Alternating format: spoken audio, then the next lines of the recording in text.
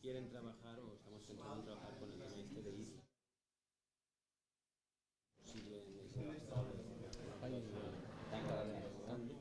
Entonces, la idea es de trabajar con las islas. Pero claro, no es ahí los bichos. Un papel, claro. A mí el tema del pastoreo me interesa y No, creo que no, sí, puede hombre, entrar bien. Pero bueno, te digo que in Creta non la Newlife, bueno, Benedetti, Creta è devo cancellare però tiene que pero ser. un poco de... No vediamo di pero esta segunda día aquí que hombrerito, porque las dos son las que ha propuesto, yo no me sé una de ellas que vive en Monte. Sí, Yo no sé si lo que quería hacer era restauración pura y dura. No sé, y no recuerdo que hubiera ganado allí.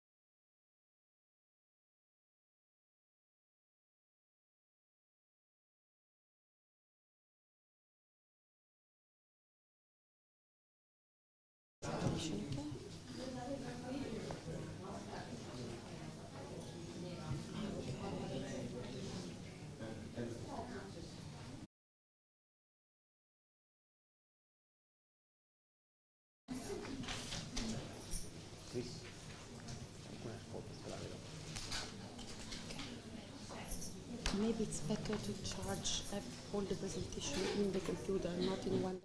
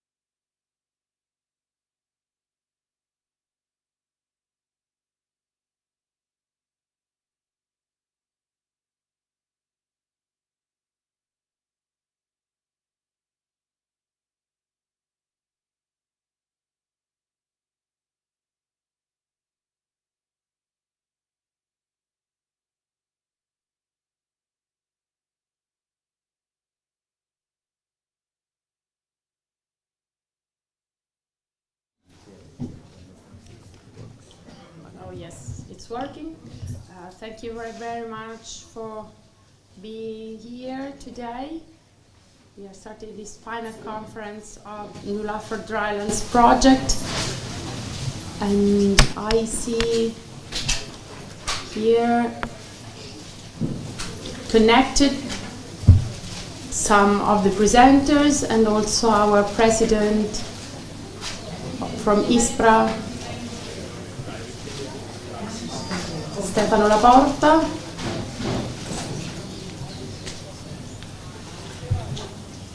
Yeah. Okay, meanwhile,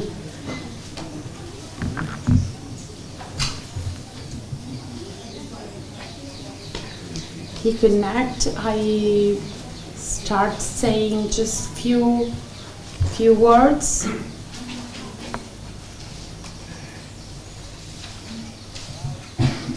On my side, because all the group from Newlife4drylands is really honored to have organized this conference that is dedicated to this live project, Newlife4drylands. And today, with the representative of CNR and other Italian partners as Sapienza and our colleagues, partners from Spain, CREAF, and Greece, University of Crete, HSPN, we are presenting the this conference. Okay, we are still waiting for Dr. Laporta for his okay. And just to say that it has been 4 years of very good work together, and about land degradation and desertification, trying to improve our knowledge and our capacity to cope with this very relevant issue, moving from, let me say, theory to practice, and giving to stakeholders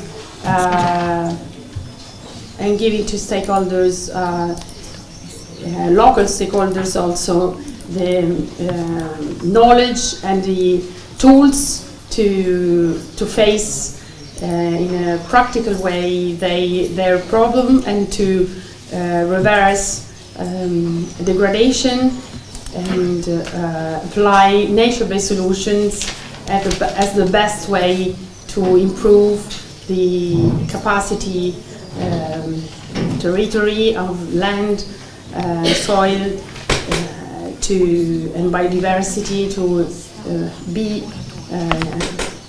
viable also for future generation.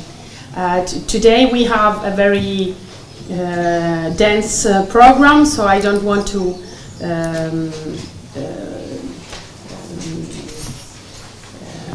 take too much time, but just let me say that we are starting with an international session with a lot of guests, and also from other projects, because networking is very important.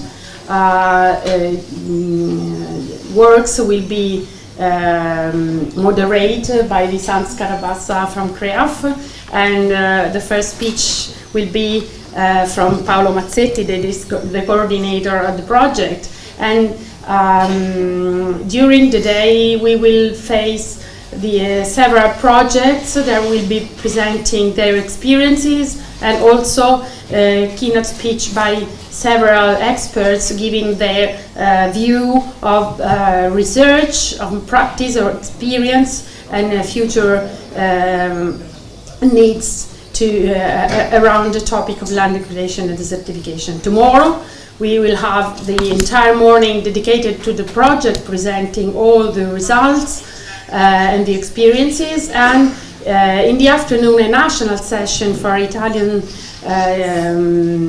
involving Italian institutional stakeholders, speaking about the how to manage monitoring and sustainable use of soils in our country, and it can be an experience also for other countries in the framework of the discussion of the new directive on soil monitoring and resilience that is under discussion within all of us in the European Council now. I ask colleagues when it will be ready, Dr. Laporta, to intervene, to ask the floor, whether is the moment. And I now thank you very much, all of you, for being here, and leave the floor to Vicence to start this morning. He is the moderator, and I will help you with. Okay. Yeah. Okay. Thank you, Francesca. As Francesca said, we have a very crowded agenda this morning, and as moderator, I will be very strict with the timing, for which I ask all the speakers to respect the time that they have. Let's start with Paolo Mazzetti from the National Research Council of Italy. He's acting as director of the Institute of Atmospheric Pollution Research, and he's the coordinator of the Newlife4drylands projects, and he will do a general overview of the project. Thank you, Paolo. The floor is yours.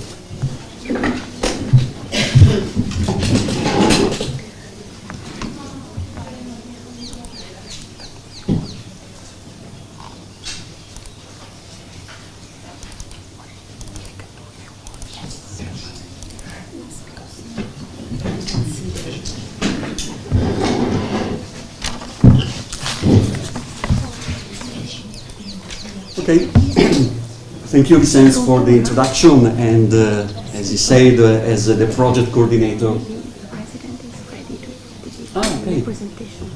Okay. Sì, aspettavamo lui. Okay. So we can. Okay. Okay. So it seems that we are ready for the welcome and introduction from the president of ISPRA, Dr. Laporta. So I think we can. Yes. Okay. Yeah.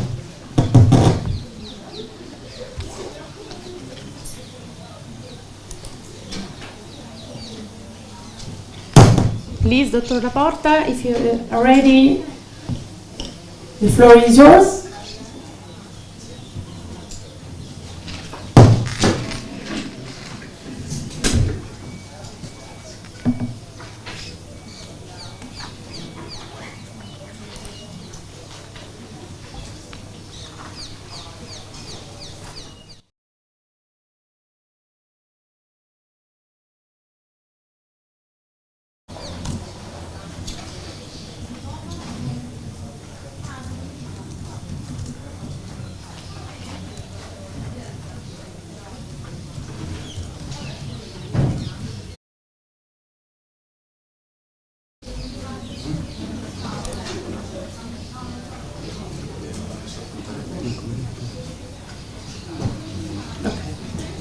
It seems that we are not communicating. Anyway, it's not possible to intervene.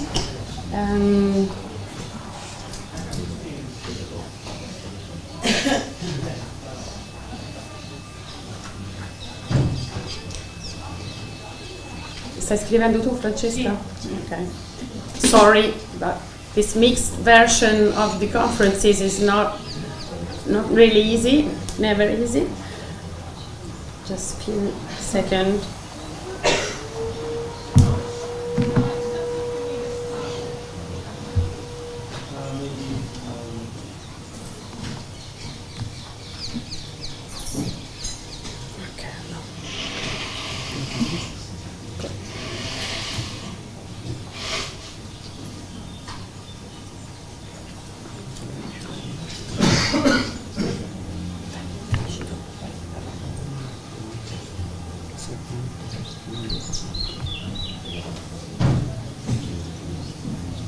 Cristina, cara.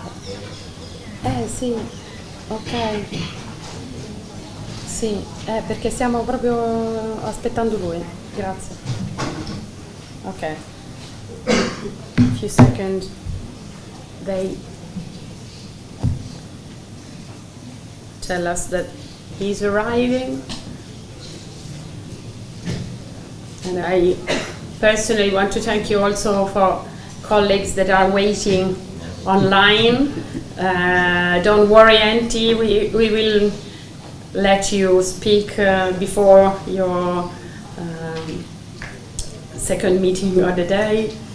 So you will speak before the others.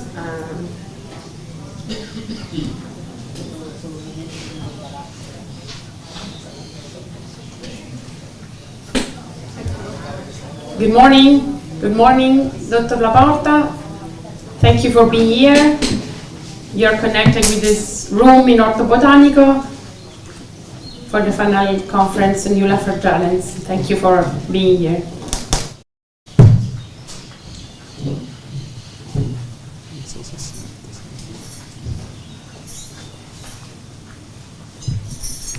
Can you hear us?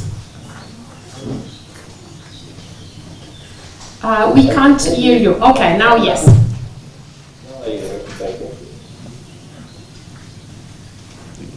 Thank you very much. The floor is yours.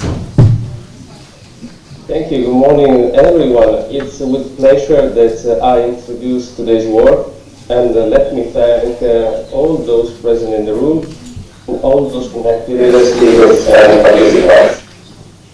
I think that we can recognize that soil is life, the guardian of biodiversity, and the source of resources and security for communities.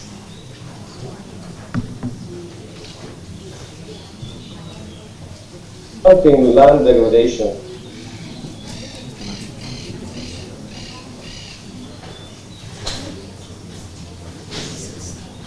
To concrete actions, as stated recently by the chief scientist of the UNCCD, Baron. Today, with this project, the Newlife4drylands project, we present a good example with concerns the restoration of degraded areas and the plant.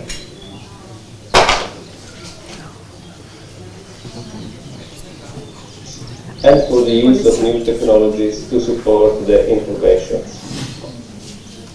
We will talk about proposals and concrete experiences to achieve land degradation neutrality and fight desertification, also considering the contribution to the definition and the implementation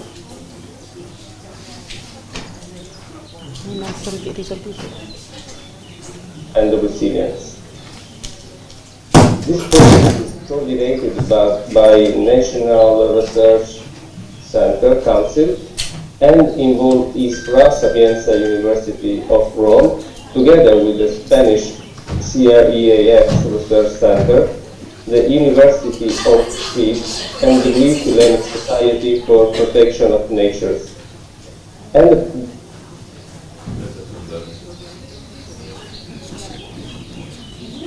nature-based solutions and through the use of technologies, as I said before. To achieve the objective, the project has developed a framework, a web tool, and a protocol for planning, all intended for sector operators, managers of natural areas,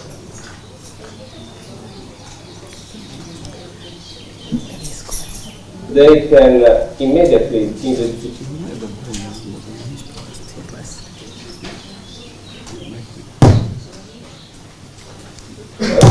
evaluate the effectiveness of the solution adopted and improve sustainable soil management. Starting from sharing the results of this project to encourage the replicability, today's conference will host a broad discussion on land degradation and desertification, highlighting its relevance in Europe. My institute, ISPRA, has been engaged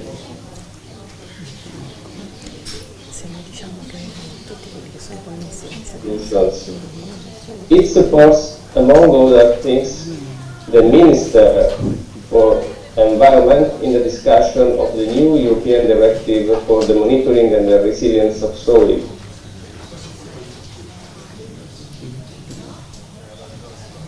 Its knowledge, skills, and attention to the territory.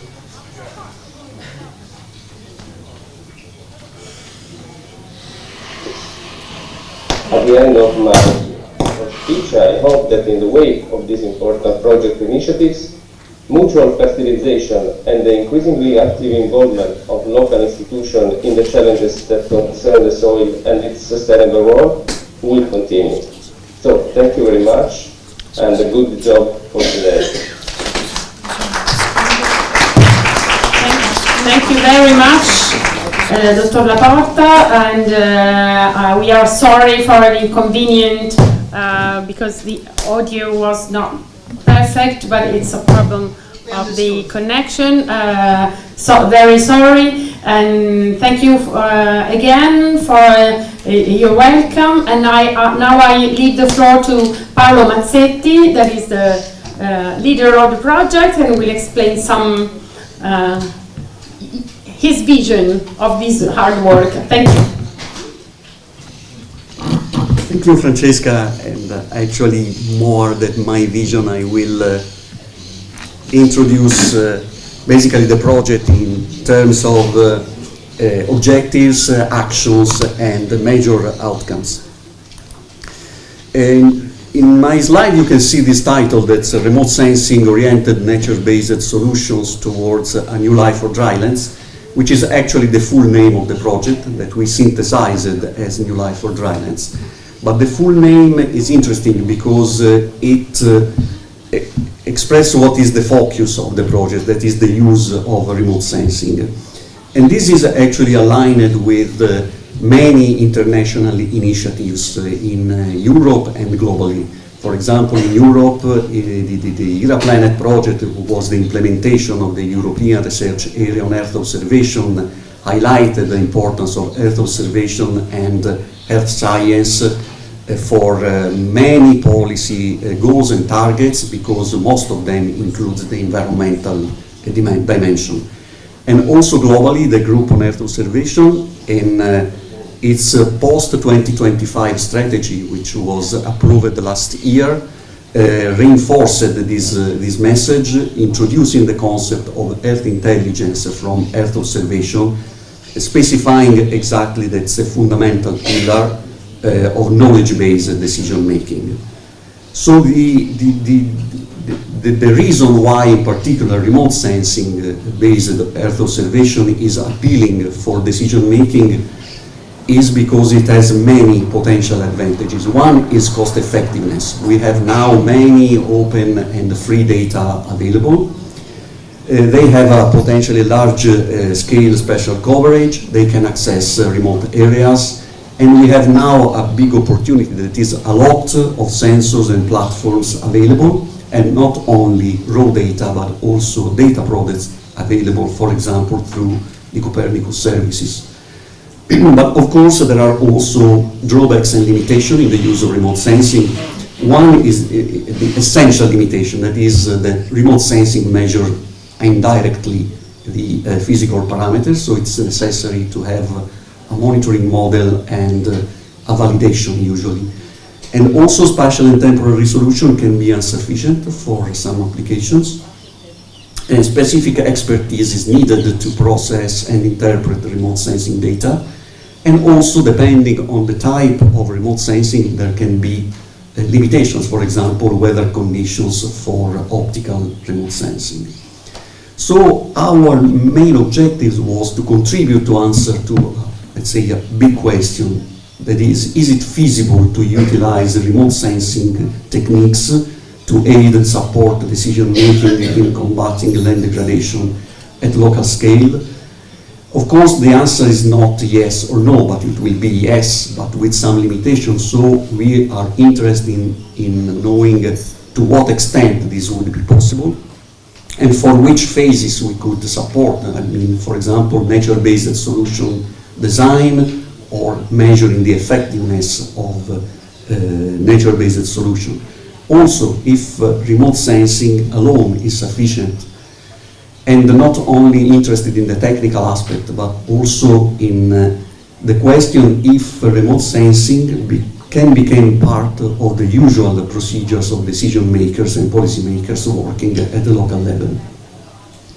So to achieve these objectives, we applied a methodology based on a first phase on understanding the phenomenon of land degradation at the local scale, and then a second phase, which is in a certain sense the core of the project, that is to investigate the role of these new technologies, remote sensing, to calculate potential indicators with the potential informative, potentially bringing information about land degradation status and process. And then moving to the outcome on providing information on how we could support planning restoration with a monitoring model for nature-based solution, and a protocol which is considered as a set of guidelines for nature-based design and assessment. We did this work also based on some case studies with two pilot areas in Spain, Tifaracas and El Bruc, two in Italy, Palo Laziale, which we will visit the day after tomorrow, and Alta Murgia, and two in Greece, the Nestos River Delta and Asterusia Mountain. These are characterized by very different situations in terms of land degradation process, but also in terms of restoration activities carried out in the past. Those in dark green here, Tifaracas, El Bruc, Palo Laziale and Nestos had some restoration activities in the past, mostly in the context of other life projects. While in Alta Murgia there were no restoration activities in the past, but there were some restoration activities planned in parallel in the duration of the Newlife4drylands project. And finally, in Asterusia, there were no restoration plan in the past and no restoration plan during the project. And so those case studies helped us in our outcomes, that are the monitoring model, the assessment protocol, the analysis of the 6 pilot sites, and specifically a restoration plan for Asterusia. So with a bit more details, the first phase, as I said, is understanding the phenomena, and we devised a framework based on the driver's pressure, state, impact and response framework, moving from the global scale to the local scale, so to identify external drivers, the impact on land degradation, natural capital and ecosystem service provision. Concerning the core part, that is the use of remote sensing for land degradation, we had a couple of constraints actually in the project. The first one was the use of well-known remote sensing indicators and spectral indices. And this was due to the fact that the project is not a research project, so we were not tasked to create new indicators. And also we need to consider reliable indicators, so something that is validated by the scientific and technical community, and also to be able to compare with results from other sites. So we identified a full set of 26 indicators, potentially of interest, selected from the scientific and technical literature. The second constraint was to use free and open satellite data as much as possible, for many reasons, for having long time series, to achieve this cost effectiveness that I mentioned before, and also to have a simple usage policy. This means that we consider in particular Landsat data when needed when we needed time series before 2015, and Sentinel-2 data after 2015. Main outcomes of this work is that a selection of a subset of indicators is necessary at the local scale, because at local scales, of course, there is a strong impact of the local conditions, and this is where the preliminary work on understanding the phenomena becomes very important. Second point, field data are necessary for validating remote sensing products, and also that the choice of satellite data must be based on the size of the area of interest and related buffer area. As a rule of thumb, when the area of interest is greater than something like 50 hectares with a buffer of 5 kilometers, high resolution free available satellite data like those from Landsat and Sentinel are sufficient. But when the area of interest is less than 50 hectares with a buffer of around 1 kilometer, very high resolution data are necessary, and this can be provided by commercial providers. Also the use of drones was investigated, but they have some limitation, mostly from logistic reasons, for example, on protected areas.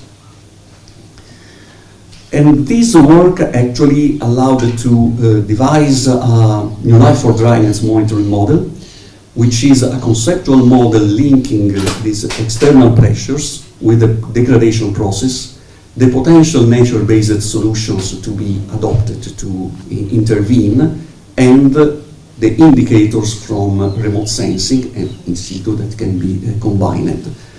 And this is very important results, because this link is something particularly important. And we actually didn't limit to provide this model, but we also developed our tool to actually explore these connections, and also to calculate directly indicators from Sentinel data with the Earth observation browser.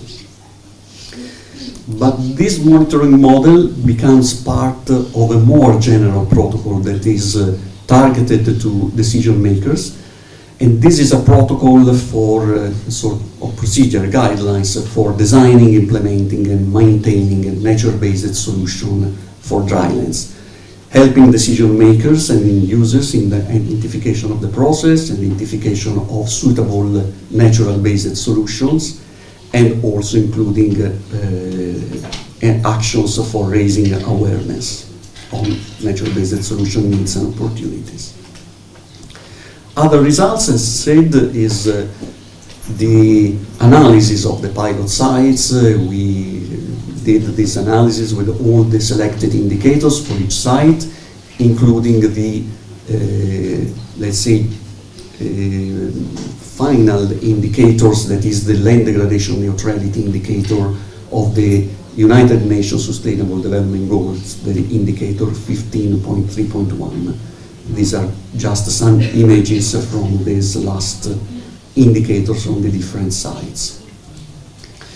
But we didn't analyze only these indicators. We also made a complete, let's say, ecosystem service assessment on the site, developing a particular approach and workflow to this kind of analysis of ecosystem service assessment, providing, for example, changes in ecosystem services in the different sites, and also comparison of the different case studies over time.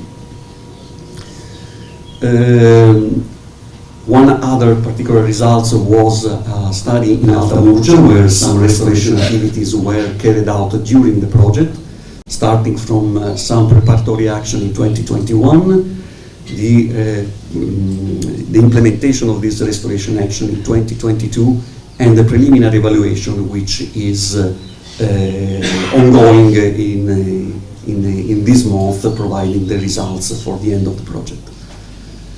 And finally, the last result is the restoration plan for Asterusia, where we didn't have any restoration action in the past, and neither during the project.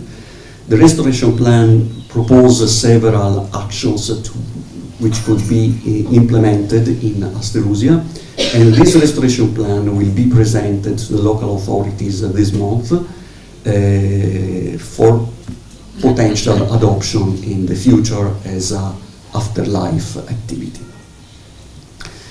Beside the technical activities, we did also several networking activities. We had an advisory board, and actually this is also the opportunity to thank all the members of our advisory board participating in our advisory board meeting, but also providing advice also through direct contact with the partners of the project. And we have also links and liaisons with many other initiatives, including life project and non-life projects, with different involvement. In some cases, were very strong link with, with Life Prime and Life the Green Link, because they were the projects where restoration activities were carried out in some of our pilot sites. With other projects, we had a networking meeting for discussion and presentation of activities, and in others there was a strict link with some of the partners. So that's all for my presentation. I would like just to remind you that you can find more information. Tomorrow there will be a dedicated session in the morning for more details on our activities in the project, and there will be the possibility to pose questions and have answers and discussions with the partners leading the different activities. We had several deliverables and scientific and technical papers. We have our website where you can find the deliverables already approved and the link to the papers, and of course also a link to the web tool. So this is all. I would like to thank you for your attention. Thank you.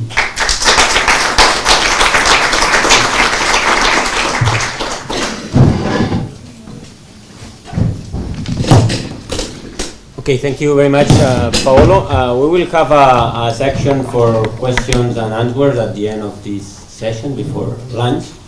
Now we will start the section about the international framework of land degradation and desertification. There is a change in the agenda because we will start with Anje Hesselchen, excuse me for the pronunciation, Anje, from GeoLDN flagship.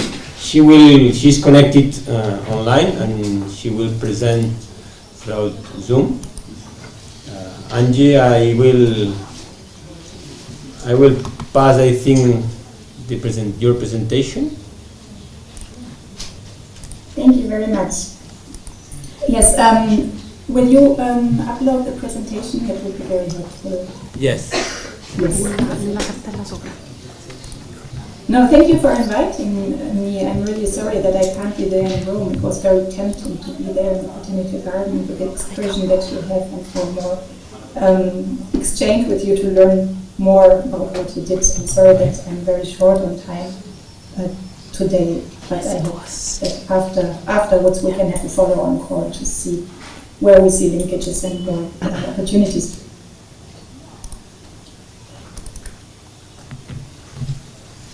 Introduce me, Anje Hesselchen. I'm Yes. Just a minute. So I'm one of the co-chairs of GeoLDN, of the GeoLDN flagship, and I'm also leading the GeoLDN secretariat, which is Just a minute. And I see that this is your final conference of the Newlife4drylands conference, and I assume you have some familiar. I saw in the presentations that you are familiar, of course, with the group on Earth observations. I saw the GeoLDN logo there, so you have some familiarity there already, and you also mentioned indicator 15.3.1, so I don't have to dive.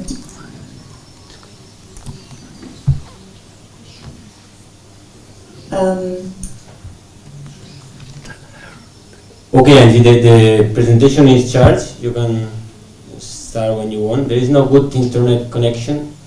Okay. We can try. We will try.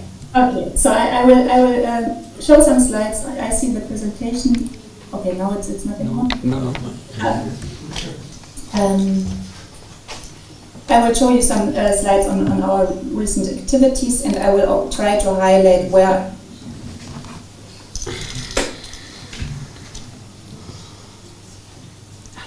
Ricominciamo da capo.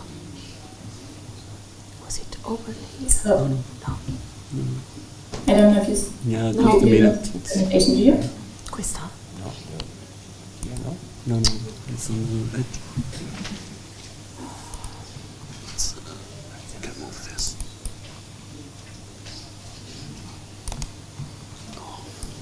Of time should I?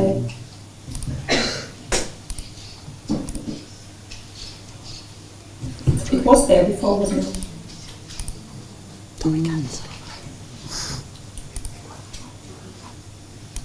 Sorry, Auntie.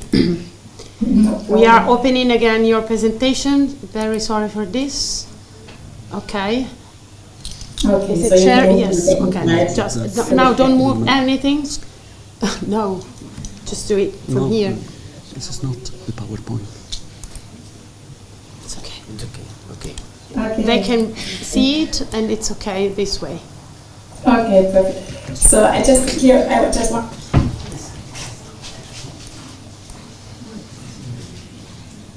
Anna Luis is very familiar with the negotiation process of the UNCCD and knows these decisions. So there was one decision at COP13 where the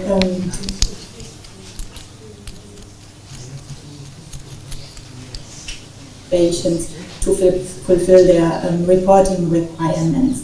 So we have a primary mandate on, and based on this, the Geoland Degradation Neutrality Initiative, and now its flagship, was founded. So the primary mandate was on reporting on LDN to the UNCCD, but also on indicator 15.3.1 to the UN in general. And in COP14 and 15, there were several other COP decisions asking GeoLDN for support in specific areas, and much of this is in using Earth observation data for planning to reach land.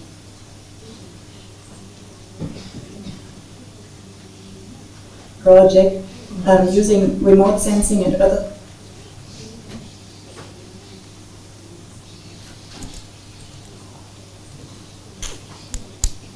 LDN hierarchy. And you can go to the next slide. And we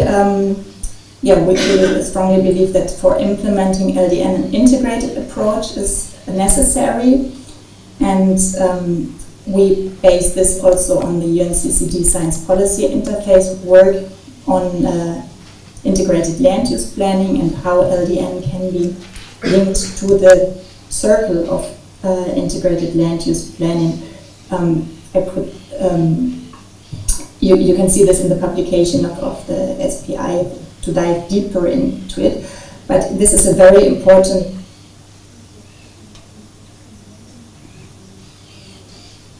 countries in an intersectoral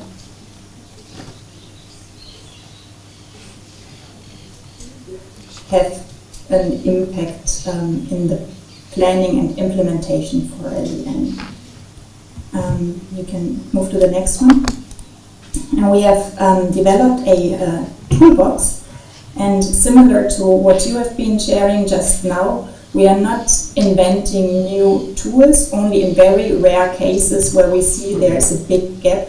For example, now we'll be working on forward-looking tools, but it's basically a collection of tools that countries can use for reporting and also for implementing measures or supporting decision making for implementing measures for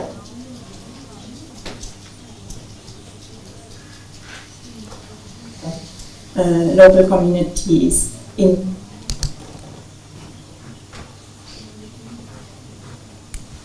no one size fits all tool. Usually you need to use several tools in a sort of daisy chain.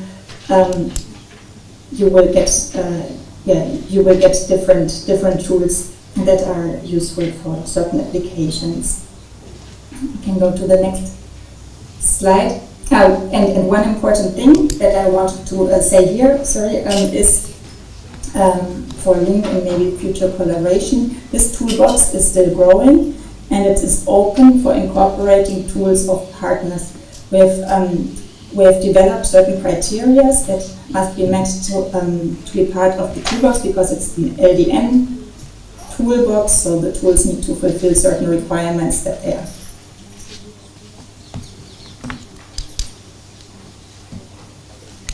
An area of collaboration that the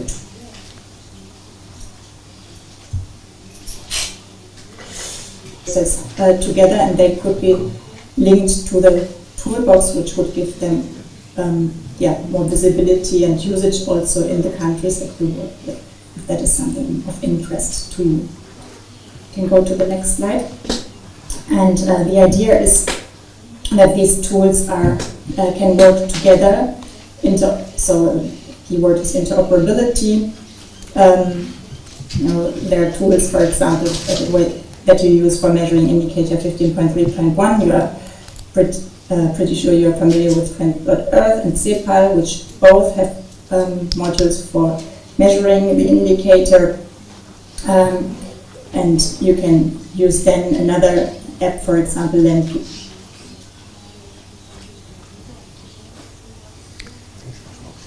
interactive apps for future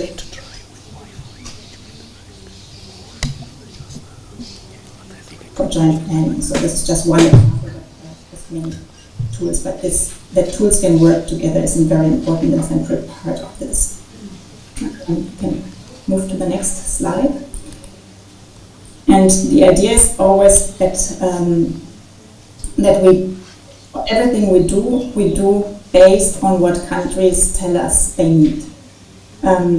So we want to make data more relevant for national to local level, embed LDN thinking into national land use planning, and facilitate the access to data and tools. And we are in constant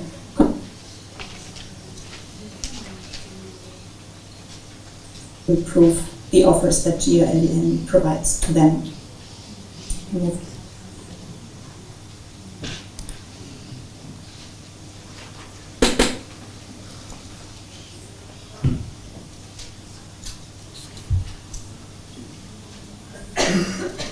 We are developing, so the focus is we are developing solutions not for the countries, but with the countries. We have lots of activities in human capacity development, so training experts who can help countries to make sense of the data.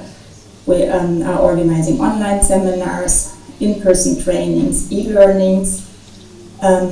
We have set up a postgraduate program at the University of Energy and Natural Resources in Ghana. It's an international program for bachelor, master, and PhD students, open to students from all over the world. And we have established a LDN help desk in Kenya.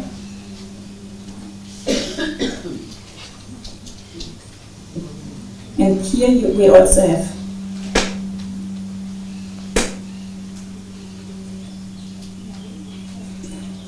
this network of experts in Europe on all these issues that we are also working on. It's an opportunity that is of interest for anyone here to become engaged in GeoLDN with certain activities and providing in-kind expertise, for example, in online seminars that we are organizing, or in being a lecturer also online for the postgraduate program at UNR, or also be part of the network that the LDN help desk can access in case of very specific questions where very specific expertise is needed. We are working with the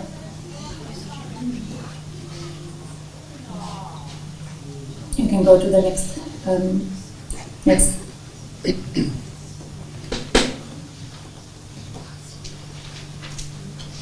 We invited. You can go to the next slide. Yeah, where we invited, brought together 14 intersectoral teams from 13 countries, and the idea was really to have this intersectoral team. So from each country, people were coming from the planning ministry, environment ministry, agricultural ministry, maybe local planning authorities. Sometimes university was also in there, and civil society. And they developed together a specific question that they wanted to answer with, of course, at the end related question they wanted to answer with Earth observations, developed a roadmap, and now we are supporting them with follow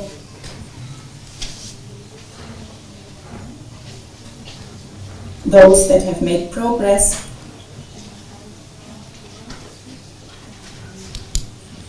And also to have another opportunity for this exchange between different countries. And of course this is also, I don't know if you're, for sure, I guess that some of you will be at the UNCCD COP in December, so this is also another opportunity where we can meet. We are planning to have a large presence there together with the GEO Secretariat in the green zone, but also some interventions in the blue zones.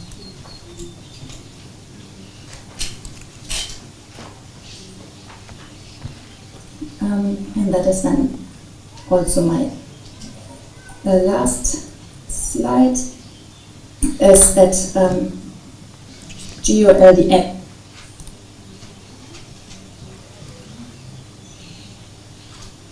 partners are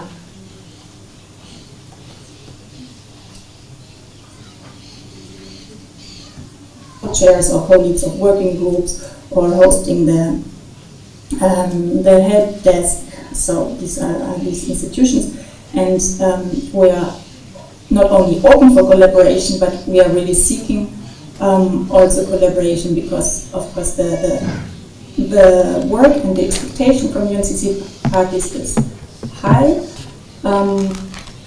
There's a lot of need and request for support in using Earth observations data.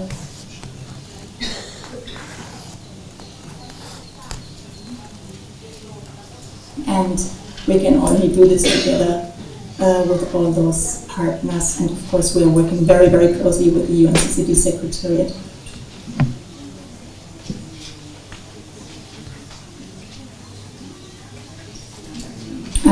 That is basically it. Maybe just to summarize quickly the linkages that I saw is that I see content-wise a link to the work of the indicators. You have expertise on indicators, linked to the planning for restoration. We are open to integrate new tools from your project into our LDN toolbox. We are open to integrate experts from your network into the LDN, GeoLDN working groups to support the help desk, the support with training or the postgraduate program. And of course, we can also share our experience in other countries, how we build these intersectoral teams to make an impact in the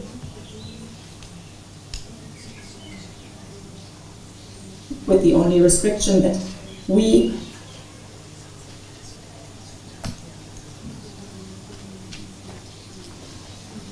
have funding for OECD countries, but if it's possible, to build self-funded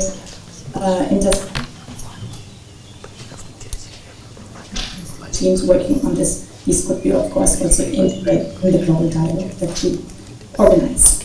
And with this, I close, and I thank you very much.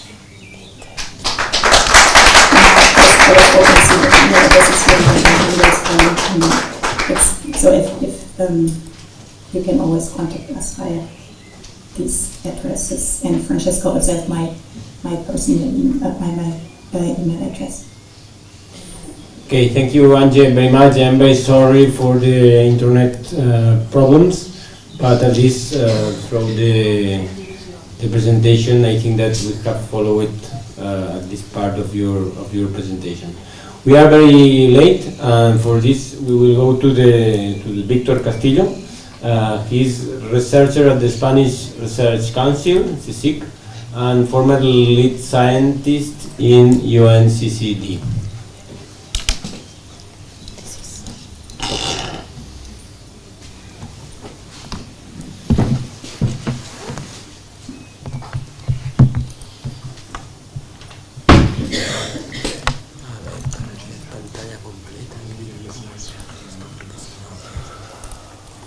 You have to share slides. We are sharing, no? I think. No. No? I think Okay. yes.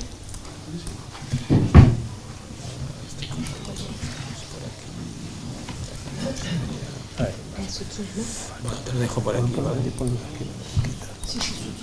Okay, it's okay.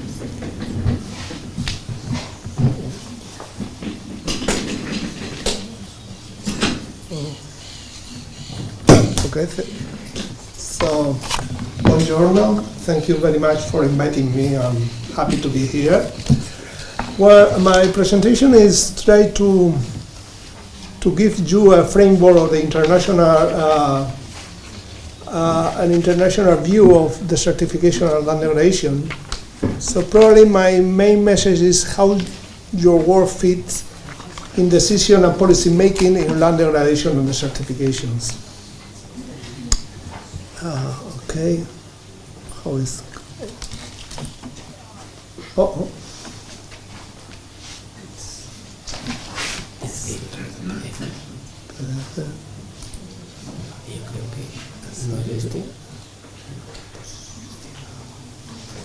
Sí, yo he cargado aquí un PowerPoint, yo anteriormente.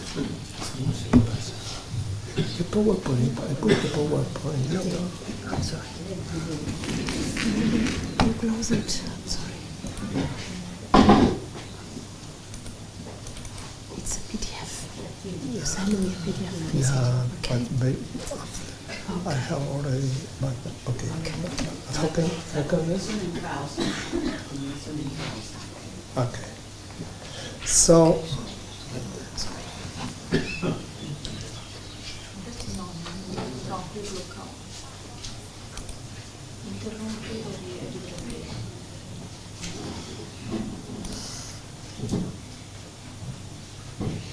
And now? Sì, bisogna condividere di nuovo, ricondividete la presentazione, selezionatela prima e poi condividete. Ok.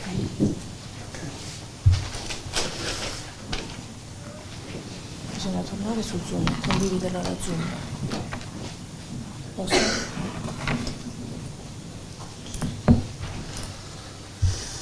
Condividi.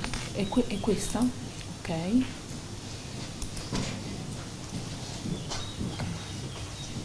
Guardate adesso But it's good? Okay. Let's try. So I can avoid to put this slide for all of you. I don't know how familiar you are with the certification and degradation in the international context. So probably few of you knows that the certification was the first environment treaty that prompted an international community call for a global and concerted actions. It was in 1977 in the program of actions against the certification to control the certification by UNEP. As a result of frustration of the inefficacy of these actions, African countries push and champion during Rio Convention for a Rio Summit, a convention dealing with the environmental problem that's suffering by developing countries. So it's the only Rio Convention that is championed by developing countries. And it has some consequences about the further development of the conventions. First, when we are talking about land degradation and certification, we are talking about a socio-ecological system. It's a dual aspect of development and environmental convention. Second, it's a global treaty, but it's limited to a certain climate zone, the drylands, semi-arid, arid, semi-arid, and raised to humid. There is a lot of discussion about that because de facto the convention is now a global convention, because there are many countries that consider itself as affected by the certification that has no, is weather countries, not dryland countries. And another issue is the convention has different roles in the parties, in the signatories.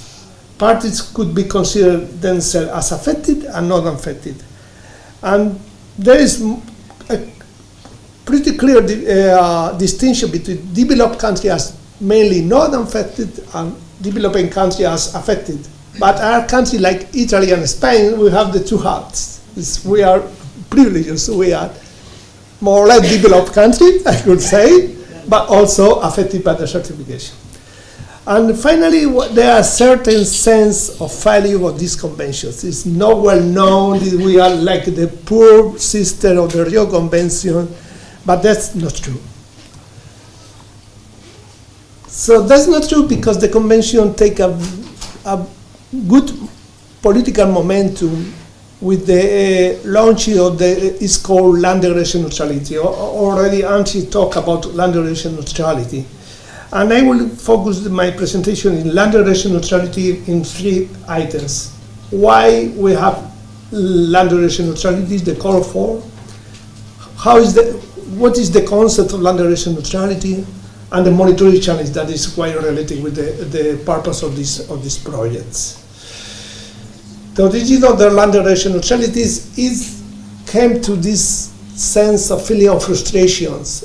Still, despite the efforts made, higher productivity of land is declining. At the same time, there is a strong competence for land resources, for water, for energy, for food security already.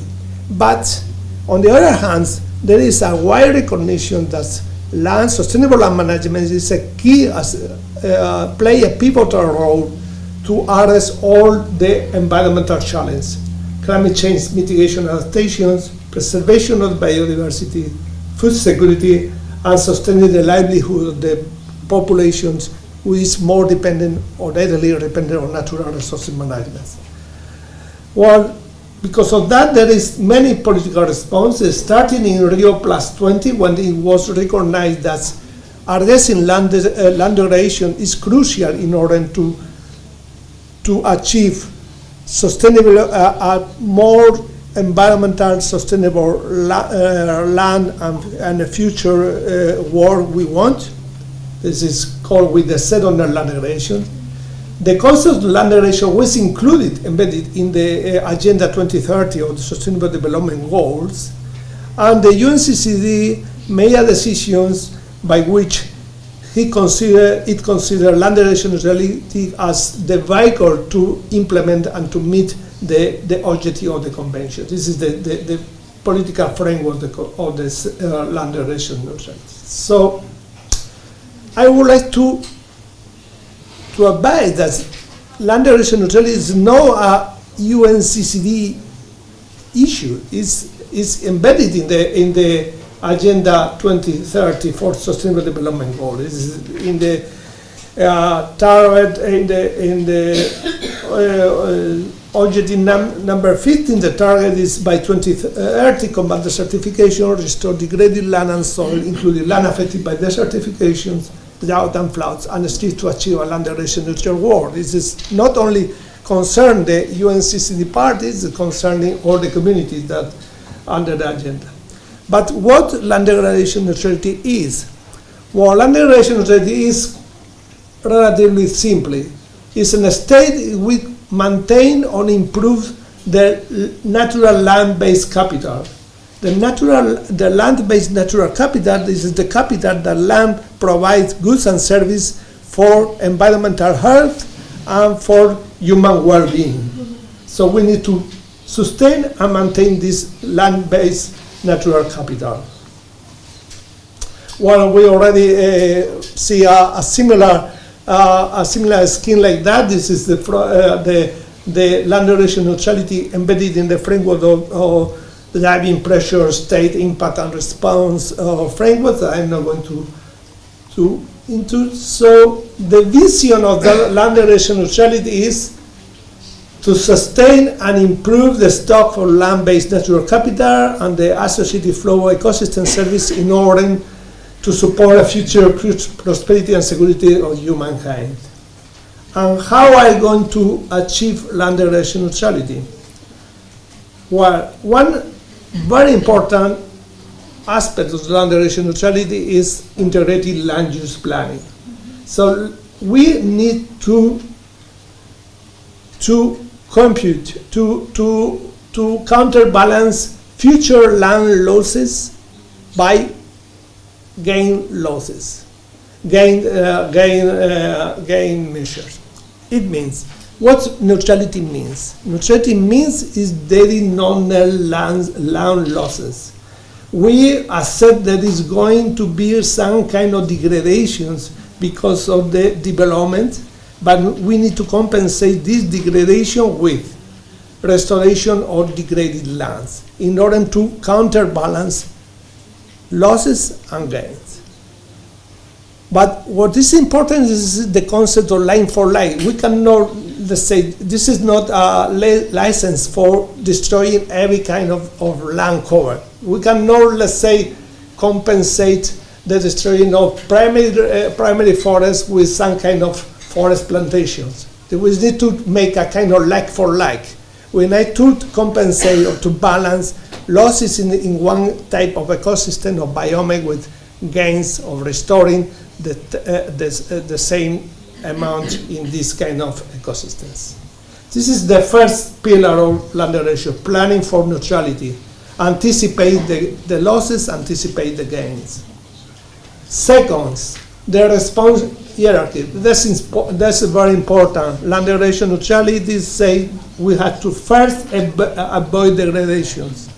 Second, to reduce and minimize land degradation through sustainable land management. And third, only the last option, to restore degraded lands in order to counterbalance the losses of land resources. How can we measure if we going in track of achieving land degradation or not? It's quite simple. Quite simple. It's not so simple, but it's quite simple. We have to compare the land-based capital at one time, at the reference times, and the objective times. The problem is, which is the currencies for the land-based capital measuring? What is the indicators? So basically what land degradation neutrality says, you have to look at the land resources and look at what is the kind of goods and services these land resources provide to the societies and the ecosystems, and try to identify indicators in order to measure how well this service provision is or not is. So we are at the beginning, and this is another we see here, there is some good example of how to integrate or how to measure from soil characteristics, soil function, and the provision of goods and ecosystem services. So we are in the initial phase of land degradation neutrality say, okay, 3 major indicators that can be comparable at global level is land cover changes, land productivity changes, and changes in soil and organic carbon stocks.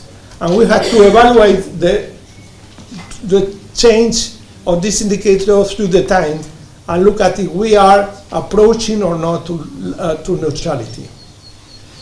Again, the selection of these indicators is based on the provision of services, the goods and services that provide the land resources. So we need to identify the services, and we need to try to identify the indicators that could help us to measure these goods and services. There is some products, like Anchi told us about, there's a very good product now in order to facilitate countries to monitor on progress towards land degradation neutrality. But again, if we have to change the scale from, for instance, the global, international, national scale to a more specific regional or local application of the concept of land degradation, we need to identify new indicators. New indicators that could be identified as you probably have done in your project with the specific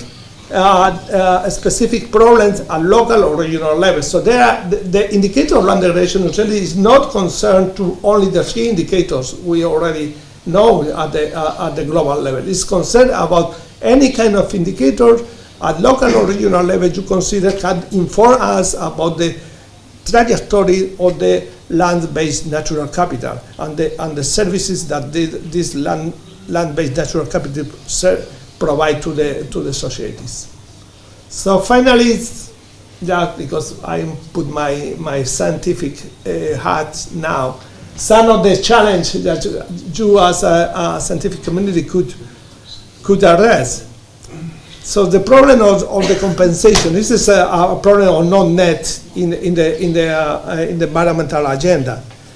To which extent we can replace something we lost with something we can restore. The problem of the effectiveness, the problem of is very quick to destroy a hectare of land. It's so easy to recover 1 hectare of land. This is how compensate this kind of hysteresis in the degradation recuperation. The scale dependence of the trade-off, maybe you can't, which is the spatial context we are making this kind of counterbalance. This is a watershed, this is a region, this is a subnational level, this is national, this is the whole planet. And again, I say it's easy, but it's not so easy to measure the land-based natural capitals. This is the problem of indicators. But please, I would like only one message to you, because I'm with Ana Luis, we spend a lot of time in indicators. The indicators is to inform decision making and policy making. It's oriented to the objective of the process. It's not just a wishing list of the science say, okay, I want to study that and that and that and that and that, and after that, your decision maker has to use that. This is my final and maybe main message based on my professional career. Thank you.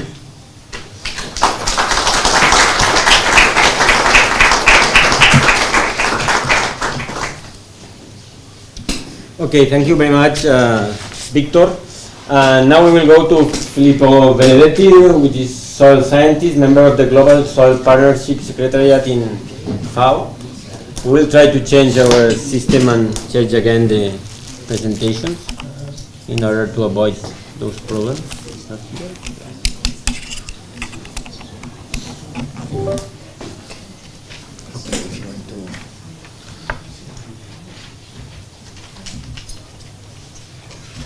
Just open that me? Yes. Okay. Should I share on Zoom as well? Yeah. But no, We are sharing. Okay. Sharing is okay. You have to put in presentation mode. And that's good.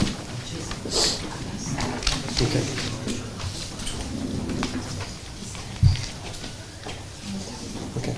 Okay. Hello everyone. Good morning. Thanks again for the invitation. Thanks San Luis, for Francesca. My name is Filippo Benedetti. I work at the Global Soil Partnership Secretariat at FAO here in Rome. I will basically have a small introduction about what is Global Soil Partnership, what is the work on and the role of FAO on soils, and then try to focus more on the topic of today, so certification and nutrition neutrality. For those who are not familiar with FAO or the GSP, basically 12 years ago this Global Soil Partnership was established. It's hosted by FAO in Rome. This is like a dense structure, but basically it was established to promote sustainable soil management practices and to position soil in the global agenda and in the government agenda. And over the last years, soil is gaining interest, so we are pretty happy with the results, but of course still a lot should be done. But at least we are talking about soil, so it's even more present, and we will continue working on that. This is the structure of the GSP. So there is a series of partners, because it's a partnership after all. There is the focal point, so each country has a representative, a delegate dealing with soils in the partnership. There is a secretariat in Rome There is the intergovernmental technical panel on soils, dealing with the scientific base of the information produced. There are regional partnerships. So, for instance, there is a European soil partnership here in Europe, grouping together all the partners and focal points in Europe. So we're just trying to structure also down to the national level. And with Louise, with colleagues at CREA, we are trying to establish and reinforce a bit this kind also of the Italian soil partnership. Scusi, non sta funzionando la condivisione. Ah. Provo a interrompere. Okay. Maybe I can speak in the meantime. So they've been there was like a different structure before in pillars, and since 2 years we have these new structures in the new structure in areas of actions. So starting from the different threads. I don't know if you can see.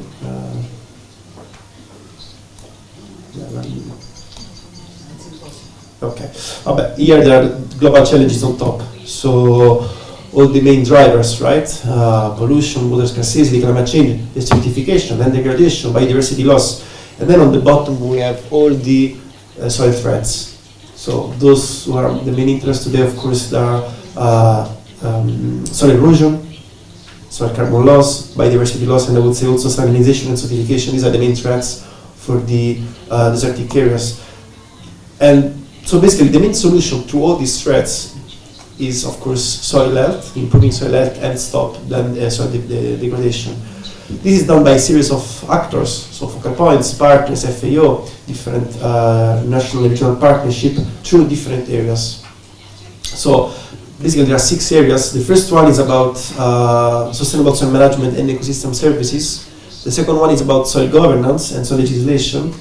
The third one is about literacy and knowledge on soils. Then there is the part of awareness raising. So I think you are familiar with the World Soil Day, which is organized in December, 5th of December. So that falls into this area.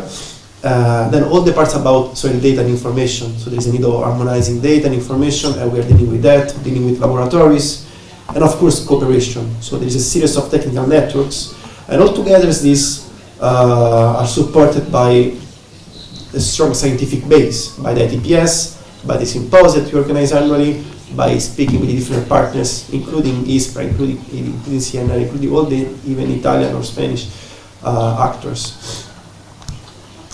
So this is like a general introduction about the GSP, but I would like to focus more on carbon. Why? Of course, I think given the topic of today, carbon is from one side a driver of land degradation. Whenever carbon is lost, is losing and is lost, and the other way around is also like the key element of the solution, because of course when carbon content is increasing in soil and carbon stocks are increasing, then we can prevent land degradation and actually promote sustainable soil management practices and improve soil health. So I guess everyone is familiar with the different ecosystem services and the role of organic carbon. And again, agriculture per se and mismanagement of soil resources is a driver of soil degradation, is a driver of greenhouse gas emissions, but then sustainable soil management is part of the solution, as I mentioned. And of course, soils is part of the agenda of the SDGs, and is so interconnected through different areas and different functions of soils. You know, in the SDGs, basically there are like a group here which is strictly connected with that. Let's think about zero hunger, of course, because soils is where food begins. Also life on land, as was just mentioned in the previous presentation. But all the others here are connected to that, starting from partnership, as we're talking today. We are from different institutions and we are connecting for soil. And soil per se is not part of any of these indicators, is not in the SDGs. There is no SDG with better soil or healthy soils, just because we lack harmonized data, we lack good quality data. So it's pretty challenging today working on soil, but soil is there. And of course, is as you, I think everybody knows, is the largest carbon stock after the oceans, at least on the terrestrial ecosystems, is the biggest sink for carbon, and there is big potential for that.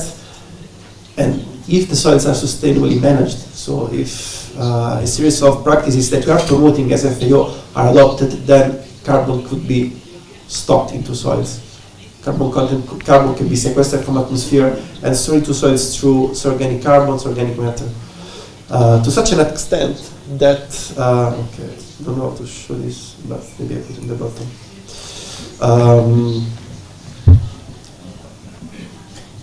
These are like different management scenarios. So you see how total emissions of greenhouse gases in agriculture can be reduced down to the 34% under different scenarios of sustainable soil management. These are basically different scenarios according to the amount of inputs of carbon given to the soil, under composting, under cover crops, mulching, and so on. So you see how much this can reduce. I talk about petagrams, like a lot. But of course, carbon is depleting. This is, okay, I have to speak a little bit with this. This is the first map that was done by the GSP some years ago about this organic carbon map. Then of course we produce other maps on different soil threats, global salinity map, global nutrient map, even the soil organic carbon sequestration potential map. So you see, this is organic carbon, and there are areas where this is actually, we are revising the map, and it's becoming pale and more pale any time, because there are areas going to the desertification, so carbon is lost.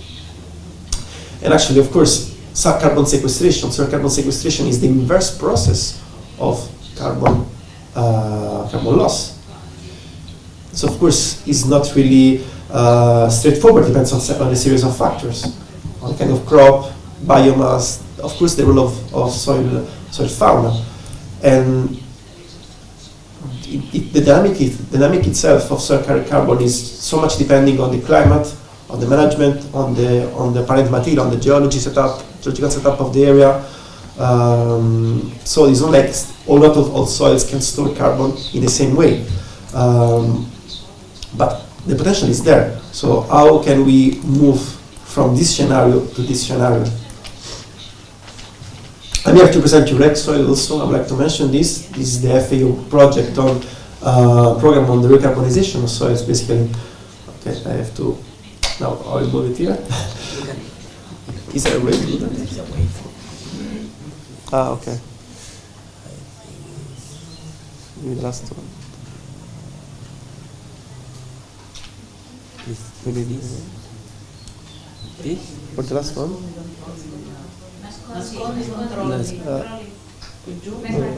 Okay, that's okay. Okay. Okay, thank you. Gracias. Sì, it's okay. So, this is the Red Soil program. Okay, now we are implementing this in various countries, even in Europe actually we are starting this because there is a need for that.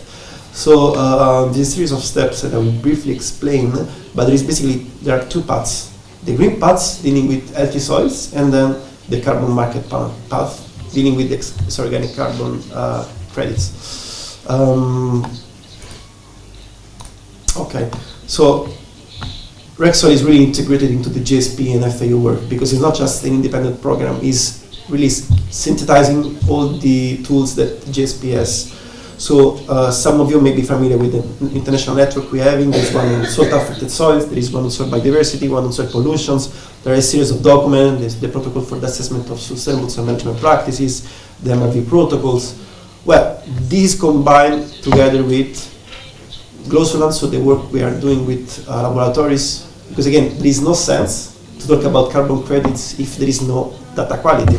If we don't know the precision and accuracy of soil data, we cannot really dealing with carbon credits. And for instance, with the Glossoland network, we are doing interlaboratory proficiency tests, and there is an issue with data quality. Laboratories have issues in making precise and accurate data, even in Europe. So this is why Red Soil is a great tool because we synthesize everything. We use Soil Doctors program, which is a farmer-to-farmer program to implement sustainable soil management practices. The laboratories are there. This is the map I was mentioning before about the potential for sequestering carbon. Okay, we'll go fast because we have a few minutes left. There are different phases. Basically, the site is selected, all the actors are incorporated.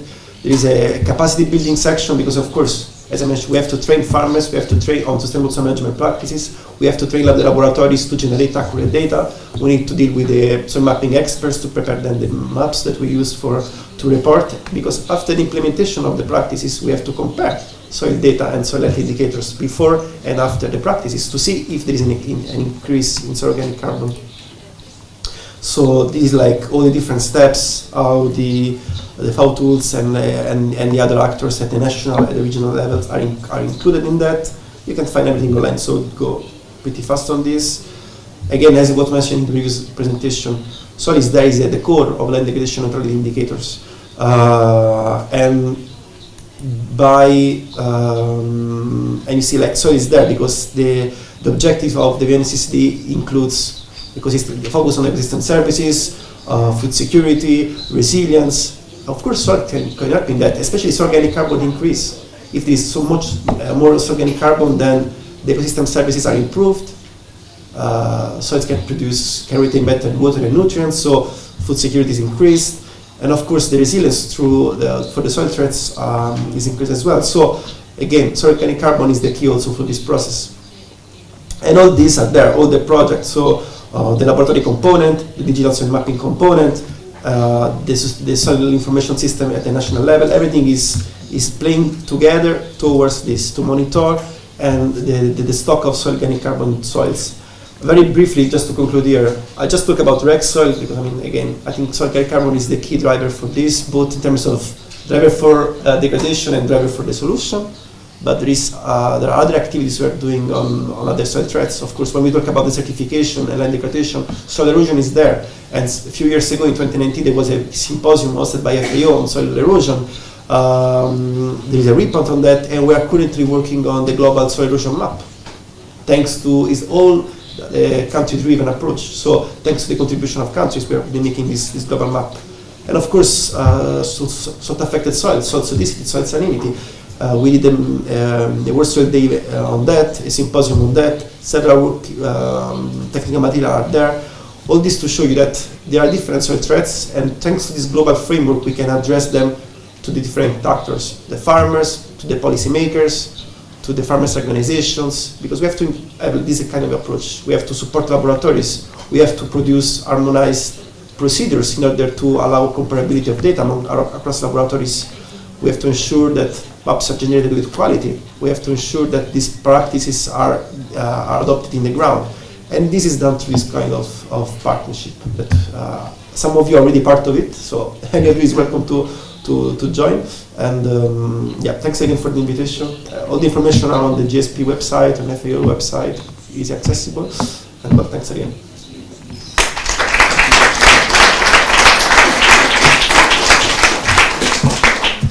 Okay, thanks Filippo for this very nice presentation.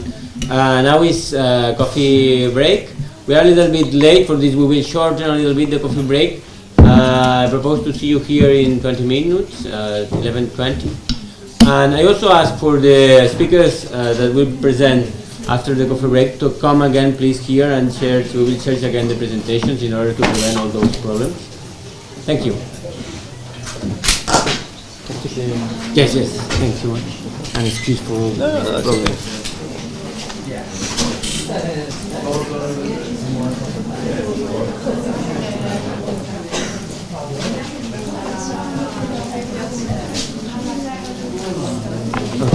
I think that you can. Coffee break, please follow outside. Thank you. Okay, I am the next speaker. Okay, you have a pen drive with the presentation? I have the pen drive, but I sent it. So if you have still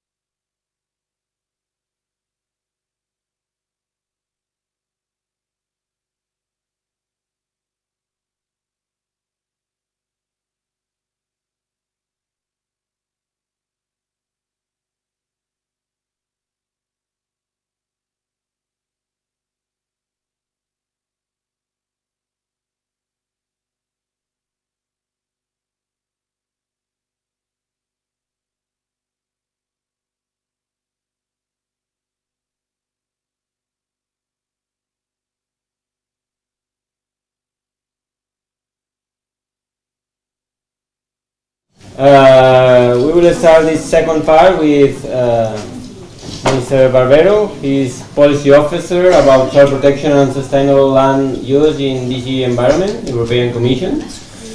He will speak about the new proposal about soil monitoring and residence directive and the synergies between regulations. Thank you, Mr. Barbero. The floor is yours. Thank you very much. Do you hear me? Yes, hear you. Good. It's a pity I'm not there with you directly, especially in Rome, but okay, greetings from Brussels.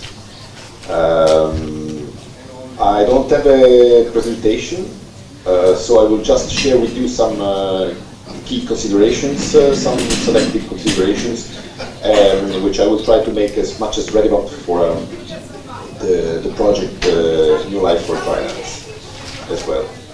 So, well, why speaking of EU legislation in this event? Well, the idea is that the EU policy is giving a direction where to go, and so unifies the efforts for addressing the issue of soil degradation. In this sense, the soil strategy is a key document that you remember it was adopted in 2021 because it set a vision to reach healthy soils in 2050 in the EU, but also set some, let's say, structuring concrete measures to start the pathway to go towards healthy soils.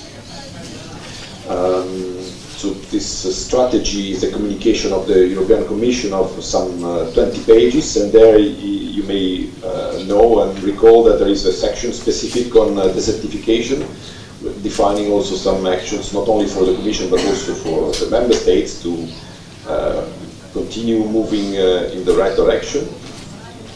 And in this soil strategy we put both voluntary actions but also the proposal for a legislative initiative. That's where the soil monitoring law started, and the idea is that the soil monitoring law helps to solve the issue of soil degradation. So that's the purpose. And it's called the soil monitoring law, but not just because it wants only to focus on only to address monitoring, to get more data on soil. The idea is that the focus is on monitoring because we know that data are key, information is key for decision makers, for managers to take the right decision for managing soil in the right way, the sustainable way, so that the soil health is good, is increasing, even at local level. So the local level of management, also local authorities, need to have the right information. And in this sense, this connects very well with the project, which intends to provide the local authorities with the right information of which are the problems on soil and how they could be addressed. So that's a perfect match, but obviously at a different stage. So the idea is that really the EU initiative is helping all the local initiatives to have the most possible synergies. So the idea is that we address all the aspects of soil degradations, erosion, salinization, the loss of soil organic carbon, the loss of the capacity to retain water, all which are very much linked to also with the certification. And obviously when you have land degradation in drylands, that's desertification according to the UNCCP definition. So addressing soil degradation is very relevant also for addressing desertification. Now, I'm sure you know at least the essential points of the content of the proposal, of the soil monitoring proposal.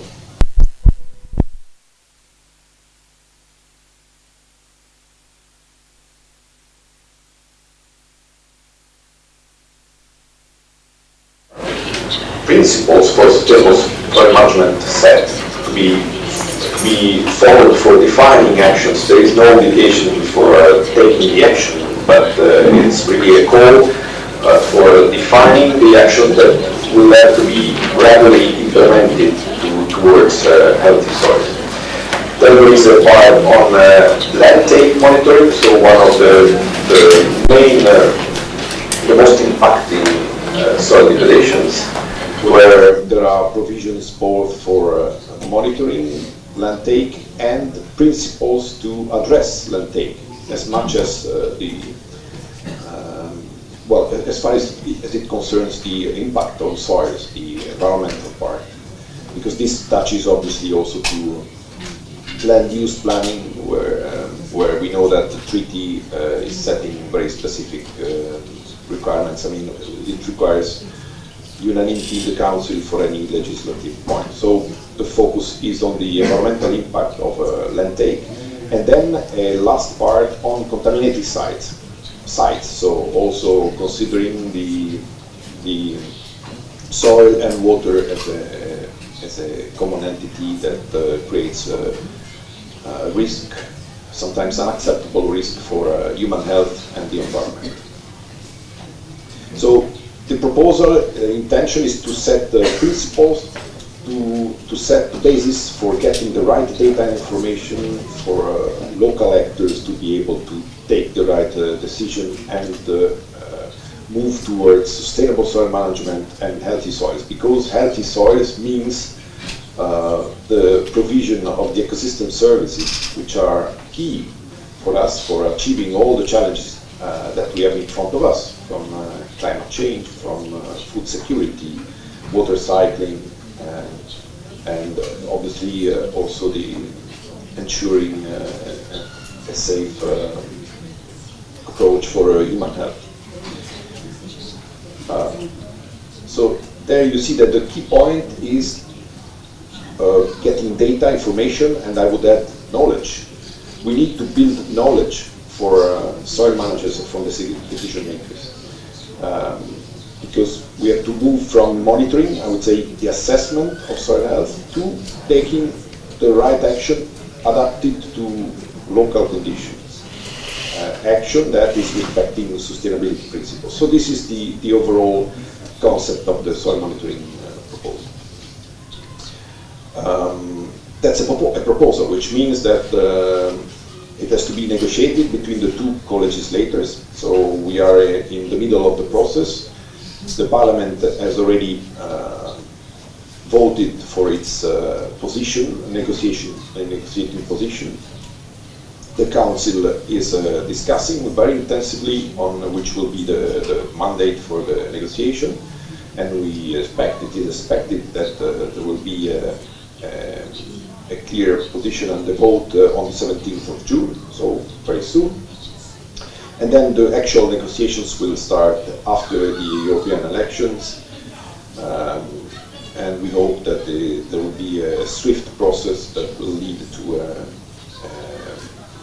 an agreement on the actual law by the end of this year, possibly, or beginning of next year, 2025. So that's the current situation. But I would like to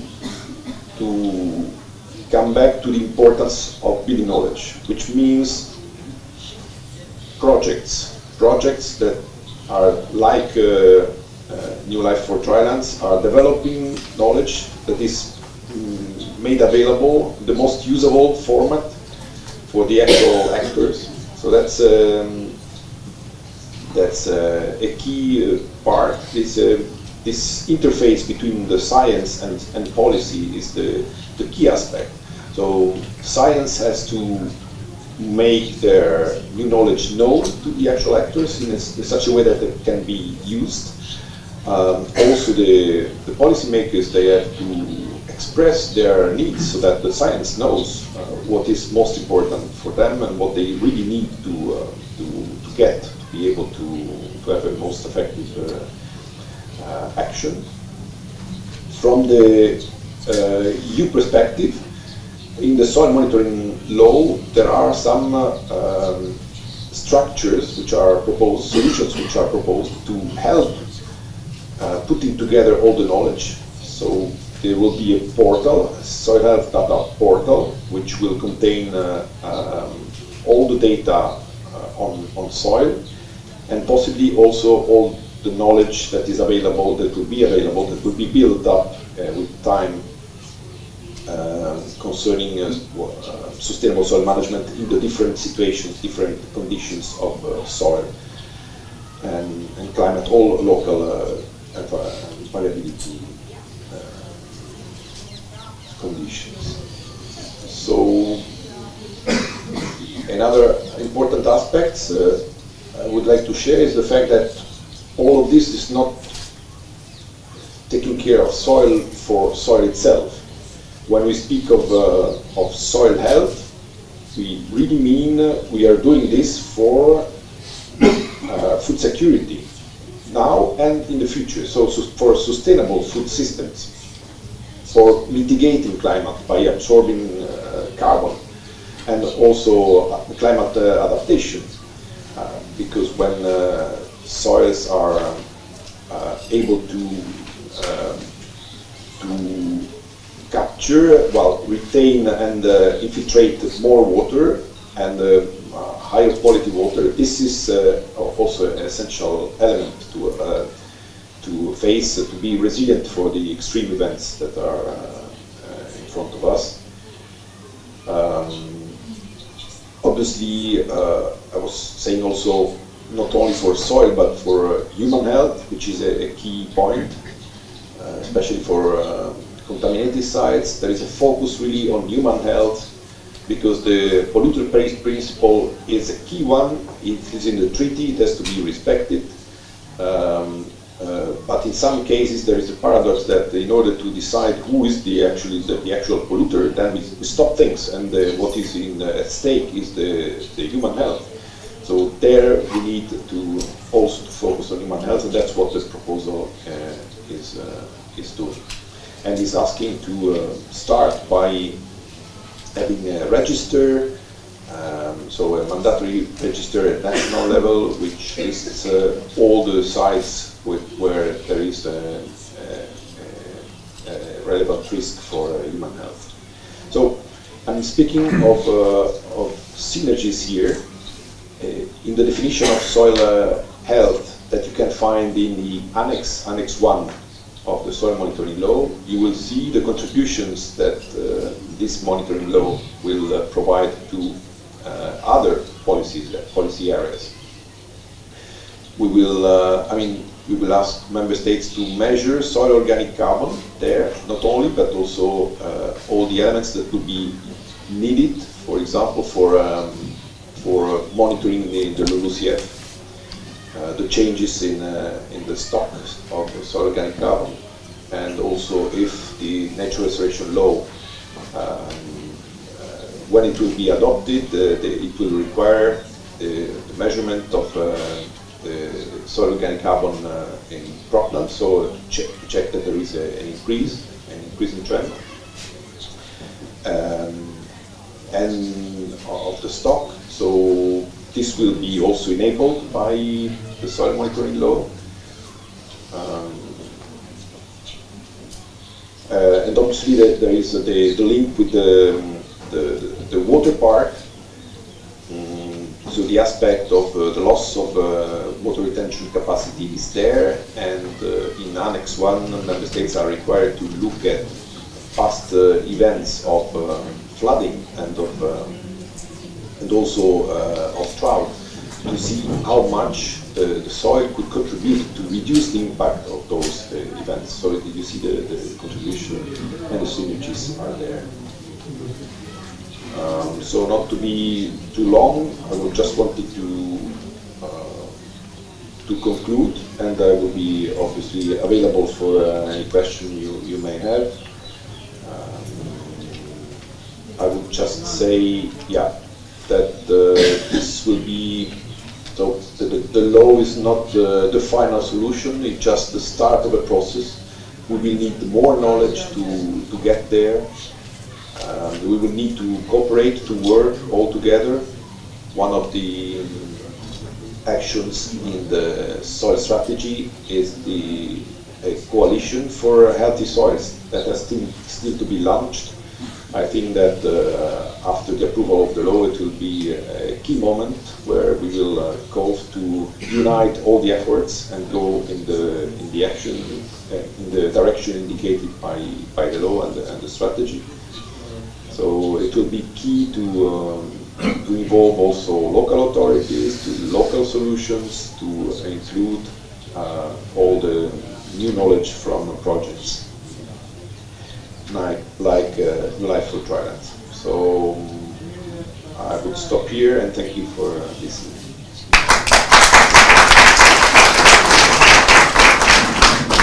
Okay, thank you very much, Mr. Robert, for this nice talk and important talk about this very, very important proposal.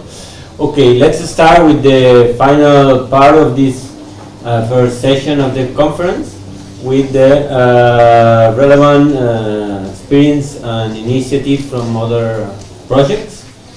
We will start with Simona Castaldi. Simona Castaldi is an associate professor at the Università degli Studi della Campania, and she will introduce us the Life Desert Adapt project. C'è già nella cartella, eh?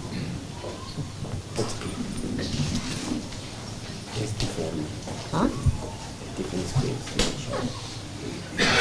Lo condivido e guardo dietro? Ok, come l'esorcista più o meno. No. You just can see here the presentation.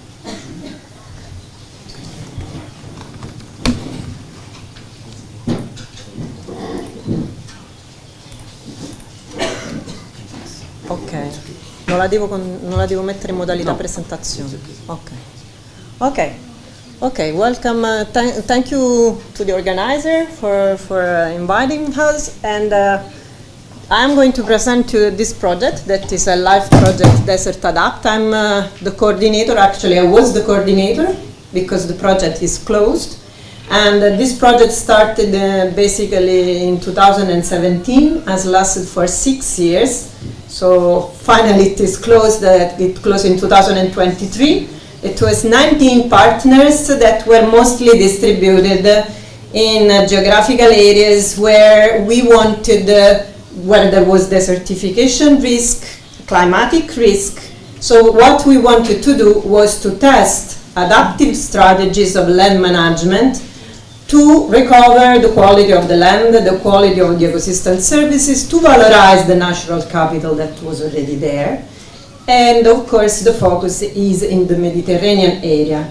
In particular, we had 9 pilot sites for more than 1,000 hectares, distributed 3 sites in Spain.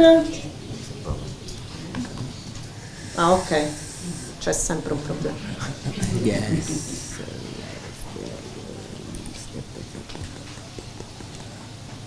Come cambia Ce la possiamo fare noi. I have to change the beam mode. Maybe you have to put the presentation mode. No, I think that you have to change the... Aspettate, mi alzo. Allora interrompiamo Stiamo perdendo, però saremo. Ma non sta funzionando. Interrupt. Ok. E questa, giusto? No. È quella. È questa?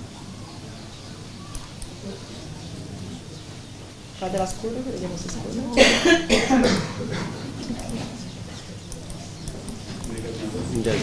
Let's go to the normal mode. Ok. Ti chiamo un pantano normale. C'è una maledizione di Tutankhamon. Can we do? Ci provo. Perché? No. Picia. Start. Is our challenge open? Yes. Okay. So, go there. No, però això és el del canvi de pantalla. Sí, ok. És una cosa molt normal. Sí.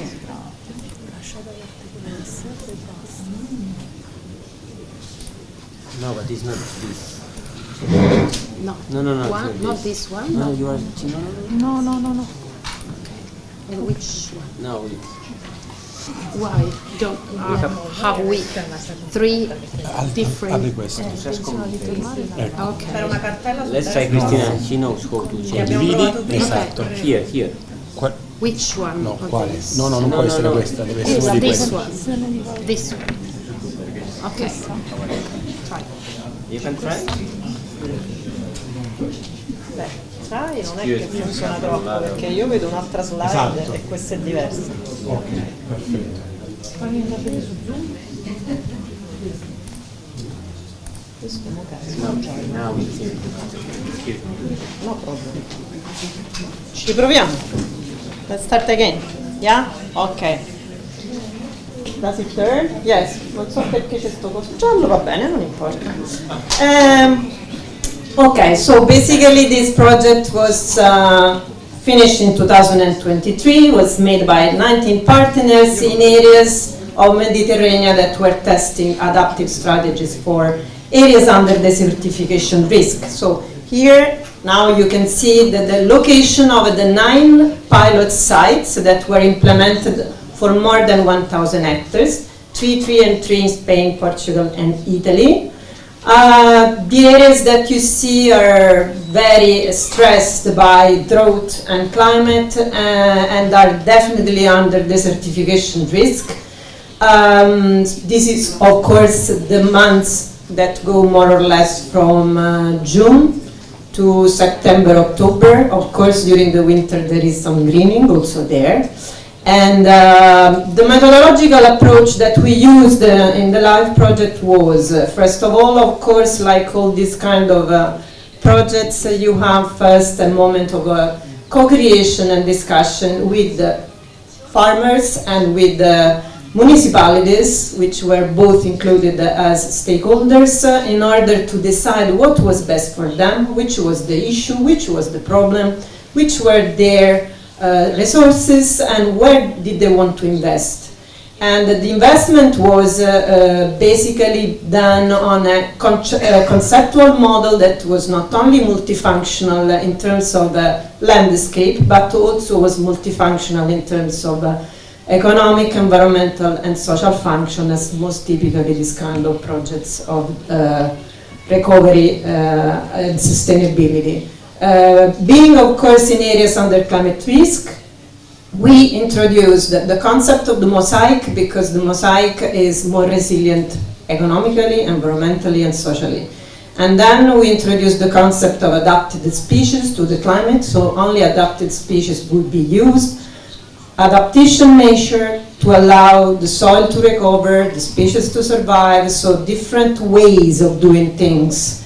And then possibly to use nature-based solutions, because nature-based solutions are not only more ecological, but are also more economical, they cost less. And then of course also to make a cost-benefit analysis of what we were proposing, because if what we were proposing is not sustainable on the long run, then is pointless because cannot be put forward.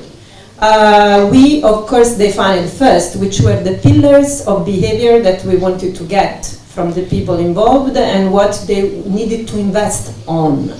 This means that for the desertification part and for the environmental part, if you're in an area under desertification risk, you need to do two things. The first, increase the green, and the second is to reduce the soil loss. So all the concentration was done on the recovery of the vegetation that was there, adding more vegetation with the measures that supported it, and then reduce the soil loss.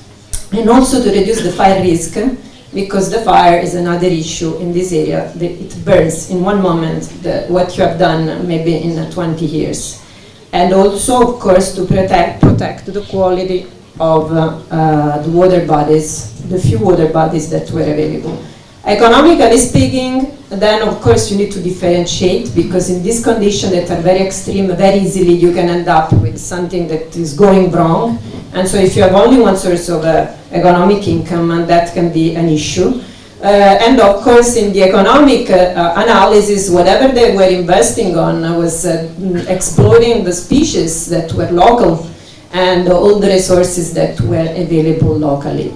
And then the social pillar was meant to include in this discussion all the people that could take advantage, especially for the municipalities, of this kind of activities.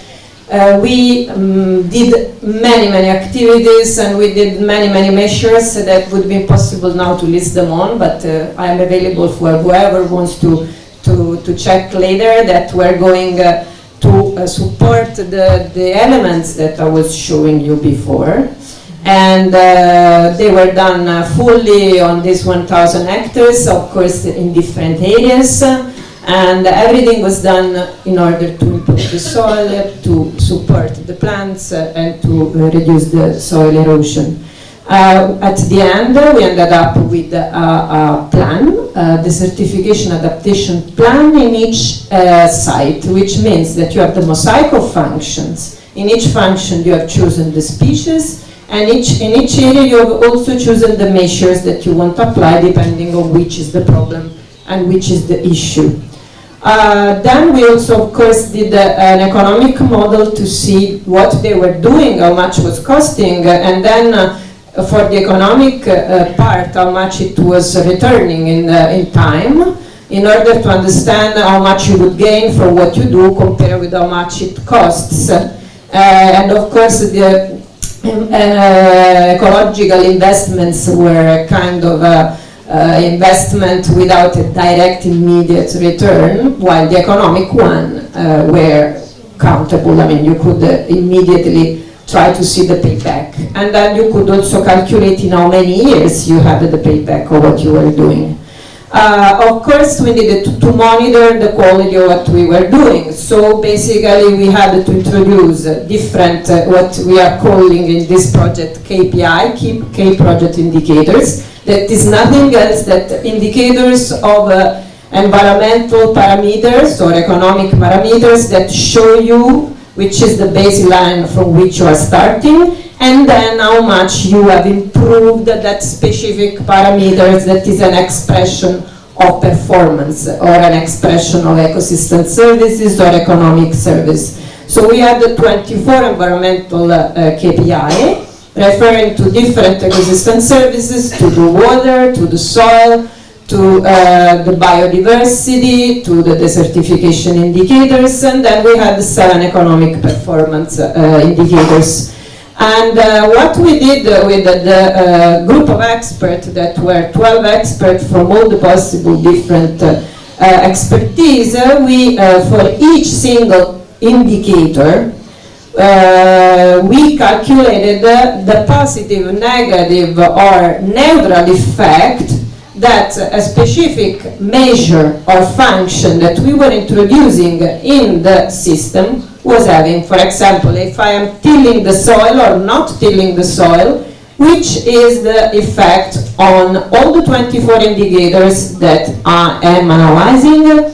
In theory, of course, this was only theoretical. If it's neutral, it's 0. If it's negative, it's -1. If the effect is positive, it's +1.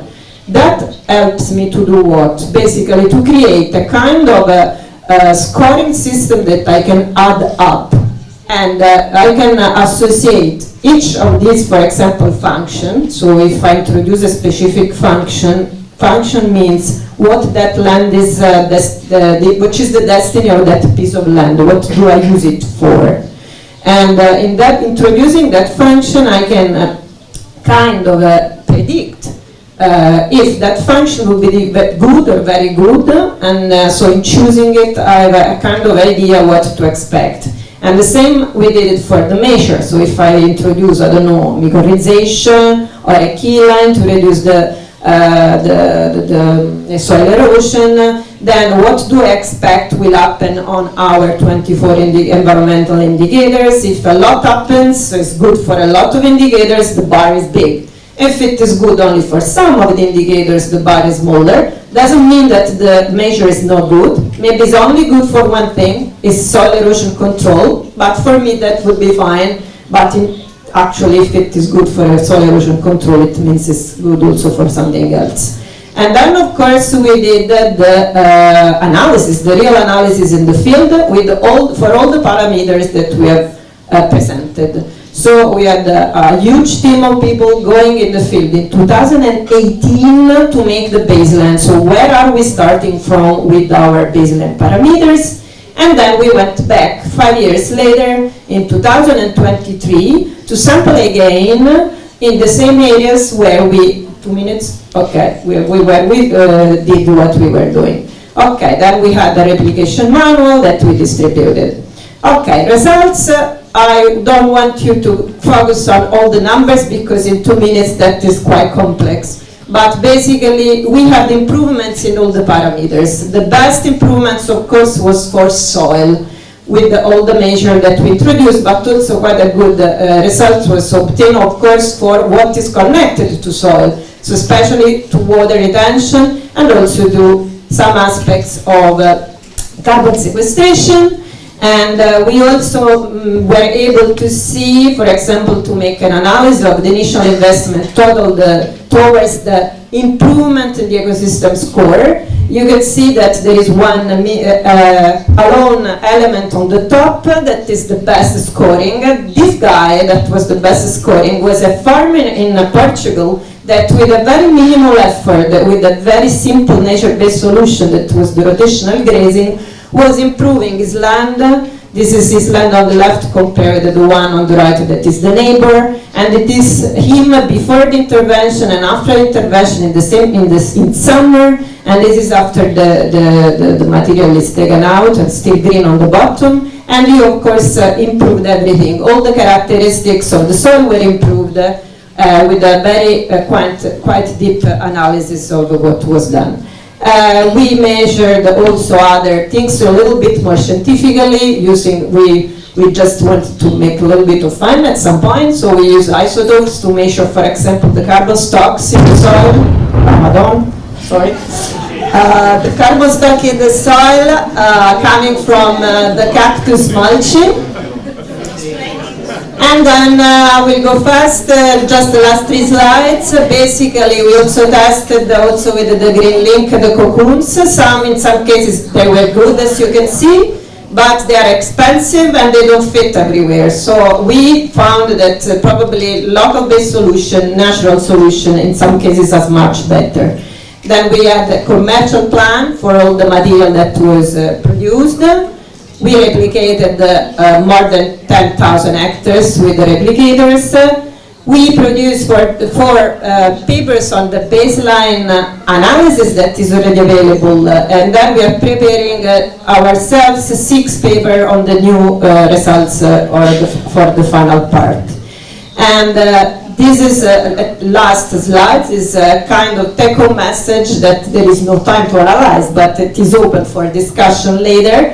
And this is what we try to understand and to summarize out of several things, what we saw, what we measure, our making questionnaire to people, working with policymakers, with farmers.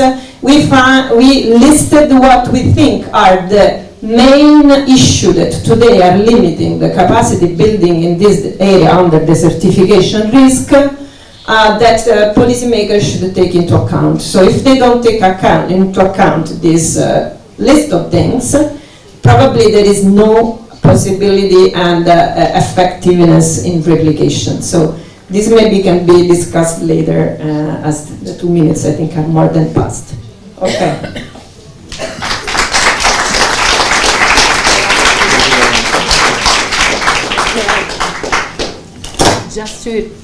Just a clarification, it was not a bomb. It's in Rome at 12 o'clock. We have this for sunning time. We are safe.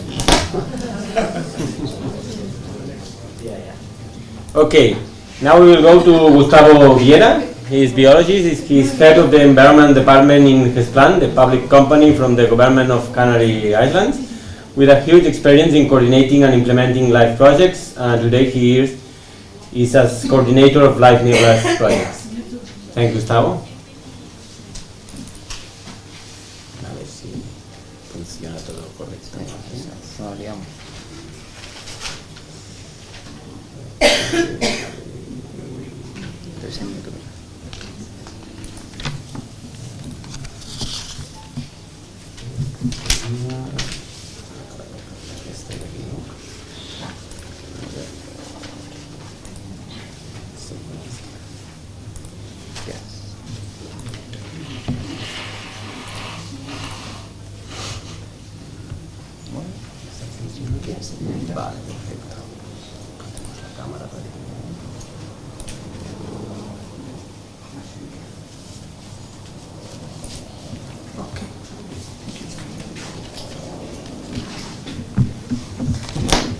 you, Vincent.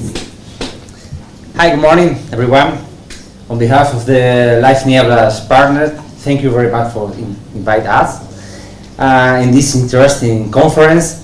And today I'm present quickly the project. Sorry, Vincent. No. No.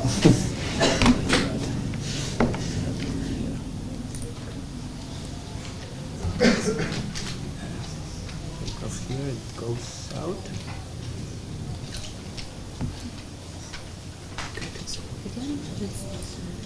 You should select another. But this.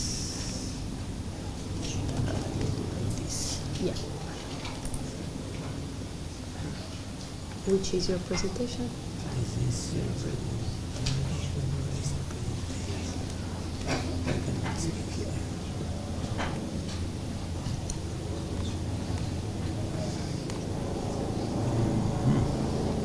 Close the other presentation.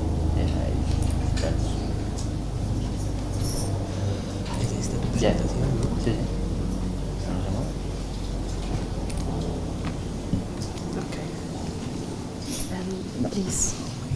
Non è questa? No, no, no. What's the matter? It's because the something about the screens, I think. Like this. Now it's okay? Okay. Ahora sí. Okay. No. Yes. Ma online? Oh. Francesca è online? Non scorre, Non scorre. No. Adesso scorre. È un po', sì, è un po' indifferita online. Sei indifferita? Insomma, accettabile. Ok. It's good? It's Okay. That works. Yeah.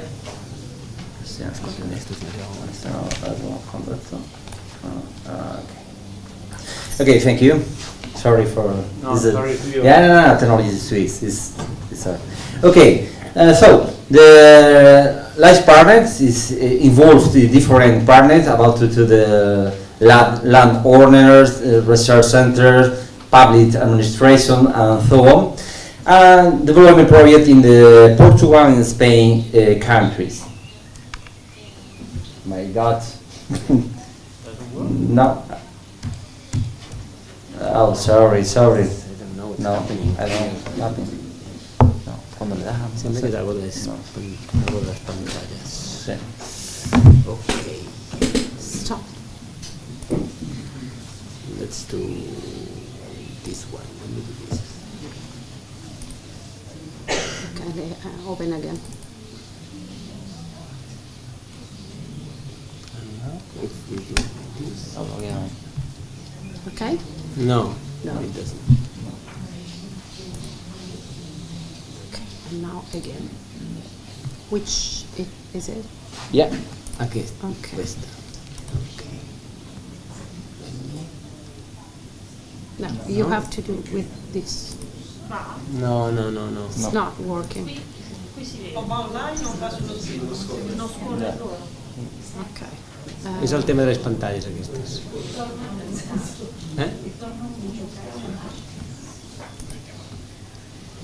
Pots venir, please. Ok. Deixa un mode normal perquè No sé, és que estem en mode normal, està en mode normal. Però no sé per què s'us commota.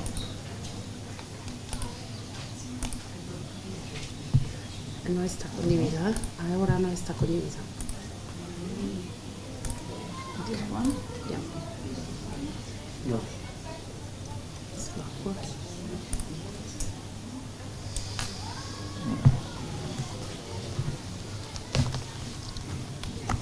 On està la presentació d'ell? Yeah. It's a carrier. It's lovely. Step by step. Sì, perché amagat no sé qui està. No, non si vede qua. Ok. Now Non si vede online. it's non c'è online? No, Così? vedi Condividi? Aspetta, ecco, adesso è arrivato. Now it's okay. No, Now it's okay. Ok? Yeah. Ok. Let's try again. Thank you. Cross fingers. Okay. This.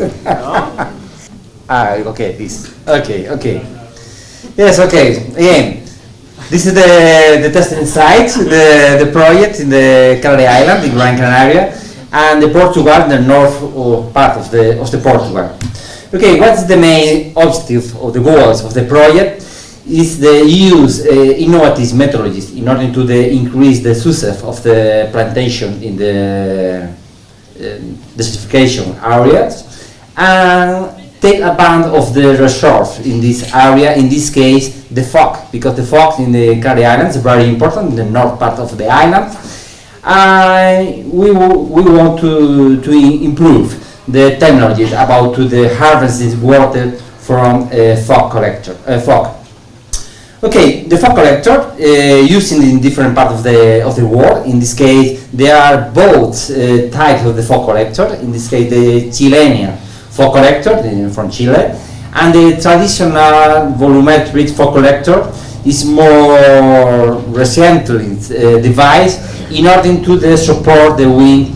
That is very interesting for harvesting water from the fog. Okay, they are different between this device. The first is more easy to implement in the land, and the other is more complicated because it's a significant heavy device. You need concrete and so on. Okay, also you need the mast in order to harvesting the water. But there are different problems about the mess because they are clogging in the mess. The water captured in this area evaporate in the mess. Of course, also to the direction of the wind, because you need to put the device in order to the fog or the micro dip hit the mesh. Okay. Both devices have a lot of problems in the natural side, because you need two issues or two situations to harvest water from fog. Of course, fog, but you need wind, and the wind is a big problem for the structure of the device and create instability when the wind is very high. You can see in the different picture where the device broken for the wind. Okay, the project look for in order to create the other device. In order to the new device will be portable, modular, easy to install, transferable, and easy structure. Okay, after the research of the different mesh, different device, we look at to the nature, and we look to the leaf of the pinus leaf. It's very interesting because the pinus harvesting a lot of water for the fog, and use these lines. You can see here. I'm not sure. See, okay. You can hear the lines of the spine, light spine, in order to increase the superficie where the deep height from the fog. Okay, this new device put in the land is very interesting because we're working in the isolated mountain. They are they are infrastructure in order to the coming with the different machine or material. It's necessary to portable with hand to all material. For this new device is light for transportation, easy to stand, supports strong winds, increase the capacity of harvesting water from fog. Here you can see the results of the project between three devices. The first is the traditional device for fog collector. The other is change the mesh with the three-dimensional mesh, and next is the new innovative fog collector, and you can see the capacity of the harvesting water for this device is very high compared with the traditional to fog collector device. So the other block of the project is the methods of the plantation, in this case in the Canary Islands and the Portugal side. We use the traditional, of course, planting. Other system is an autonomous discharging system in order to discharge water and maintenance this plant without to the war fit in these activities. Cocoon is the specific device development for other life project, the Green Link. It's very interesting because have the good results in the desertification areas. And innovative fog collector. Innovative fog collector is a small fog collector per plant. In order to each plant have or a fog collector in order to give the small amount of water, but very interesting for in order to increase the survival. You can see the result at the moment. Blue is the Canary Island, the green is the Portugal. You can see the traditional system is about 14% of the survival plant, but in other innovative methodologies increase the capacity for the survival to plant in this area. For us, more important is innovative fog collector.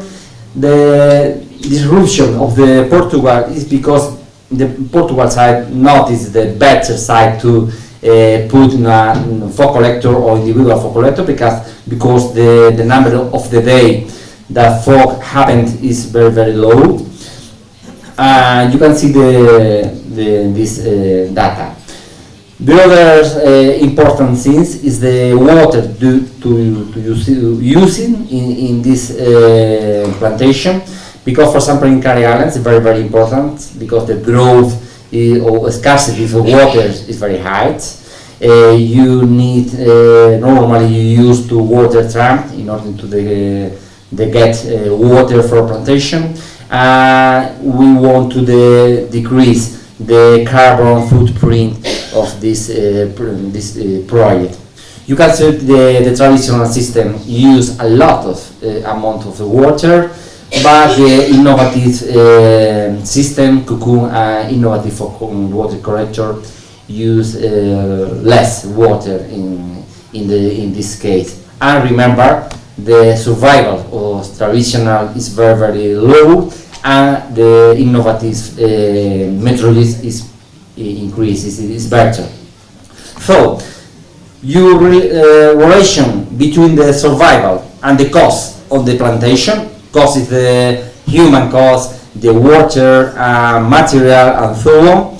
You can see that also the traditional, the result is very high compared with the innovative methods.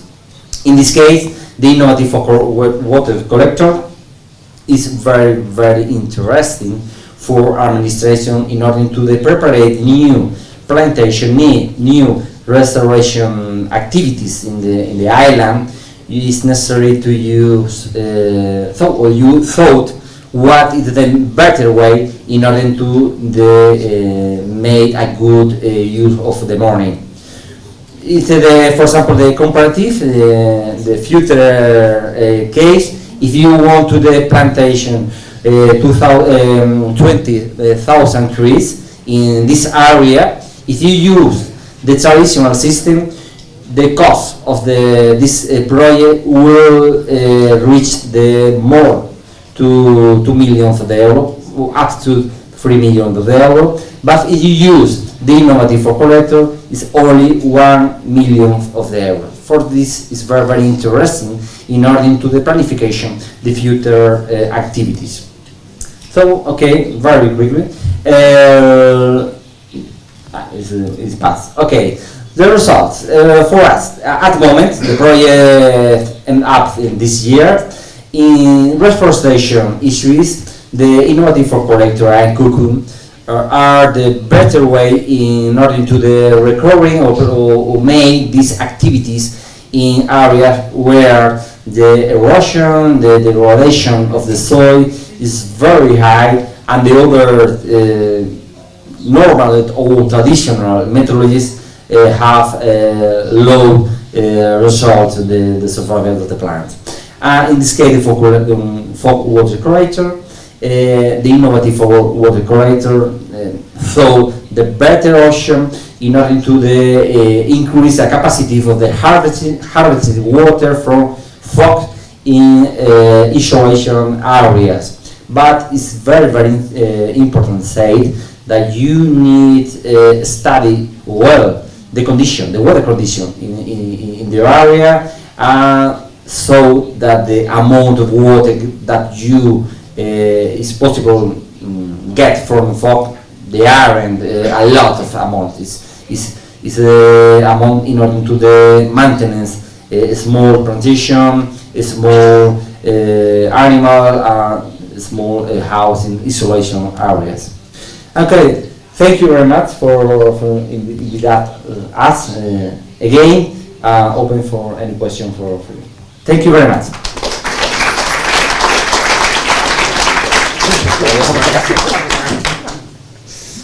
Okay, thank you very much, Gustavo. Now we will go to Chiara Cesaracchiu from the Università degli Studi di Sassari that will introduce us the Salamet project.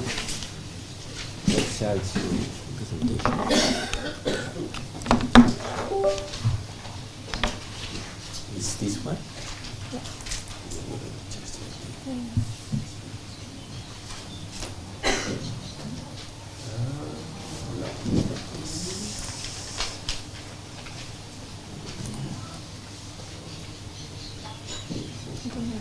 No, it's okay. I don't think they're sharing the screen.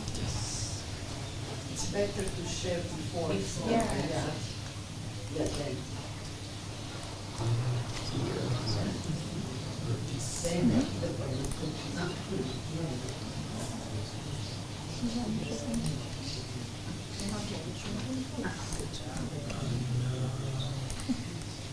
think that's okay. Oops. No. Oh my God, what's happening? Maybe you share the screen instead This of one.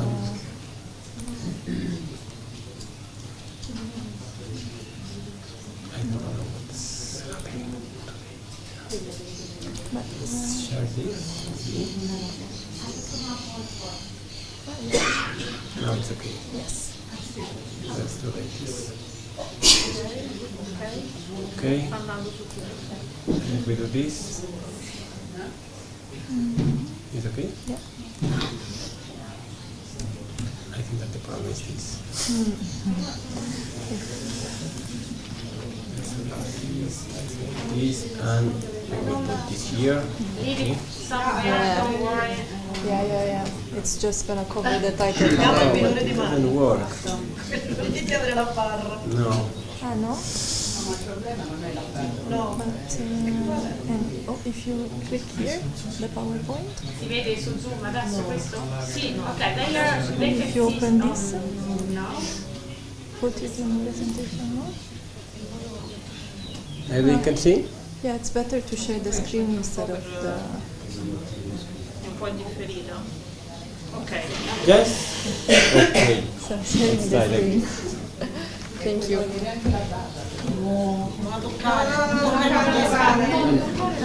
Tocchiamo nulla. It's okay, it's not too relevant.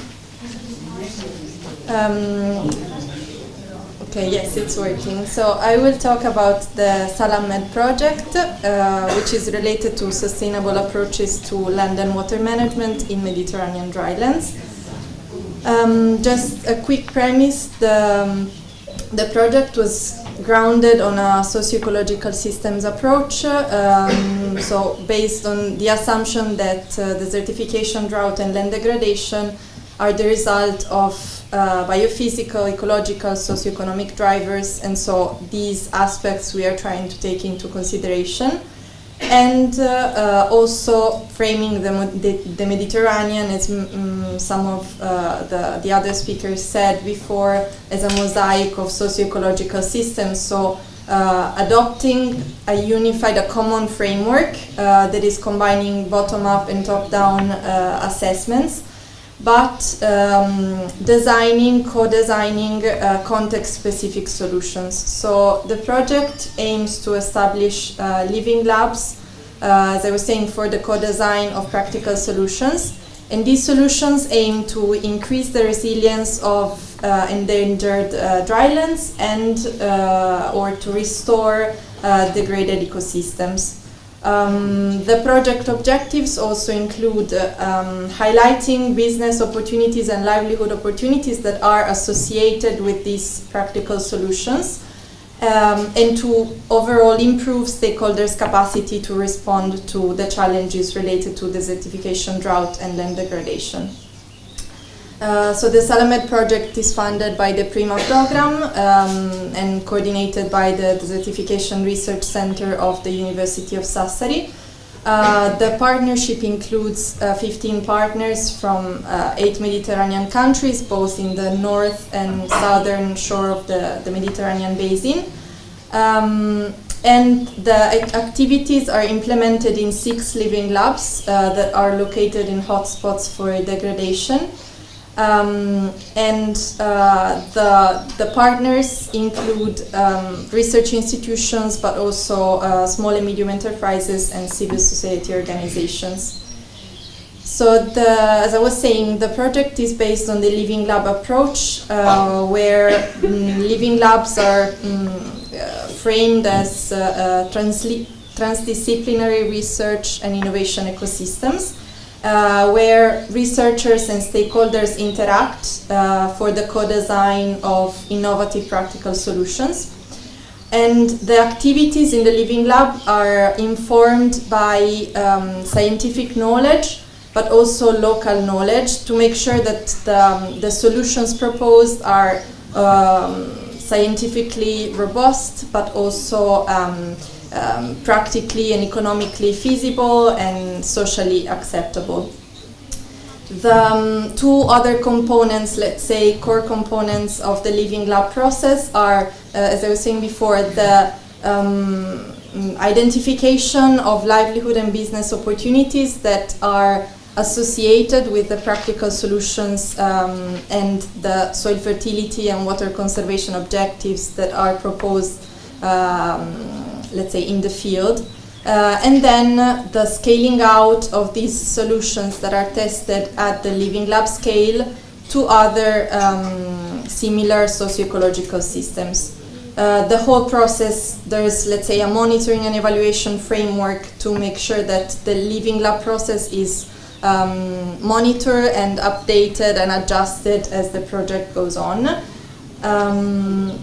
But yeah, of course there's not much time to go into detail, but just to give an idea of the solutions and expected results that the project is proposing. So in Greece, in Messina, the Living Lab is focusing on improving olive irrigation efficiency, while also minimizing exploitation of the aquifer and soil degradation. And the stakeholders are being involved in the co-design and testing of new irrigation practices, and also on the use of cover crops to reduce soil erosion, while also improving soil quality and water retention. Another lab, living lab, is located in Valencia, where the focus is on forest management and combating abandonment of forest areas. The team in Valencia is designing a decision support system to support the adaptive forest management and the optimization of ecosystem services that are selected and prioritized together with the stakeholders involved in that living lab. In Berchida, in Sardinia, we are working on let's say, the focus of the living lab is to promote the sustainability of silvopastoral systems, And so stakeholders are involved in the testing of several solutions, including GPS collars to improve grazing management, but also the use of microbial-based solutions to increase soil fertility and improve forage production. And let's say the different remote and proximal sensing are being used to monitor the impact of abandonment and to kind of highlight the interconnection between the ecosystem services that are provided by silvopastoral activities and the overall system. In the southern shore of the Mediterranean, the living labs are more focused on dryland restoration. So for example, in Tunisia, in Medellin, the living lab is focused on managed aquifer recharge systems, and results are showing improvements in the rate of aquifer recharge. And also a digital platform is being used to match landowners and providers of agricultural services with the main goal to combat abandonment of agricultural lands, but also with an interesting positive effect on women engagement in agriculture, as it removes, let's say, the need for a male intermediary, and it's facilitating women active engagement in the agricultural sector. In Morocco, in Essaouira, the focus is on argan reforestation. So argan is a key ecosystem to combat desertification, but also for local livelihood, particularly of women. And the experimental activities in the living lab are focusing on testing subsurface water retention technologies combined with microbial-based solutions to facilitate reforestation efforts. And the impact of different local pastoralism practices is being monitored with a view to reduce overgrazing while still maintaining and valorizing traditional pastoral practices. In Egypt, again, the focus is to support agriculture in hyper-arid lands and reduce land abandonment. And the Living Lab is focusing on testing water harvesting techniques to improve agricultural productivity and support agriculture. Again, even in this case, microbial-based solutions are being tested to preserve soil health and promote olive production. Unfortunately, in Egypt, there was recently a big drought, a big flood, sorry. So the experimental activities are proceeding slower than expected, but hopefully, I mean, these are the things that we could not foresee when we were planning the project. To conclude, let's say as I was saying before, the technologies that are being tested at the Living Lab scale, we plan to scale them out to other socio-ecological systems. Through a modeling approach, we are preparing a sort of a roadmap that could facilitate this scaling out. But the scaling out strategy is based on three main pillars, which are capacity development, matchmaking, and the generation of business opportunities. As for capacity development, FAO is one of the implementation partners within the Salamed project, so the solutions that are being tested in the Living Labs are integrated in the curricula for farmer field schools. And this could be a way to disseminate and scale out the solutions. Another partner, DesertNet International, is civil society organizations accredited at the UNCCD, And so through this partner, we plan to target particularly young researchers in the capacity development activities. As for the generation of business opportunities, we are carrying out an extended cost-benefit analysis to assess the economic viability but also the social acceptance of the proposed innovations. And there will be a web-based tool to facilitate, let's say, users facilitate users to get informed and select the innovation that fits their needs best. And related to these, matchmaking problem owners, let's say, and solution providers, we're also working on a digital platform. There is a link for it, but it's still a work in progress version. But the aim is that this digital platform kind of gathers all the material proposed and developed during the project and connects end users, small and medium enterprises, trainers and policymakers in one single repository. I think this was the last one. Thank you.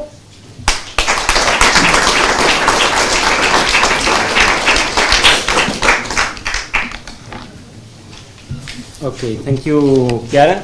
Now it's time to Meron Tefera from the Università degli Studi di Sassari that will present as the EWA Belt project. Let's try if we can manage this good. Is this one?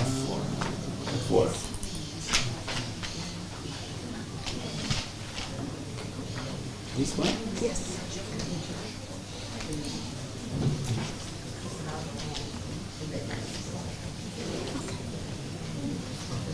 You can see, is it okay? You can see good? Sí. Okay.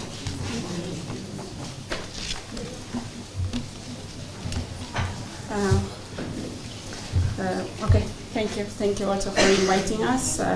I am also going to present a project which is coordinated by University of Sassari. The name is EWA Belt, working in East and West Africa with in the objective of sustainable intensification. We are implementing with more than 20 partners. They are based in East and West Africa. Also 4 European countries, UK, France, Italy and Greece. We are working mostly on farmer research units, and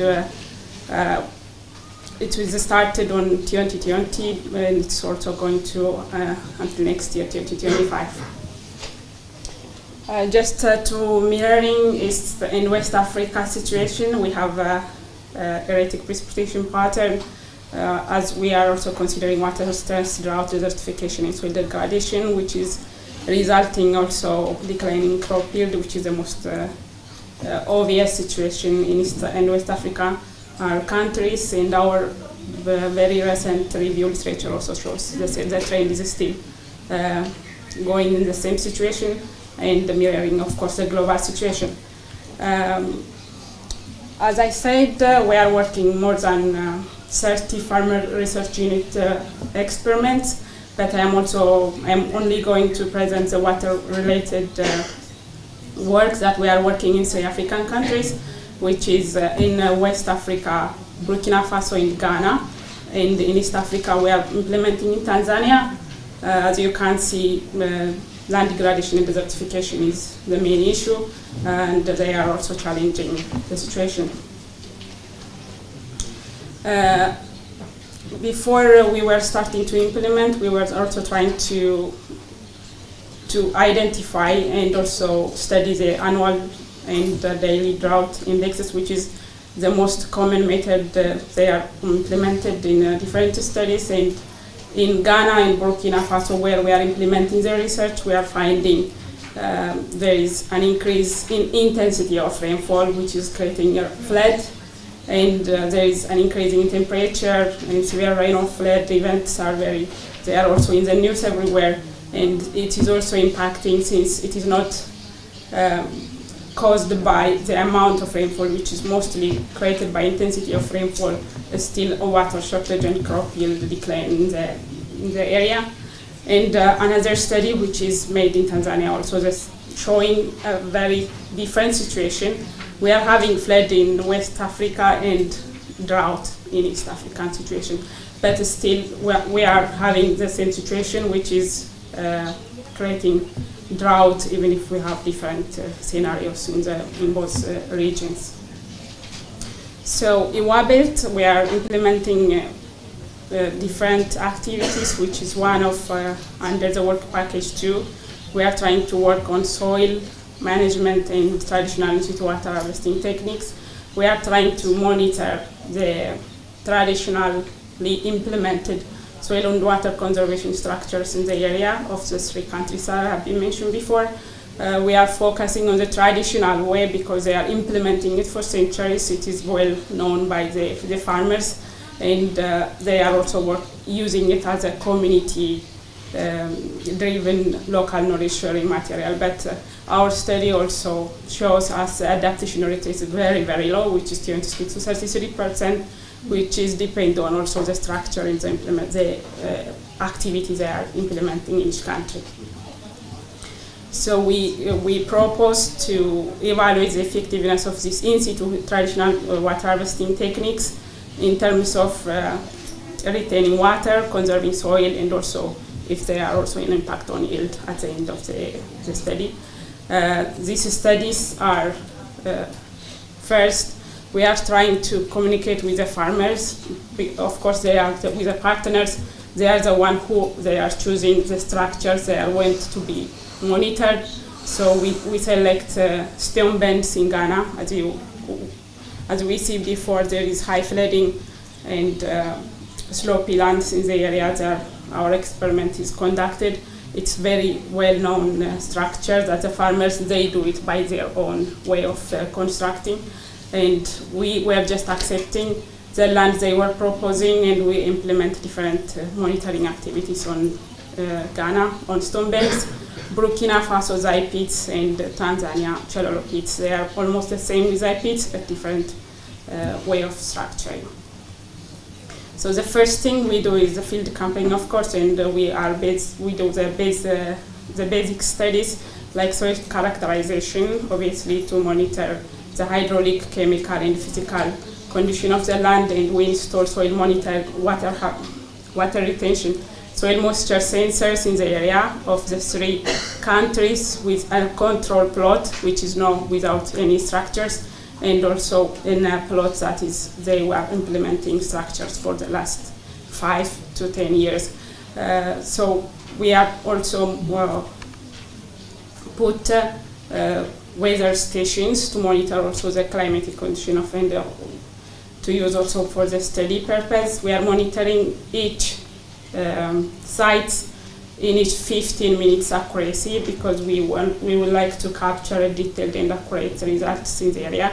So we try to monitor for the last 2 years, and we have some very preliminary results that I am going to present for you.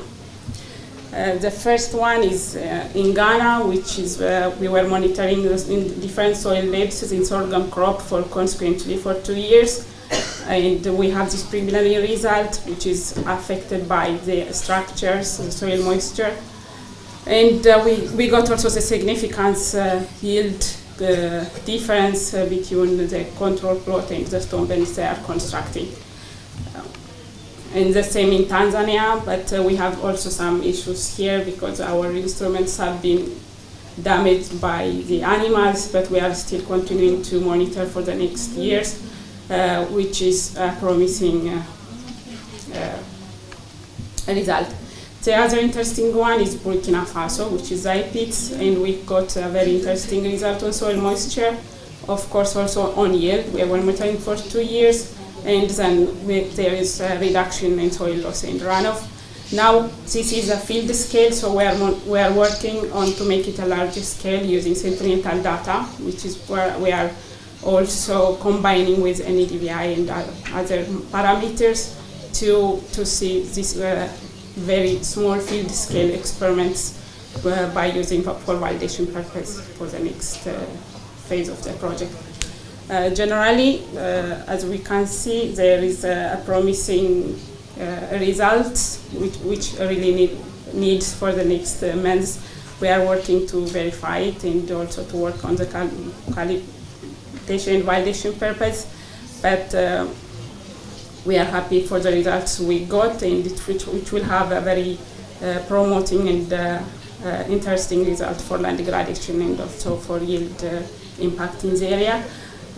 The initial idea of the project is to implement this study, and then, since they are working on traditional way, to make it more effective and implement the efficiency testing with our implementation and to scale it up.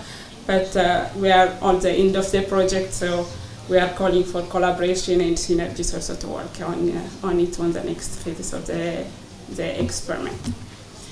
Thank you. Well, we have more information on the website and my email for contact.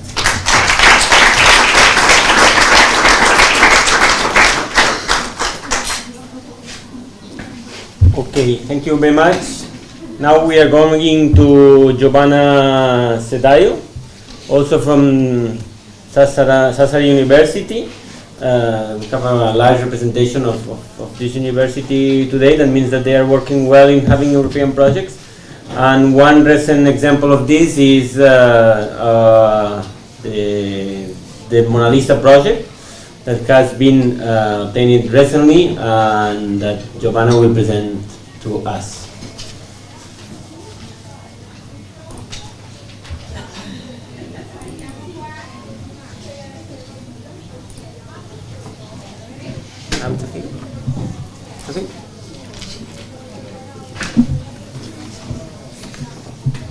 Thank you very much. So the Mona Lisa project was very recently positively evaluated, and we are in the phase of grant agreement preparation. We are supposed to start by the 1st of September this year. The project will last 4 years. And it's about the project was built to respond to a call within an Horizon Europe program on innovations to prevent and combat desertification. We have 20 partners, and other 2 are affiliated partners from Switzerland, that they are not receiving funds by the European Commission, but directly from Switzerland. And among the 20 partners, actually, the consortium from Newlife4drylands is more or less exactly the same consortium. Then, of course, we have also other partners that were added in the Mona Lisa consortium. So we have 8 partners from Italy, 3 from Greece, 2 from Spain, 1 from Denmark, 1 from Romania, 1 from Serbia, 2 from France, and 2 from Tunisia.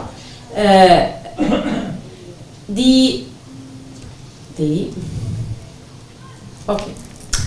So our main objectives is to design, implement and assess innovative solutions to prevent or reverse land degradation and desertification processes at the case study areas. But also, another important pillar of the project is to develop a European and Mediterranean desertification risk information system and to develop digital innovations to address desertification of European and Mediterranean drylands. Then we are very focused also on raising awareness and capacity of land managers to deal with these land degradation and desertification processes. And then we have a work package that is fully dedicated to the exploitation, and it is really market oriented. The Mona Lisa project, the call is an innovation and action project, so it was very important to have also this kind of orientation. This is the Mona Lisa project flow. We have 6 work packages. The work package 1 is on coordination and project management. Then there is also the work package 5 that is on communication, dissemination, exploitation and capacity building. These 2 of course are the cross-cutting work packages. Then there are all the other work packages that are very technical, more technical, and I will go. I will provide some details on all of them. You see that we are working on case study areas. We selected the 6 case study areas. 2 of them actually are also included in the New Life for Drylands project, that are the Alta Murgia, I don't know if you can see, yes, so Alta Murgia case study, and also the Asterousia case study in Greece, in Crete Island. Then we added other case study areas. One is in Spain, Los Pedroches. So it's, let's say, rain-fed agriculture that is based also on silvopastoral systems. And they are working on, so there is a combination between livestock and also cropping systems, agriculture, but also some orchards.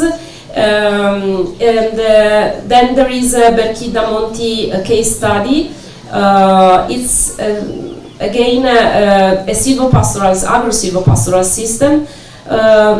Some traits are quite similar to the one for Los Pedroches, and in fact some of our innovations are actually some of the solutions are will be implemented in both of them. Then we have Medellin in Tunisia, that was already presented by Chiara for the Salon Med project. Of course, what we want to do is it's based on water harvesting techniques, including the managed aquifer recharge system. And the idea is, of course, to upscale this solution and to outscale also. Then we have, so the Alta Murgia and Asterousia are, as already said, already connected to the New Life for Drylands. And the idea is to promote the expansion in the adoption of some of the solutions to combat desertification and degradation, such as the use of cover crops, but also green infrastructures. And in Alta Murgia also these natural restoration practices, like grassland harvesting, seed harvesting, and improvement. In Asterousia, there is also green infrastructure, water management, precision irrigation, and also something related to the green covers. And the 6th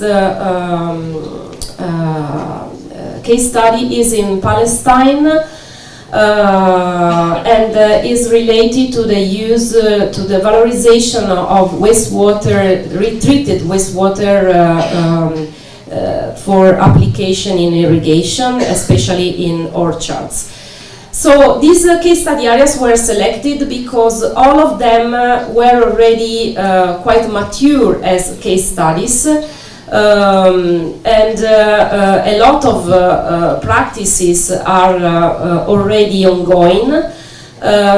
So we want to exploit the experiences and the lessons learned emerged by these case study areas from other initiatives and other projects, in order to promote the level of adoptions and also to try to expand also in different areas. In fact, some of the solutions that I explained, for example, in Berchidamonti we are using innovative grazing systems, and the idea is, and also microbial-based solutions like inocula, rhizobia. We want to test the same kind of solutions, for example, in Los Pedroches, but also in Alta Murgia.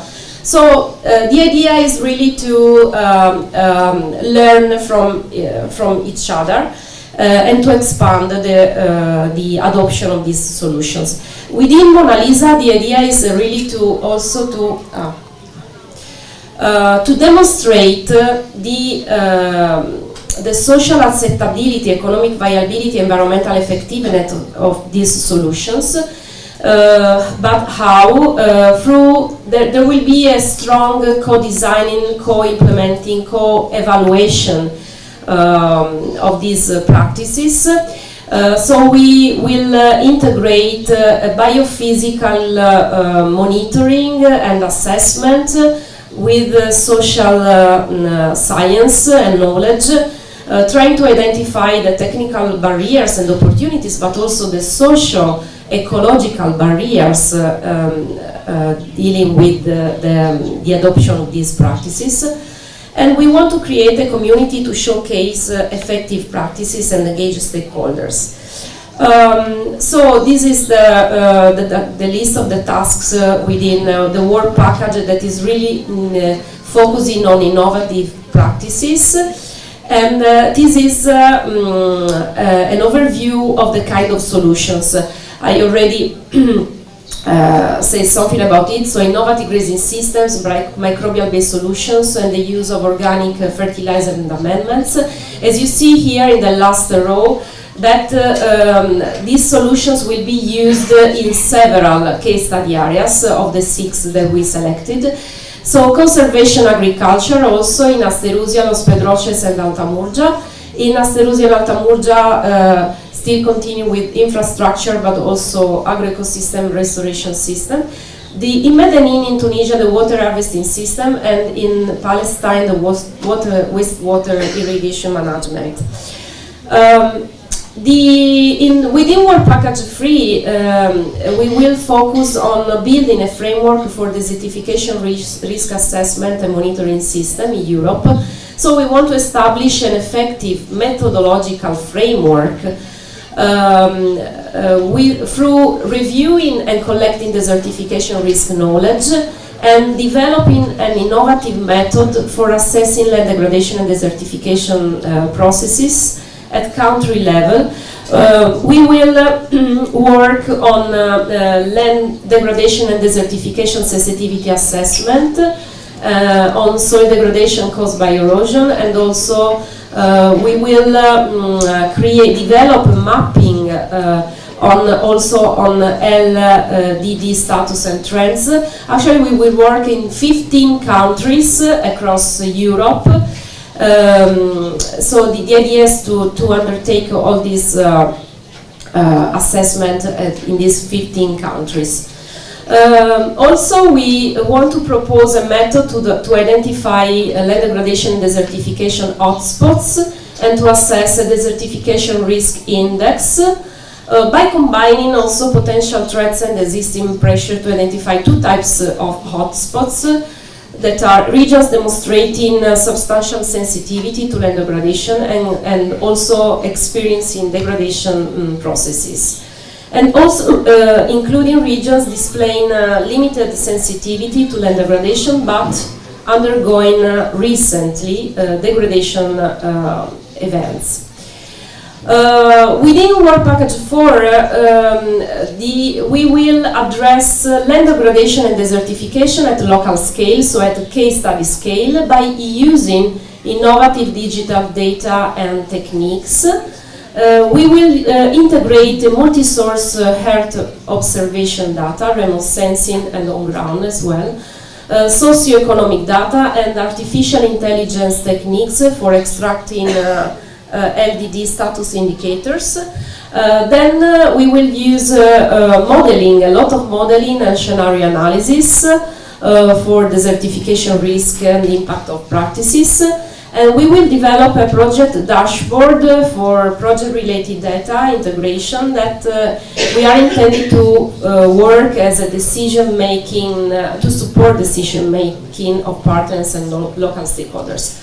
Also, we will, this is another important pillar of our project, we will design, co-design and develop a web-based multi-modular practice-oriented decision support system on several, with the module will focus on fertilization, irrigation, water management, innovative grazing system, and also natural habitat restoration.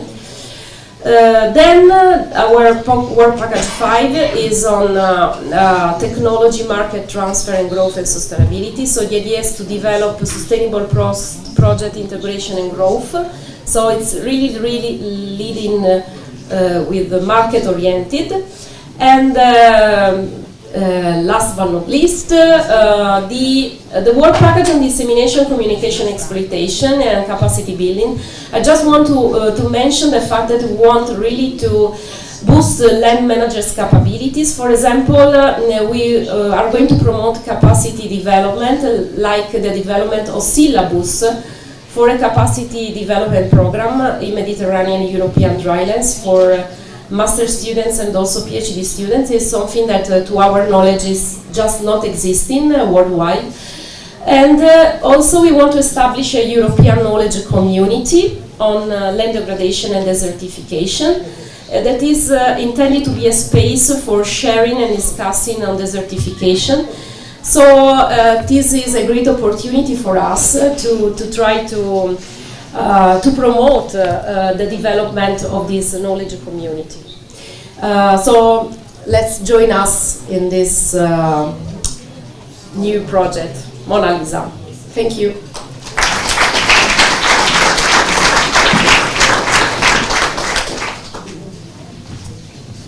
Okay, thank you very much, Giovanna. Let's go to the last speaker. He's Vito Crambia, the local player. He's playing at home today. He's from here, the Botanical Garden, the Department of Environmental Biology, Sapienza University of Rome, ecologist with long experience in conserving and managing Mediterranean natural and semi-natural ecosystems, also in participating and managing European projects. That will close this session presenting us the Life Pre-Med project and results. Thank you. The floor is yours.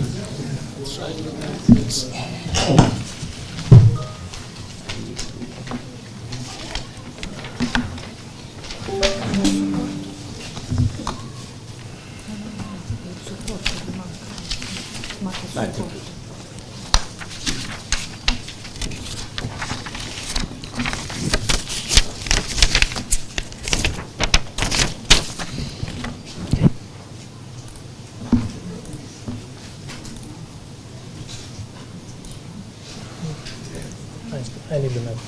Sorry. You are the local player. Yeah, but it's this is useful. No, but I didn't know how it really works. If we go here, it's all closed. The presentation is here. It's the last one. And if we do like this, works. Yeah, no? thank you. Now you can see. Can you see in Zoom? Zoom? On Zoom? See? Yeah? Easier. Good. Thank you. Okay. Oh, thank you. Thank you for the floor.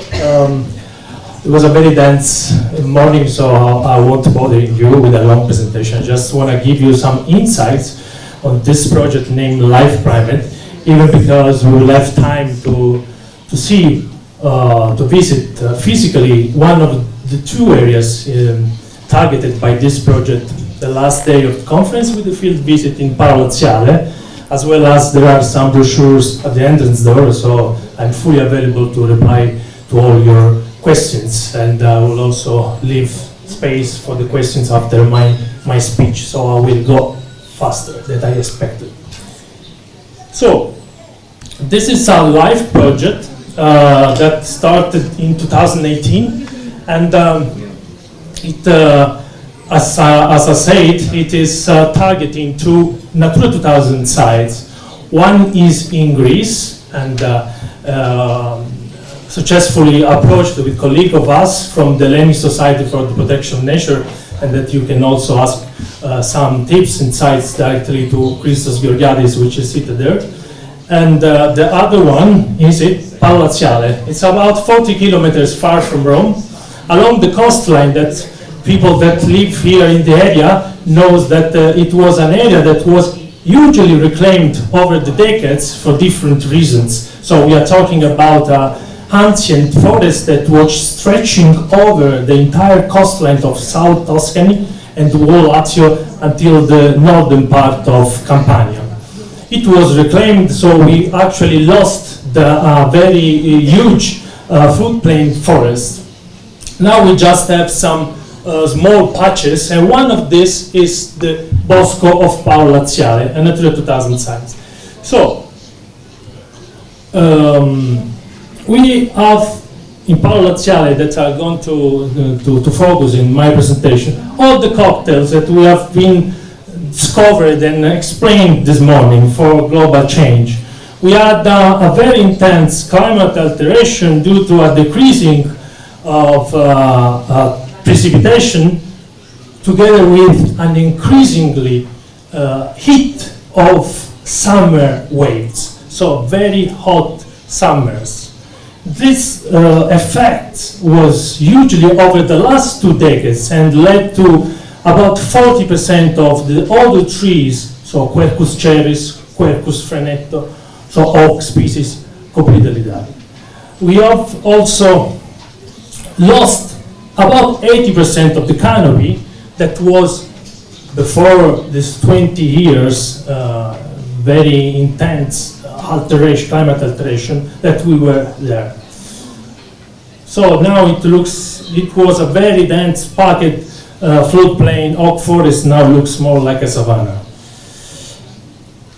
There were also over competition because, you know, there was as many of us here know, probably all of us, our forests in the Mediterranean area were intensively managed over the last centuries. At a certain point, this site, they ceased to rule the copies, and they started to have unexpected effect. For example, shrub encroachment. There was a problem of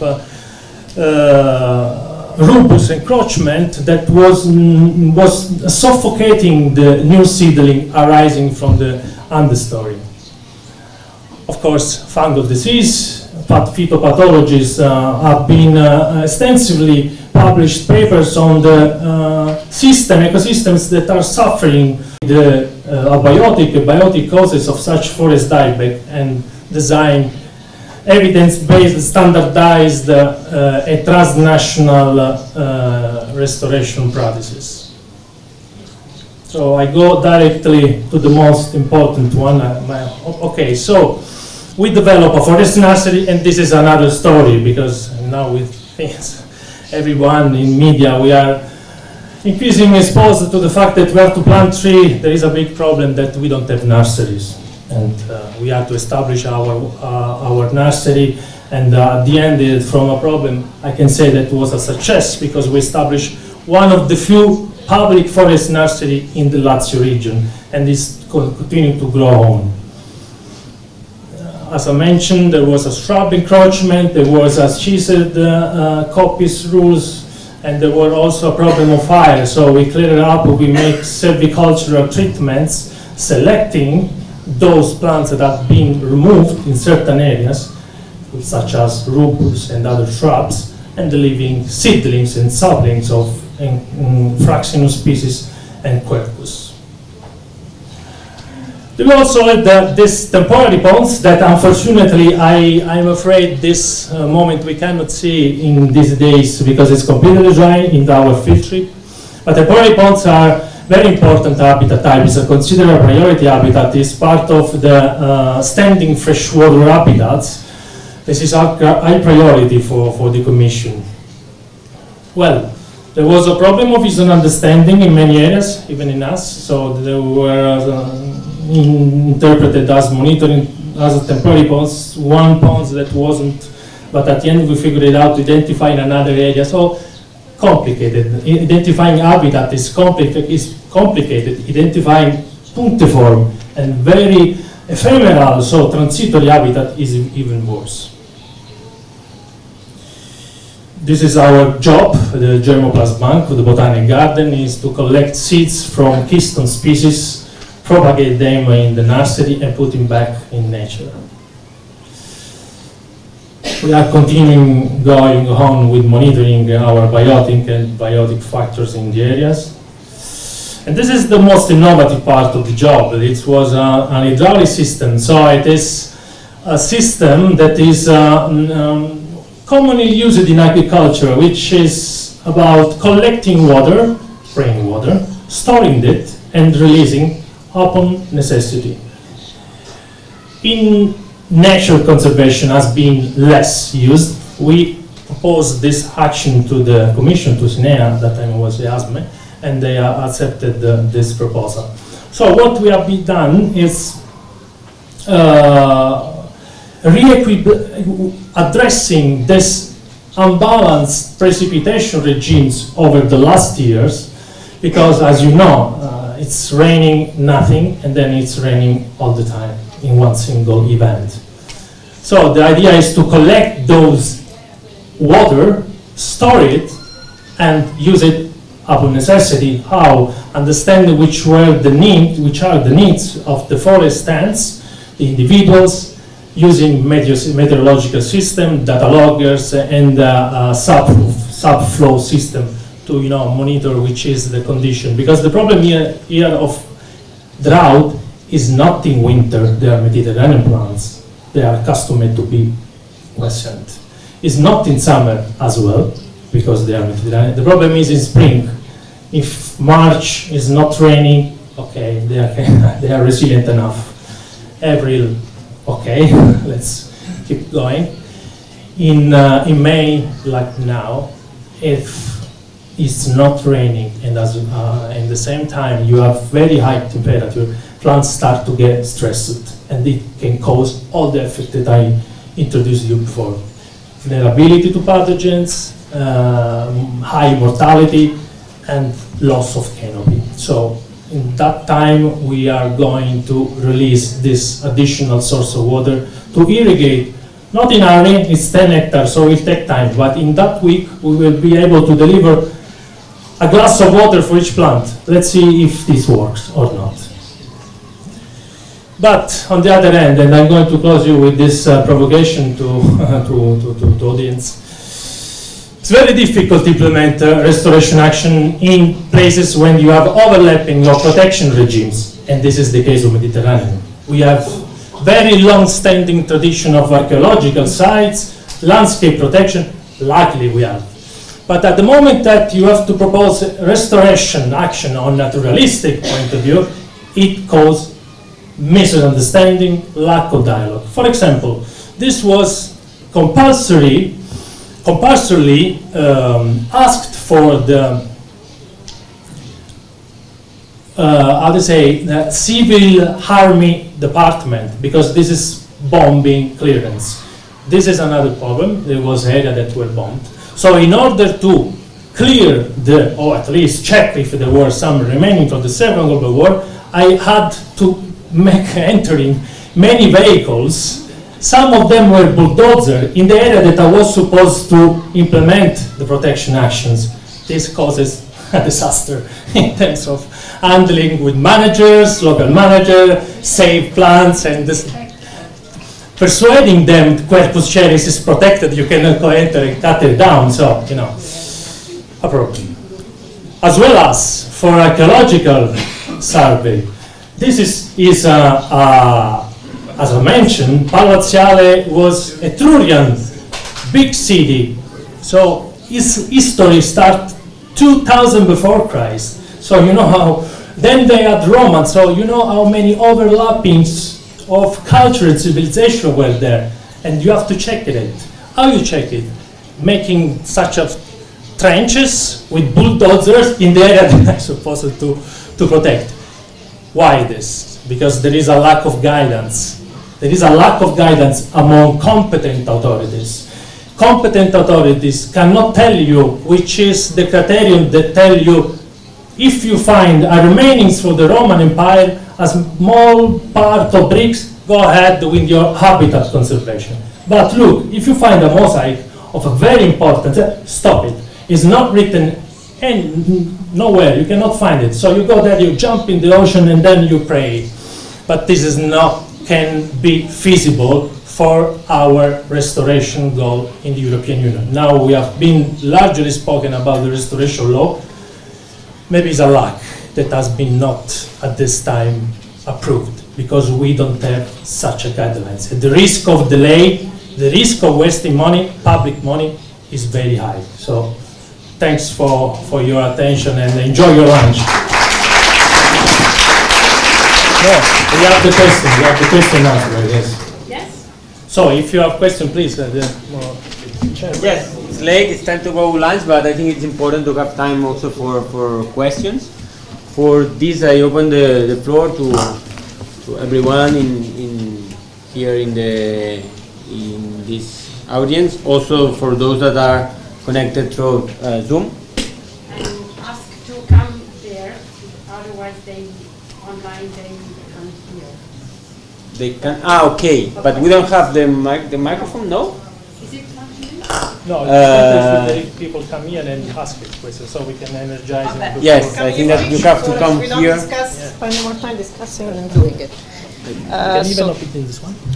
Yeah, okay, yes. Otherwise, so I have kind of 3 questions. So the first is, I didn't understand in the scheme that you're doing, if how much is due to man and anthropic causes and how much is due to climate, because if you fight the climate by repristinating the trees that are the same trees that are getting dry, that are getting stressed, that get fungi, just replacing them, it's like to have a patient that is terminal and try to keep it going when it's going to die anyway in a few years. So I don't understand exactly what was the driver of the change in this case, if it was only human.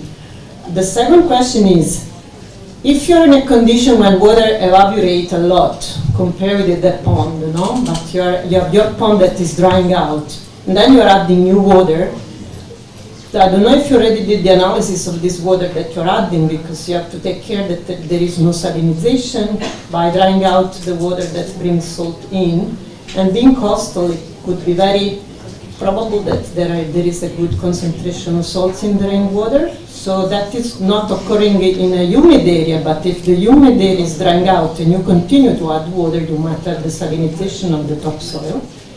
And the third is a comment to your last statement, which I think is very interesting, and maybe deserves a project, because normally all these sites that are archaeologically interesting, and I know many that are deep down and they are still there, nobody touches them. Actually, there is an archaeological subject that is just keeping the site covered because the soil preserves what is below, if you are not going to bring it out for some reason.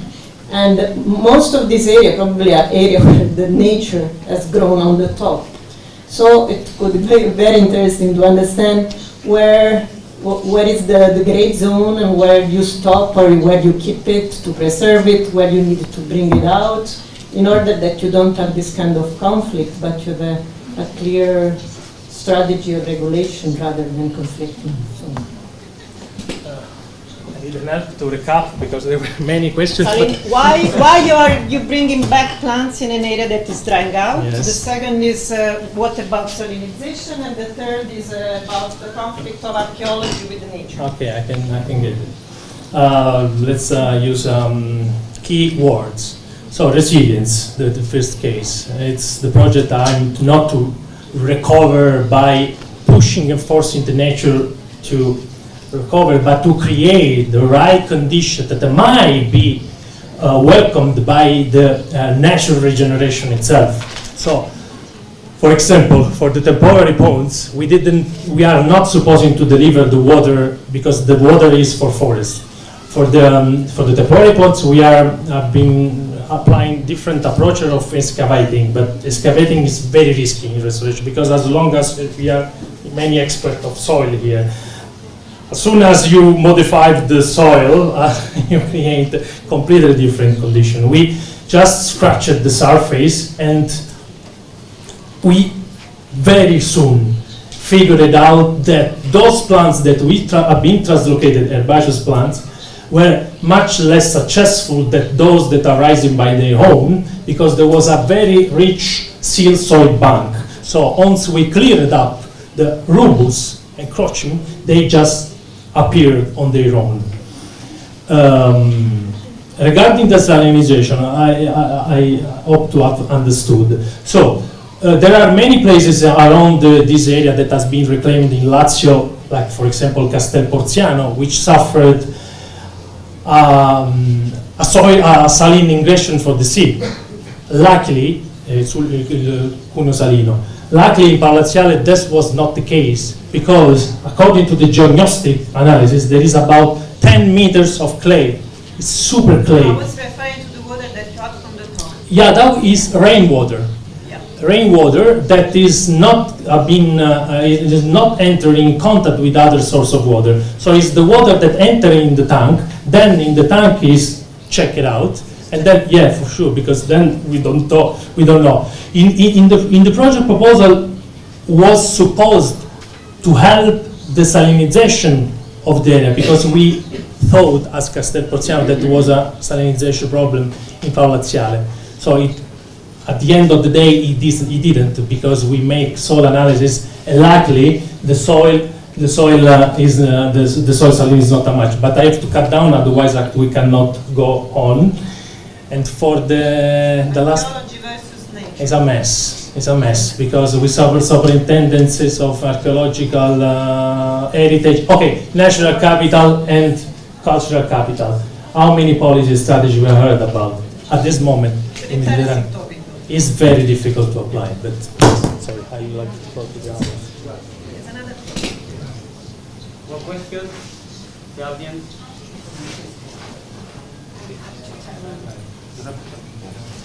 I have only to announce a little changing in the afternoon. In the meanwhile, you think if you have questions, because we are moving the relevant experiences and new initiatives #2 later in the afternoon, and starting with the European research perspective for land degradation restoration session. It's only a question of timing, and all presenters will be with us or connected, hoping that technology assists us better than this morning. And if you don't have any question, no, the lunch is ready in the same place of the coffee break, and I ask to all of you to come back 5 minutes before 3 o'clock to start at 3. Thank you. Thank you.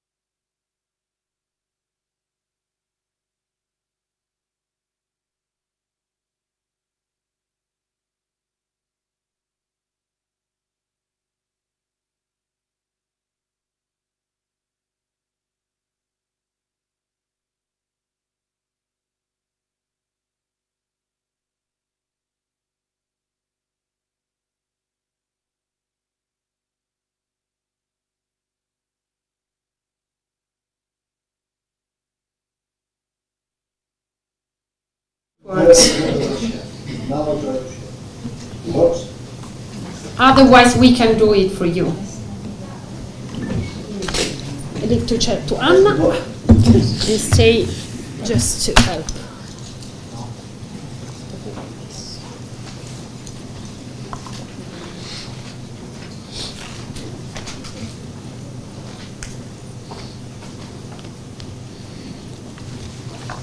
Vieni qua comunque.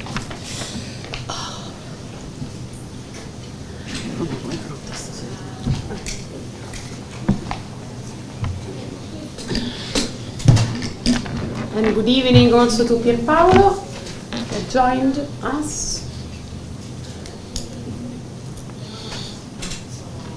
If it doesn't work, Panos, we can show for you. Let us know. I try to share at the moment. Do you see it now? No, we can't see it. No, I'm sorry. I try. Okay. Can you try to close the camera?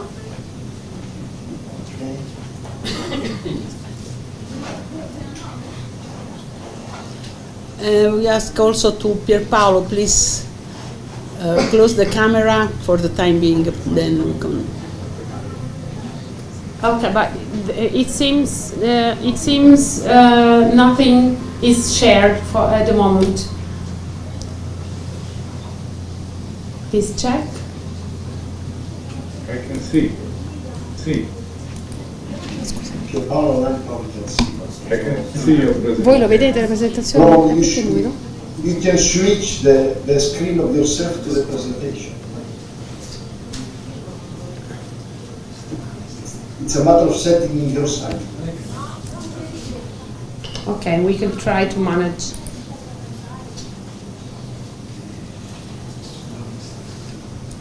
No. Scusa un attimo. No.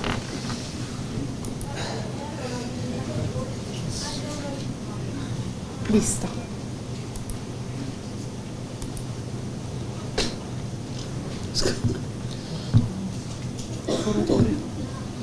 Sì. Do we see Panagos? No, we don't see. Okay, no, it's not working. Can you try to exit from the sharing and You see, you are you enter seeing? again? Okay, the last one. Ma di chi è sto computer?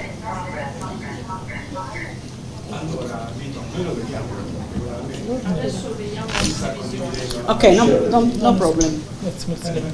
Oh. No, se no era meglio attaccarsi al suo computer.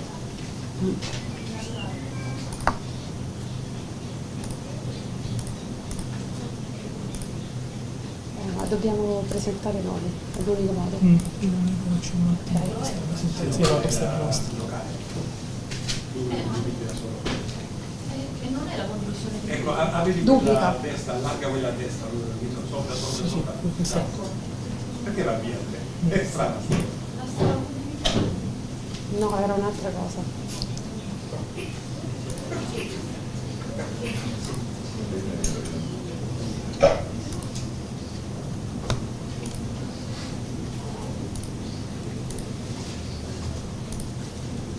Allora chiediamogli di presentare noi. È il PDF. L'unico PDF. Qui non vediamo più niente, Ma questa è la sua, penso. Sì, ma no, guardati dietro. Questa cosa, devi rifare quel giochino, un solo schermo.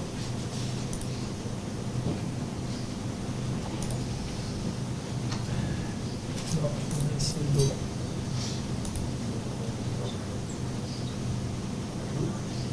Ok.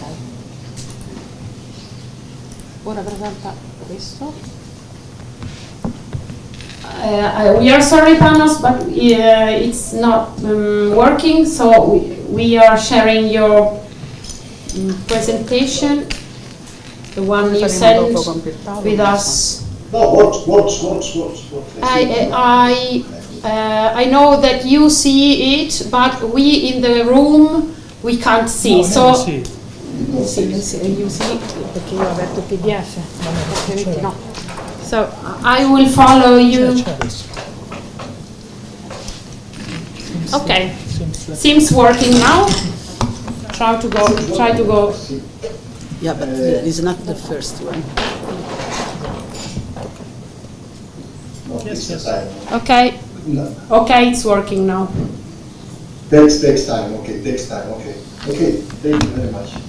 Start with Luis, Anna, and introduction. Yes, thanks, Panos. Thanks to everybody to waiting for this not unusual, very usual problems with the organizing this presentation, utilizing both in person and in streaming presentation. And we continue our meeting in this very crowded afternoon. A lot of presentation, very interesting, and we have the first panel dealing with the European research perspective for land degradation and restoration, and we have with us the expert coming from different institutions and different histories. And the first one is Panos Panagos, project leader and scientific officer at European Commission. He is based in the Joint Research Center in Ispra. Ispra locality is the little village, is not our institution. And he works in the soil team with developing various studies and publication on, especially on soil erosion factors, but in land degradation in general. And he was leading some projects, including the European Soil Data Center, the ESDAC, that all of us we utilize a lot of time. And now is managing the EU Soil Observatory, that, as you know, is a crucial part of the new perspective on soil at the European new directive on soil monitoring and resilience. Panos is also part of the soil mission for the monitoring aspect as a joint JRC. Panos, the floor is yours.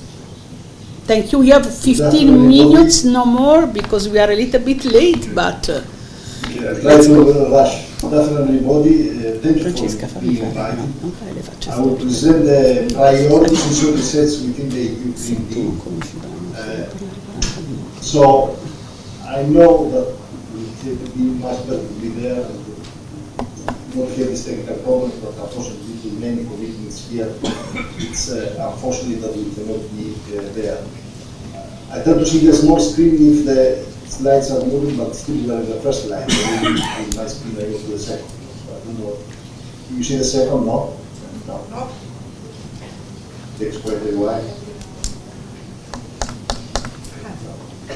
Can you confirm that you see still the first one? Yes. We can see You know the issues of desertification, particularly in the southern Europe. That's why the European Commission comes with this ambitious program within the EU Green Deal and propose in November 2021 the EU soil strategy. The EU soil strategy is somehow cross-cutting and touches a lot of other policies like the Zero Pollution Action Plan, the circular economy, the chemical strategy, biodiversity strategy 2030, the Fit for 55 package, the climatic policies, but also the farm to fork and other relevant policies. This took place in November 2021. But the major step was the proposal for the directive. You know, everybody knows the proposal for the first soil monitoring law.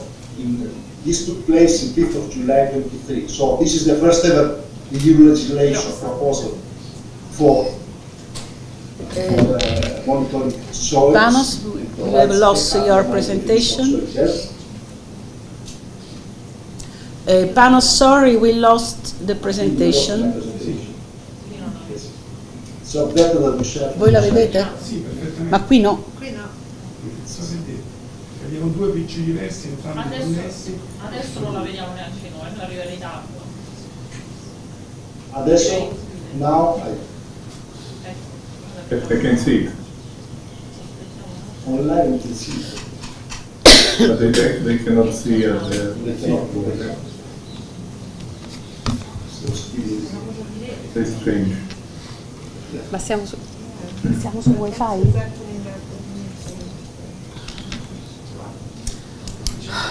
It's strange because we can see it. online we can see also our colleagues are online. Puoi presentare la nostra? A che punto era? So maybe you share the one that's number Okay. number four. Exactly. One more, okay. Okay. So I said before that in 5th of July we have the directive for the soil monitoring resilience law, which is a proposal for the first ever EU legislation on soils. This provides a harmonized definition of soil health and, in more important, a comprehensive and coherent monitoring framework to monitor our soils. This includes different steps. Practically, we have to define objectives, definitions of what means soil health, monitoring and management, what is sustainable soil management, of course, including at the end the reporting mechanism. This proposal right now, where it is, the European Parliament has approved it the 10th of April, and now we go in the Council in 17th of June, and we hope that we have also a positive vote from the European Council. I can tell you what the vote from the European Council, the three votes of the European Union Commission, Council and Parliament should reconcile in order to have a unique and modified version. Next slide, please. So within this concept, the European Commission has decided to establish here in GRC Lista the EU Soil Observatory, which has as a major objective to provide knowledge for soil policy in the EU. We have 5 objectives, clockwise starting from left on the top, to develop a EU-wide soil monitoring system, to monitor soil health and policies, to have a stronger European soil data center. Of course, we are a research organization who want to continue to do research and innovation, and at the end to have a stakeholder forum. Next slide, please. So, within the first objective, which is to enhance soil monitoring, as you may know, here in GRC we have established the Lucas Soil Survey, which is the first soil monitoring system that has been established for first time at European scale. We manage this survey, meaning that we manage from sampling design, where the surveyors will go, training of surveyors, collecting the samples, and then analyzing the samples in the laboratory, taking back the data, making quality assessments, of course with advanced tools that you'll see in the we produce those nice maps which are on the right side. So practically, the Lucas has been run for 2009, 2015, 2018, and 2022, 4 times. Now, in the last campaign, we have almost 40,000 observations, and we have developed also an interesting archive here in GRC. Our next objective is to collaborate better with member states and to have closer collaboration to integrate databases. As a second objective of the EU Soil Observatory, we have a stronger European Soil Data Center. You mentioned before the work done in the European Soil Data Center. This is impressive because exponentially we increase the number of available data sets, and this means that exponentially we also increase the number of visitors and the number of colleagues who are using this. So we speak about 120 blocks of data, 300,000 visitors per year. It's one of the most visited websites in GRC. And of course you have already know about those nice atlases, and most of the 120 data sets we may have used.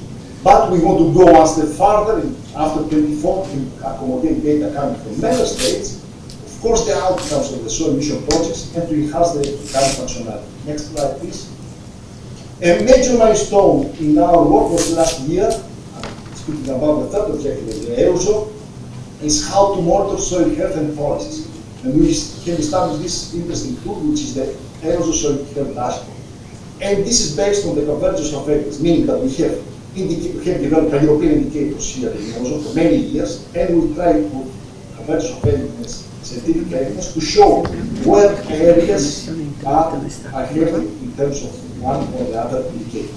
By putting all those together, all those indicators, we estimate that around 63% of European soils are not in healthy condition, and the dashboard shows where the location of those unhealthy conditions exist in different types of land degradation processes.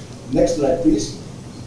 So, how this dashboard has been developed, shown in this nice picture. We have the soil degradation processes, and practically we speak about soil erosion. All the process of erosion is water, wind, tillage, harvest, and post-fire recovery, stabilization, the compaction, the loss of soil organic carbon, the loss of organic soils leaving the pit of degradation, the nutrient, the problems we have with nutrients, which means phosphorus excess, phosphorus deficiency, or nitrogen surplus. Of course, the loss of biodiversity, and in terms of pollution, we have a quite complicated, more complex indicator, which includes different heavy metals. And finally, we have assessed as well the soil seal. Next slide, please. So, a recent work based on this was just published last week, is to assess the land degradation in the EU. So, major part of those indicators have been reused in order to do this work. Because it's the first time the land degradation of EU level, which combines the soil degradation indicators that are parts coming up from the dashboard, plus groundwater decline, aridity, and vegetation degradation. And this shows that our focus is mostly on agricultural lands, that 80% of agricultural soils in non-healthy condition according to this what has been published in collaboration with many different points in Europe in nature communities. Next point, and among them is the soil issue, the carbon removal certification, the nature restoration law, the development of a clean soil outlook. Of course, we work for the company to provide different indicators, and the fund to form. Next slide, please. But very important to, and very relevant to the work that we do and to this workshop is that what we do as well to combat the certification in the EU. You may know that in 2018 the Court of Auditors did a very important assessment to understand what they do and what the member states do for this certification. And unfortunately the results were very poor because it shows that the European Commission, both the European Commission and the countries did not address this issue quite in a more concrete way. So we know, we have experienced during the last 2-3 years the increase of droughts, aridity, and less precipitation, particularly in our region, Italy, Greece, and Spain, and these effects are particularly in the Mediterranean basin. Of course, the steps, as I said before, have limited steps in the European Commission member states, and the European Court of Auditors recommended EU legal framework for soil. That's why came later the soil structure and of course the proposal of soil monitoring law, but also recommends us and the countries to take specific actions towards land degradation neutrality by 2030. And one of those actions is that the EU will declare itself as a party affected by desertification. But we work towards this issue. Next slide, please. Of course, we are a research organization, and here we produce research, and proud that last year we have produced more than 46 publications with a small group of 10 people. We co-host also PhD students, and we also implement novel approaches and interesting research approaches in the context of soil mission related to soil monitoring and new methods of data acquisition and metrics of indicators. We start having close collaboration with the first soil mission projects that are running, like IFO Soil Health, ICEMAX, Soil Life, ECO, ARC, etc. And at the end, the EOSO is foreseen as the beneficiary of those research activities within the soil mission. Next slide, please. So, some interesting results coming from our research is this work that has recently been part of soil organic carbon. And of course, the picture is much different in different regions of Europe, but this should be taken into consideration. Next slide, please. We have also developed new assessments in soil biodiversity. So, part of Lucas has been indicated in soil biodiversity. We have a module there. Around 1,000 samples have been analyzed for DNA. And recently as well, we addressed this issue and we published important works on how biodiversity increases with land desertification, the important, the role of pathogens, and what is the effect of soil properties, and what is the effect of climate in this biodiversity assessment. Next slide, please. So, works as well have been done, as I said before, in relation to soil organic carbon, to soil erosion, which is my preference, but we have done quite important adjustments here, and of course, in improving the phosphorus budget and the nutrients budget of the EU, because it's something requested within the output. Next slide, please. So I'm going towards the end, and here I should mention that an important aspect in the agenda, in the policy agenda, is the the soil bill for Europe. I mean, the soil is one of the 5 missions, and there we have as a goal to establish 100 million plants. The soil mission has this 8 objectives. You may have seen this quite a lot, and these 8 specific objectives. Among the 8 specific objectives, the first one is of course to reduce desertification. Others should not be like prevent erosion. Next slide, please. So you have seen that. You may know that the mission of every year publishes a call for proposals. 2 weeks ago we published the call for proposal for 24.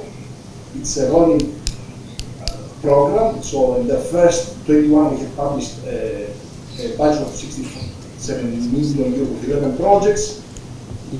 Now we reach a budget of 135 million and we fund 13 projects, so it's kind of cumulative and quite an important business. Next slide, please. So practically, if we want to see how the framework of soil protection is framed, in this slide you can see the policy framework on the left, and we have the EU soil strategy, the soil monitoring law. The second part of the puzzle is the EU soil observatory, which means knowledge management, policy support, monitoring, data, and legacy repository. And the third puzzle is the mechanism, and I mean the funding of research, which has to do with the soil mission and citizen engagement. Next slide, please. So here we show a roadmap how we started in 2012 with the, I mean, as that was established before 2012 we had the first products. Till 23 we have done a lot of in-house work. We have produced, we have established and populated the soil health dashboard. Now the first soil mission projects are coming on board.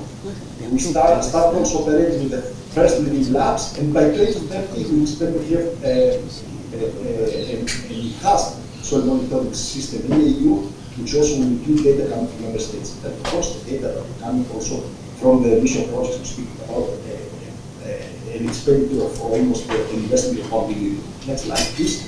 So about citizen engagement, here we are. I mean, we are also going different workshops with some. In different conferences, we have a newsletter, important works with the atlases, but also we promote the soil manifesto. We do also online work with the EOS. Next slide, please. So an important, the 5th objective, which is also important, is the stakeholder forum. I mean, how we interact with our stakeholders. We have done 3 forums, 21, 22, 23, more than 1,000 participants. In each of these, 70 presentations, and of course we have 6 working groups, and every year we publish this interesting report, which is a nice bulletin summarizing all the work that we do in the EOSO. Next slide, please. So, last slide, what is next in EOSO is to produce the report for the state of European soils, something that it's every 5 years takes place for the EA to show where we are with our soils in Europe. Of course, this will contribute as well to the 10 years report that FAO is preparing for 25. We are moving towards a new Lucas, because 2.0. Of course, our ESDAC is going to be transformed in the EU soil health portal. We developed many assessments on biodiversity and microbial resistance. Of course, integrated assessments of soil biodiversity and pesticides. Soil fertility report, important that we try as well to develop an in-house for the Commission on Degradation and Desertification methodology. Soil organic carbon assessment, of course, innovative soil health assessments. I was rushing quite a lot. Next slide, please. I finished. I hope I was on time besides the technical issues.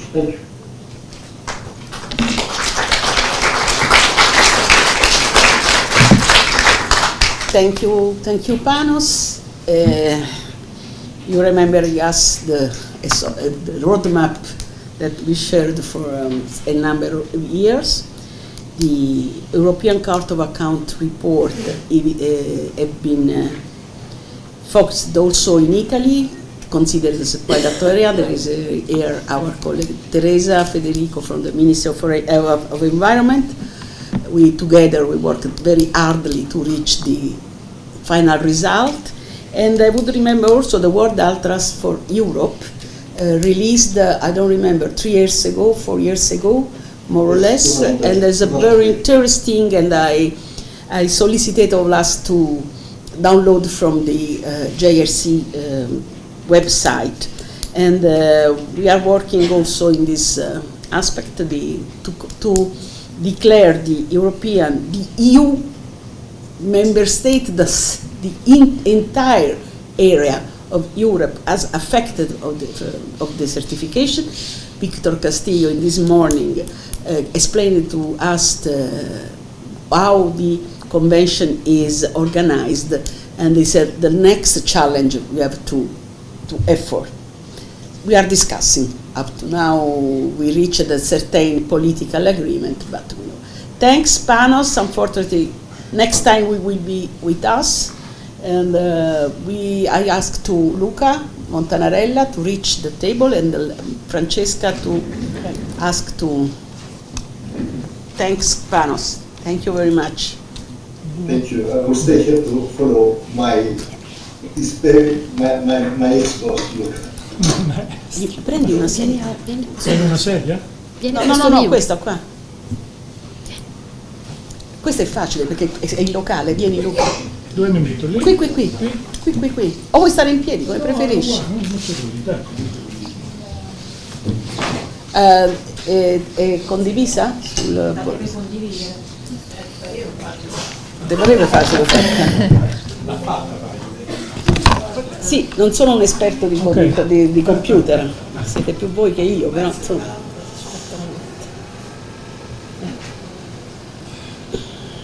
Non si riesce.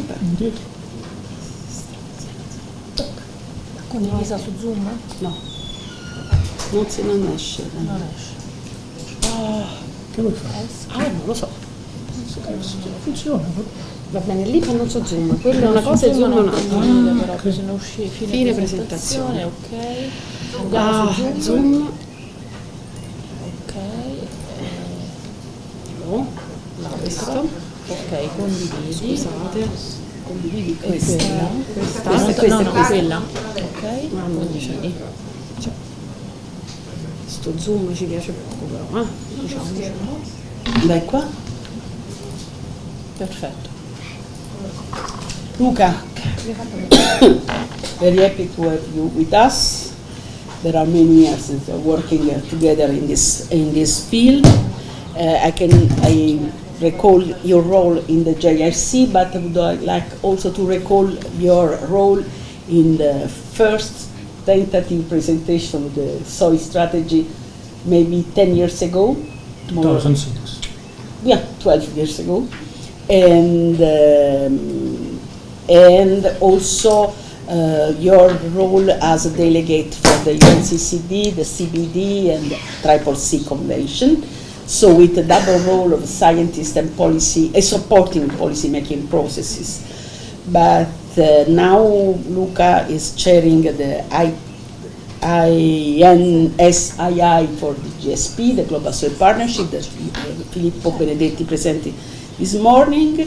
And he coordinated also the IPBES assessment on report on land degradation. That is still a relevant document to be taken in consideration, together with Robert Skoll and Anastasia Brenic. And finally, Luca won the Glinka Prize in 2020. Glinka Prize is the most relevant prize for the soil scientists. So we are very, very proud to have you with us. And please, let's go with the presentation. You can. Thanks a lot, Anna, for the invitation and for the introduction. And good afternoon to everybody. Thanks for having me here. I don't know if everybody can hear me. Or is it okay? Is it working? Is it fine? Già acceso. Funziona male, può usare il mio.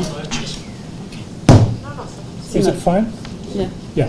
So thanks a lot for the invitation, and as Anna was saying, I will give a very short presentation here to you about research perspectives on land recordation and restoration. a little bit out of my experience, but also very much so from my experience in co-chairing the land degradation and restoration assessment.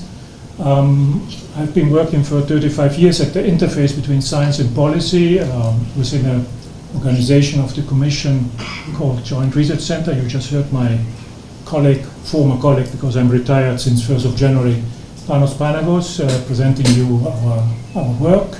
And it's a work where we are constantly faced... Sorry, Luca, yes? there is still a problem. Yes? Which is the bar? There. Let's call it the bar. Bar. The bar. Just the bar. And how you get it away? Miracles. The beauty of these hybrid meetings. Yeah, so what I was saying, I was talking about land degradation and restoration, which I think is the topic also of this meeting a little bit, if I understand well. So I was honored and also had the pleasure to co-chair together with my friend and colleague Bob Scholes, who unfortunately passed away a few years ago, this assessment done by IPBES. IPBES is the analog to IPCC. I don't know if you're familiar with science policy interfaces. The UN system has specific bodies that are in charge of being the interface between policy making and science. For climate change, this is IPCC, the Intergovernmental Panel on Climate Change. For biodiversity, it's the Intergovernmental Platform for Biodiversity and Ecosystem Services, IPBES.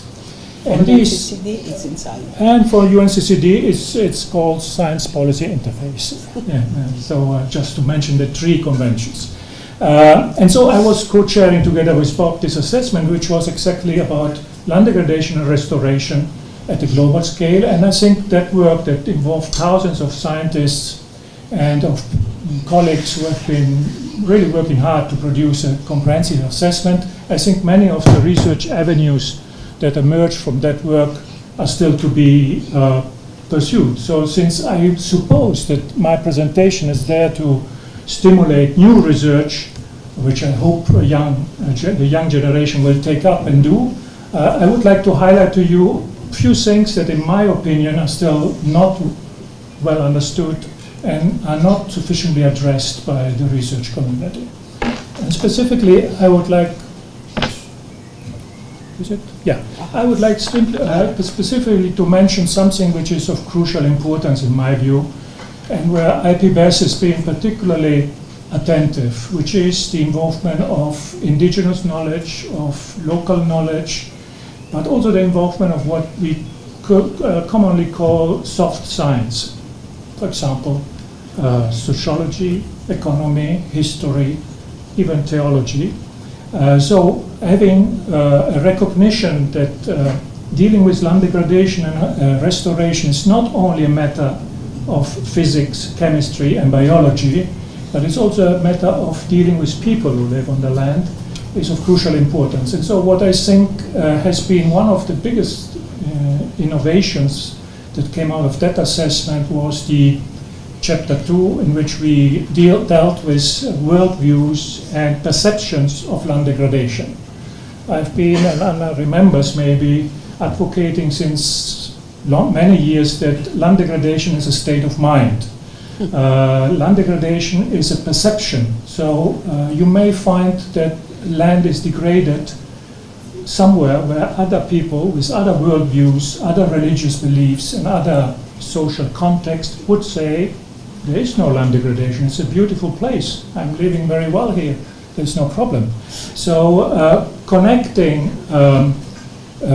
perceptions with worldviews, reality and hard data is still something that has to come. We see a lot of assessments done based on physical and chemical properties. You just saw the fantastic work that is done by my former colleagues in GRC about assessing land degradation in Europe, and you will find that, for example, Italy is heavily affected by land degradation due, for example, to erosion. We are the champions of soil erosion in Italy. But if you talk to the average Italian in the street, he will not perceive soil erosion as a particular problem of his daily life. The perceptions of the average Italian is probably a different one concerning land degradation, and I think that's an aspect that you need to take into account. Research is very scarce on that. The assessment contains few case studies. One of the things that is always mentioned in that assessment is an example of a landscape and the related perceptions. What you see in this picture is a typical landscape of the Midwest of United States. It's called the wheat basket of the world, is where you have the best done intensive agricultural system. Most of our daily bread comes from this type of systems. When you look to this landscape, the perceptions can be very different. Of course, an ecologist would say highly degraded, no life, just one species, Triticum species. But many tourists go there and find it fantastic to drive for hours across the Midwest of the United States. It's a fantastic experience. You go there, drive for hours, fantastic landscapes, beautiful sunsets and sunrises and things like that. A farmer will find this fantastically well done. A farmer will say, this is a tidy, well done agricultural system, no weeds, no parasites, no disturbing things, very high yields. And of course, the final user of the product, the baker, will say, I can do quite some good bread out of it. So there is here a list of perceptions of a certain type of landscape or land use, and a system of knowledge, norms, and values that interprets this into concepts that then are very different. So this is something that I think is quite innovative, and in my view, even though the assessment was published in 2018, so it's already some years ago, there's very little done to deepen the research into perceptions, into social norms, and into the connections with hard data and chemical and physical reality. Now, this also affects how we want to address land restoration, because when we have a degraded landscape, so on one side here you have degraded landscapes, and on the other side is the same landscapes after a restoration process. And the big question, if you start with restoration, is restoring to what? So what is, in your perception, a restored land? Is it that there are trees? Is it that there is some water? Is it that there are some well-kept farmscapes, landscapes that are used for farming? So it's still an open discussion what we want with nature restoration. By the way, one of the key topics of a recent debate in Parliament Council around the nature restoration law, but I don't want to talk about that. And this is, of course, meaning also how to reverse the process that has been documented into this assessment, where you move from the undegraded state, so a landscape which is having very high diversity, not only biological diversity, but also diversity in ecosystem services provided by that system. So the starting point, of course, this was a global assessment, so sorry if the example is from Africa, but my co-chair was from South Africa. And how you move then slowly towards a managed system where you lose certain ecosystem services, enhancing one single ecosystem service, which is food production, and you move from undegraded state to extensive agriculture to intensive agriculture, losing more and more the other ecosystem services and enhancing more and more the single service that is food production, until you may end, if you don't manage well, into the degraded state, which is the last status of abandoned and degraded land. Now the question is how you go back, how you move back from degradation to restoration. Do you want to go back into intensive agriculture, or you want to go back into extensive agriculture, or you want to go back into an undegraded state? This is still quite an open question in the research community. So let me conclude saying that once we go through Europe, or through Italy, or through any landscape, and you look out of the window, the perceptions may be very different. Some people look into the landscape of, for example, here we are in northern Italy in the Po plain, may say, very much degraded, a lot of land take by infrastructure, housing, urban expansion of good agricultural land. So this is a beginning of a degradation process. And I can tell you in Italy the debate around land take is pretty heated. But others may find this a beautiful landscape, well kept, excellent agricultural systems, very highly producing, well managed, side by side with urban expansion that is bringing economic benefit, is bringing employment, is bringing social benefits to many. So the key questions remains, there is definitely a detachment between what we discuss in many conferences and meetings about degradation based on our hard data and what the stakeholders, the local stakeholders particularly, perceive as degradation and non-degradation. So let me close saying that as being retired, I'm now happy to join charities and other initiatives that pursue what I just was presenting, so merging social science and economic and also psychology and other soft sciences with hard sciences. So the newly established Soil Health Foundation, which I'm very happy to be part of since a few weeks, is something that I think is this type of initiatives that can maybe have an impact and develop some change in the system. Thank you for your attention.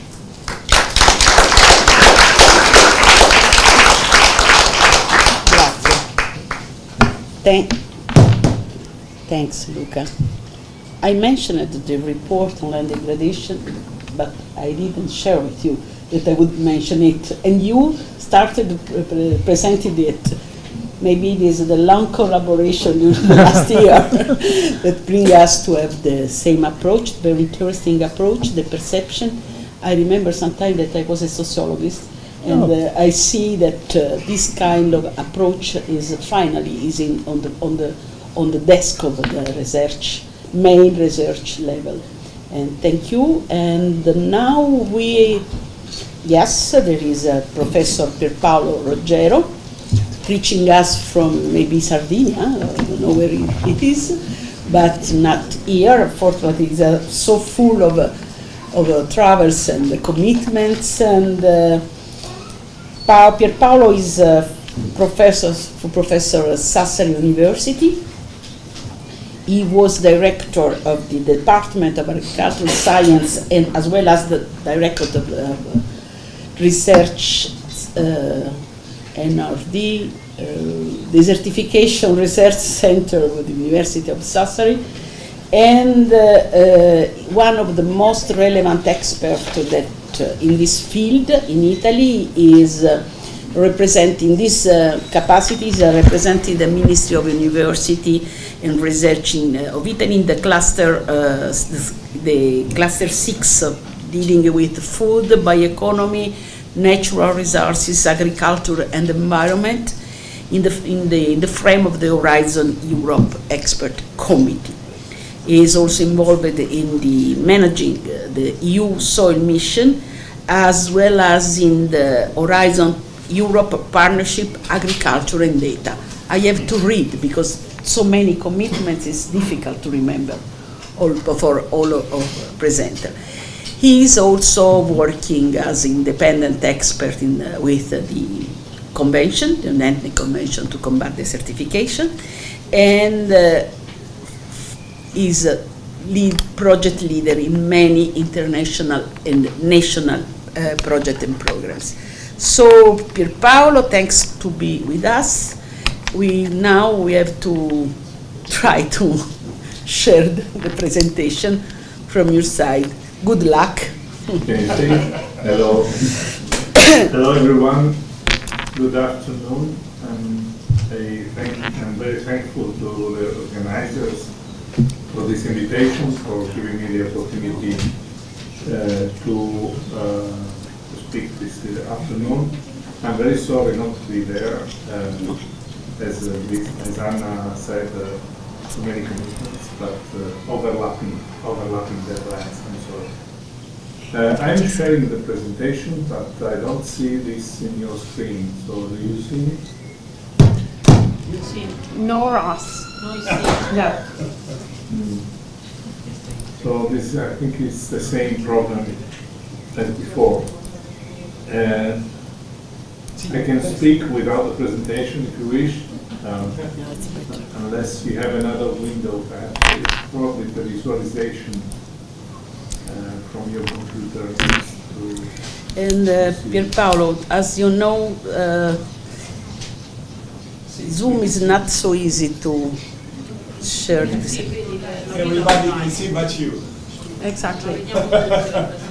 You were. Yes, perfect. Yeah. Yeah. So, what do you suggest? Should I go on? Vai sulla seconda. Questa? Oh, perfetto. Okay, now we have it. Thank you. That's it. So I'm here on as member of the Italian representatives of the Ministry of University of Research for the Cluster 6, together with Orto, which is the coordinator, and other colleagues from University of Bologna and Palermo, and also part of the team of Italian representatives for the soil mission with Angelo Ricaboni, which is coordinating, and Fabio Fava. So my presentation is to introduce and frame the European calls that are open now for the soil mission within the Cluster 6. I will not repeat what already Panos has said. So just to remind you that agriculture in Horizon Europe is framed within a cluster including environmental observation, biodiversity, oceans, food systems, bioeconomy, and circular systems. That's very significant because this means that the approach to agriculture, forestry, and rural areas should somehow consider also these various dimensions of our planet. Overall, Cluster 6 has 9 billion euros in the 7 years 2021-2027, and the Cluster 6 program includes co-funded the European Partnership and also the European Mission. The Cluster 6 is feeding and is somehow fed by the policies on the European Green Deal. So several policies ranging from pollution to protecting nature, from farm to fork and so on. And this is also a synergy by design with many European initiatives, including the European partnerships, the missions, the KICS, and so on. For the Cluster 6, we have at the moment some 972 million euro as budget in 7 different groups of calls. Of these, 451 proposals have been received and evaluated 420, and the success rate is about 31%. So of the proposals received. The success rate is relatively low for Italy, for instance. But as you see, there is somehow a proportion between the proposals evaluated and the proposal main listed. You see the success rate is between 25 and 45%, depending on the nation. These are single stages proposals. Single stage. And we can also see that Spain and Italy are those who are presenting the higher number of proposals, even if Italy probably has a lower success rate. Talking about the European mission on soil, I just would like to remind that this is an initiative within 5 missions, so including cancer, climate. So soil for the first time, as Panos was saying before, is really at the focus of European research. It's the first time ever that soils have this priority in the process. I remind you that there are calls for proposals open in 2024. The opening date was a few days ago, on the 8th of May. They will be closing on the 8th of October 2024. The mission goals are mainly these 8 topics, from reduce to desertification, conserve the carbon stocks, stop soil sealing, reduce soil pollution, prevent erosion, improve soil structure and enhance soil biodiversity, reduce the global footprint on soils, and improve soil literacy. So this is in close collaboration with the European Soil Observatory and the European Soil Strategy, as mentioned by Panos. There are, at the moment, several projects already ongoing. The mission overall has a budget of 435 million, of which we already have three calls, and the 2024 are open now. There are several ongoing projects. I will not list them all, but this means that the new initiative should somehow capitalize all these different initiatives and possibly network, because there is really a critical mass of researchers working on these topics in Europe today. I also remind you that on the 12th and 13th of November 2024 in Brussels there will be the European Mission Soil Week.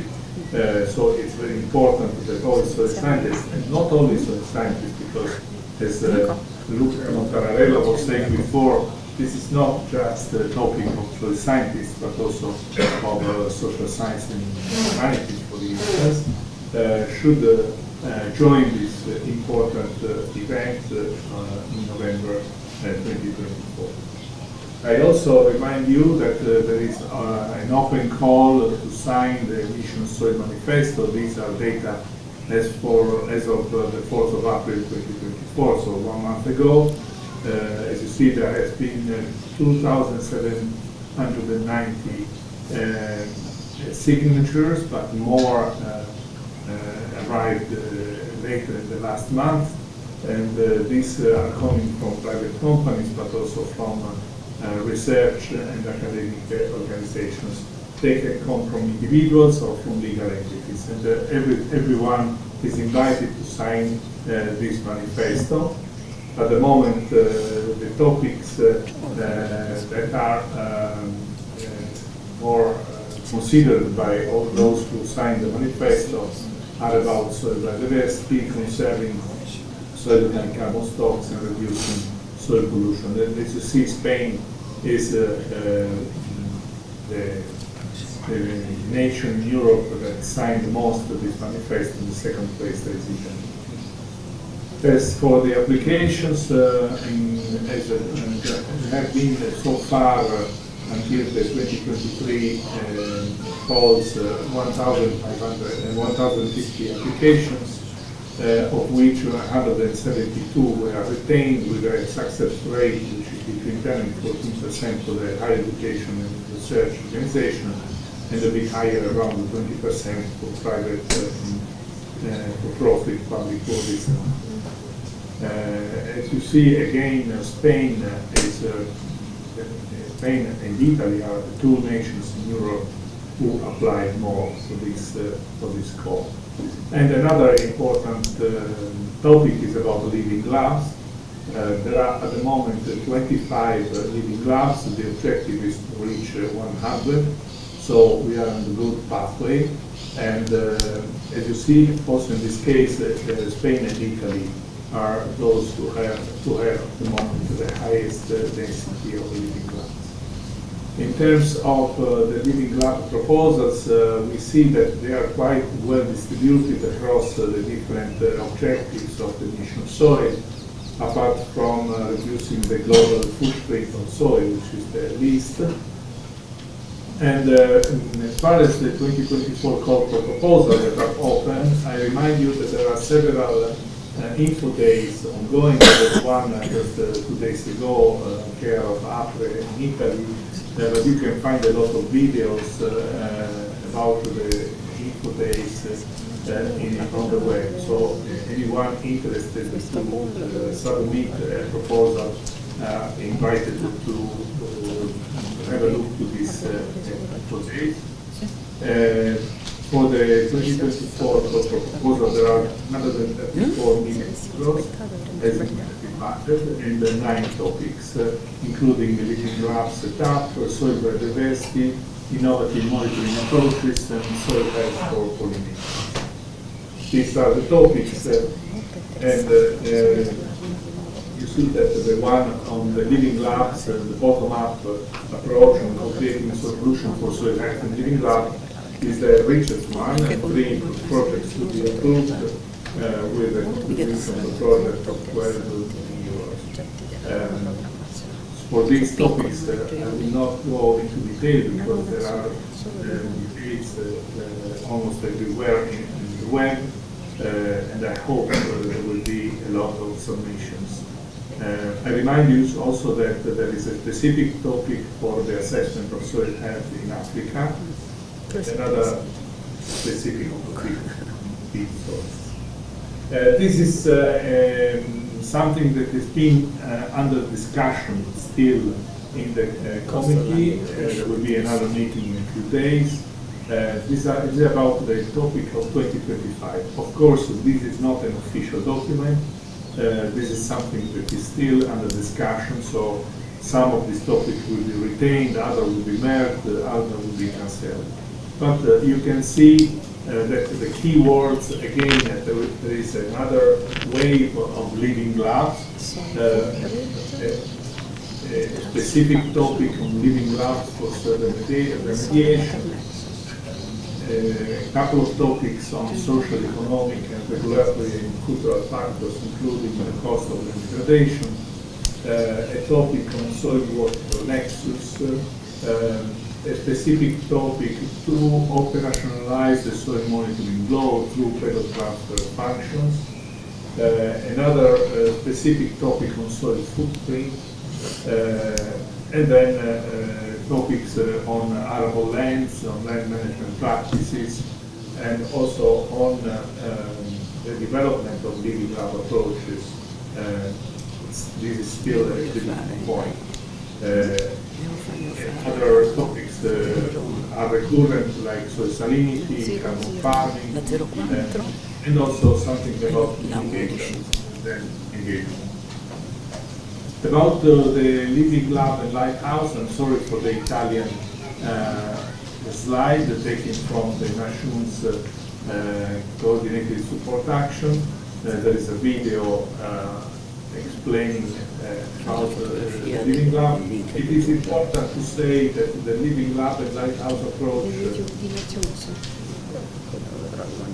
here, background voices, I don't know what they so the living lab includes monitoring, research and innovation, and soil literacy. And in the living lab, it's a learning space for involving researchers, but citizens, private companies, and entrepreneurs. It's very important that we consider a living lab as a multi-site, not just one site, but several experimental sites, and including also some lighthouses, which are local demonstration sites, possibly, for instance, in agriculture, they could be farms, but also other demo sites. and it's quite important that we don't consider the living lab just one experimental site. A living lab is a topic. It could be also cross-boundary, which means across regions and also across nations, and it's a space to combine scientific research, implementation, eliminate, and stakeholders. The Nashun project also provided a lot of fact sheet for the different domains of the living lab. You are invited to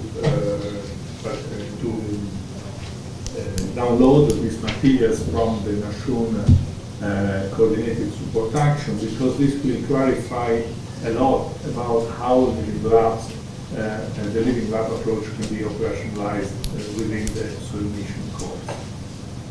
Also, I invite you to consider the capacity building events that are scheduled in June 2024 about the mission on funding opportunities on the 18th of June, on forestry, natural lands, focusing on Balkans and neighboring countries on the 20th of June, and on the co-creation methodologies for urban and post-industrial living labs on the 25th of June. There are several webinars, so in the Nashun's web site at this address, you will sure find a lot of information about this. So the invitation is that the higher number of researchers possible aggregate to join this very important con. I stop here. I have several slides about the topics of the 2024 calls, but only in case there are specific questions, because that would be too long. So thank you very much for allowing me for presenting, for giving this presentation, and again apologies for not being there. Thank you, Pierpaolo. Thank you. There is a storm of information, hurricane of information about the processes on funding and promoting the research in the frame of the European Union. And it is also testify the attention that finally there is on the soil issue or soil-related issue. I was looking for the next year, for example, on the soil mission. Very happy to see that there is something on the cost or land degradation, something on the science policy interface, and maybe also a topic related on what Luca was saying to us on the social, economic, regulatory, and cultural framework that is very interesting and that maybe will help us to better understand what means the land degradation, what is the not individual, but the different perspective on considering land degradation. Thank you very much, Pierpaolo, and now I would introduce Luigi Di Marco. And now what I have to do here, because yes, please, could you please help us? Luigi, I met Luigi in the frame of the ASBIS, that is the Italy Alliance on Sustainable Development. There is a very innovative. No, nessuna presentazione, solo lui. Meno male. Sì, ma non così. Non c'è la presentazione. No, però. Ok. C'è il tappo, devo mettere il tappo? Esatto. Ok, lo posso mettere pure dal mio la sua faccia. Ok, mettilo lui. Scusa, devi mettere la sua faccia, il suo volto. Sì. Devi vedere lui che parla. Sì, deve vedere la sala, il che parla. Sorry for this another little step on the. We have to see the presenter. Okay. Luigi, in the frame of the ASVIS, there is the Alliance for Sustainable Development, made by a large number of organizations of civil society. There is a really new approach stimulating the adoption and the implementation of the Agenda 2030. He is responsible for the European Policy Observatory, so he is really well experienced on the European frame of these activities. Pierpaolo just represented us the rich panorama of the funding and supporting action for the research, and I ask to you to complete this picture. Thank you. Thank you, Anna. It works? Yes. Can you hear me? Yes, okay. Okay. Scusa, non si può vedere da vicino. Thank you, Anna. Thank you for works. Thank you for your invitation, and thank you to be part of the festival.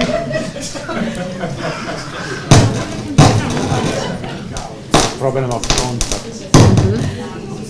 Please utilize this one. Yes, I switch to this one. Okay. That's good? Okay. Thank you for your invitation, and thank you to be part of the Italian Sustainable Development Festival that is promoted by the Italian Alliance for Sustainable Development that has visited them here representing to you. Well, looking beyond, because now we have to look beyond the Green Deal, because the Green Deal is over as the first priority of the Ursula von der Leyen mandates as President of the European Commission. But luckily we have a set of legislation tools that are not over. We need to follow up on what it is decided at EU level. And we have also the H Action Plan to 2030, Environment Action Plan to 2030, that reaffirm our long-term vision. Long-term vision and overarching goal that is living well within the planetary boundaries, to have a regenerative growth, to advance towards a well-being economy that gives back to nature more than it takes. That's why we absolutely need healthy soil policy restoration in place. Otherwise, we are not consistent with our long-term vision. That we can say it is the same that we agree at last COP15 coming Montreal. In the H Environment Action Plan to 2030, obviously, we are committed to strengthening research, mapping and monitoring. And well, it is important today, we already knew, but maybe it's better to focus on the human dimension of the challenge. And so to switch from humans are part of the problem or are the problem to human to be part of the solution. Part of the solution to give back to nature more that we takes. And so we need to embrace in the research the cultural and social dimension, not as an annex, but not separated. Exactly, not separated, but in its center. And this can be, I think, that have to be considered in the shaping the next generation of funds for research. Well, it's interesting to have the dimension of research is expressed in percentage of GDP. And we are at EU level in the average at 2.27% of GDP. We are competitors in the world that are beyond. Korea is 4.93, USA is 3.46, and China 2.43. We aim at 3%, but in itself, this is not so meaningful for us, I think. I don't know if you agree. Because it's important to have in mind where we aim for, and then money for research have to follow. Otherwise, we cannot match the goal to give back to nature more than it takes. And well, another consideration is where research is aimed at today. It's not only on healthy soil, on environment, we know, but we have introduced a tools that is a principle to respect, at least in Europe, that is the do not significant harm.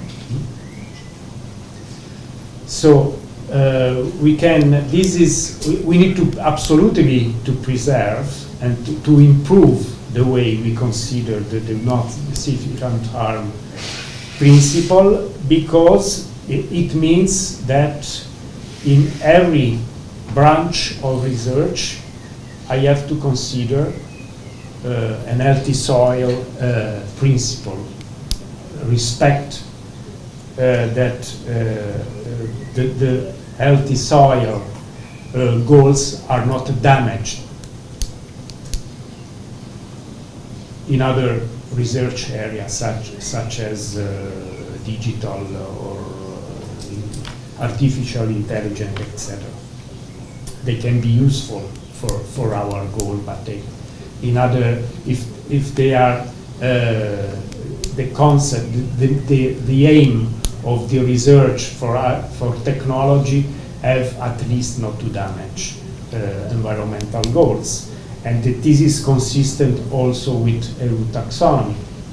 You know that all the topics included, environmental topics included in the EU taxonomy are consistent with healthy soil goals, in theory at least, because water pollution, biodiversity, climate adaptation and mitigation, and circular economy are all consistent with an healthy soil goals.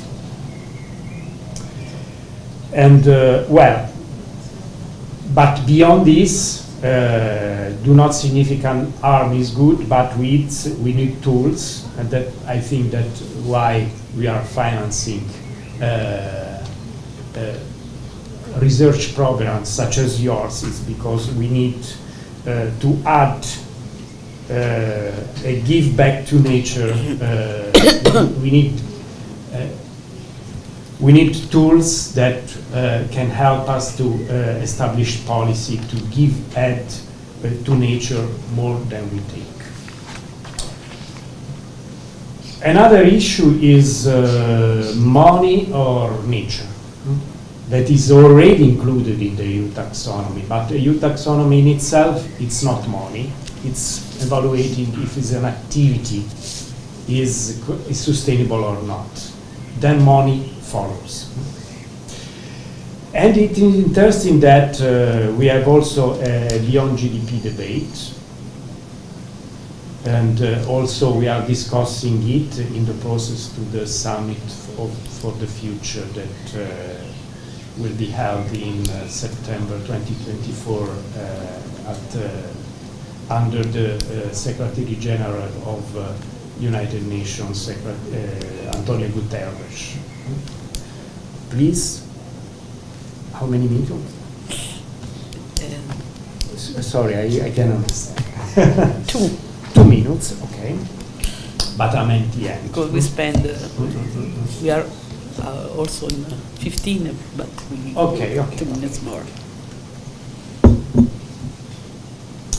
So we need, also in the perspective of GDP debate, we need to consider how to healthy soil and nature have to be included in a meaningful way, in a way that they are not GDP, the classical economic system in a silos, and another silos is economy, is nature, and another silos is social, but we need an interconnection way of thinking, so that money can be spent for nature and for social goals, to have an economic stability with a long-term vision.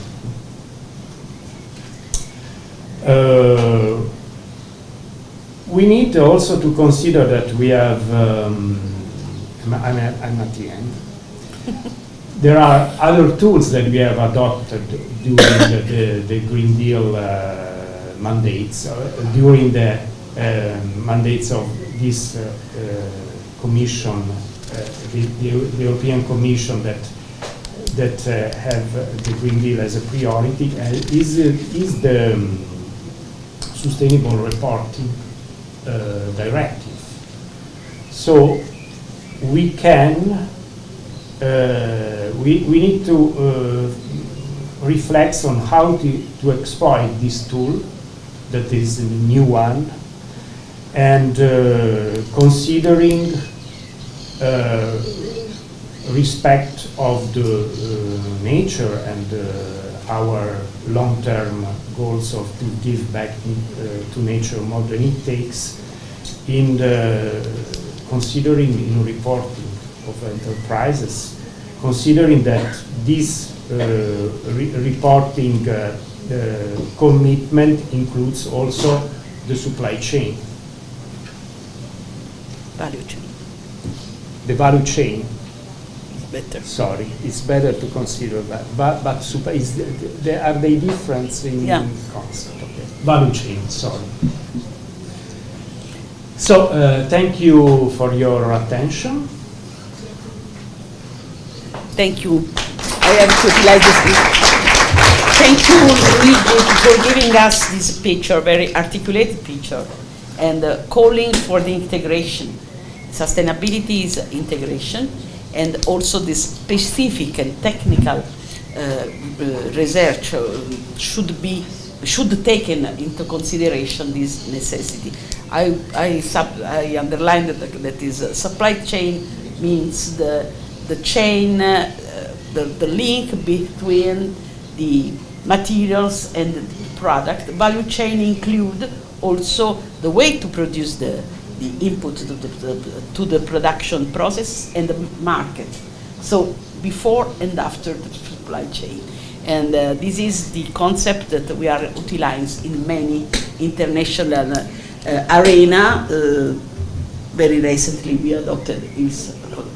Thank you, Luigi. Thank you, and following was what Luigi was saying, we will invite you to follow the activities of the Festival of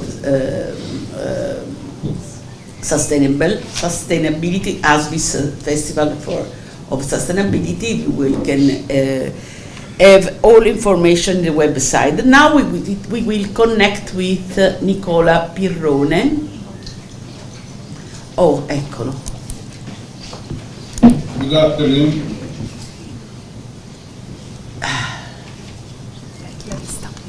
Hmm? Can you hear me? Yes. Yes, we can hear you, but Can I show the screen? Yes. Okay.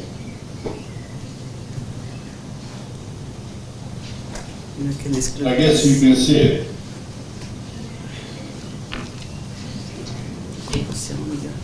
Yes, we are seeing you, we are seeing your presentation. Yes, we see it. Everything is okay?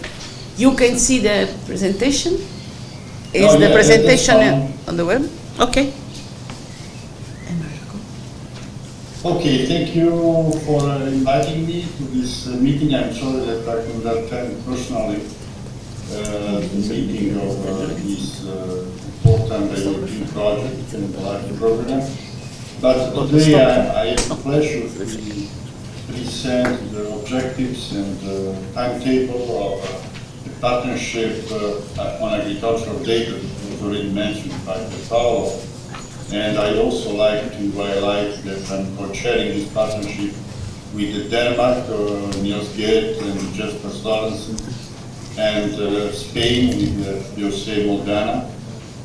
And having said that, so let's go to the general objective and domain of investigation. So what is this partnership is, the overarching goal is really to support the transition of European territory to sustainable agriculture and link this with the policy monitoring and implementation, having in mind, of course, the evolution of digital data technology and environmental observation and all the data that have been produced or will be produced in the coming years.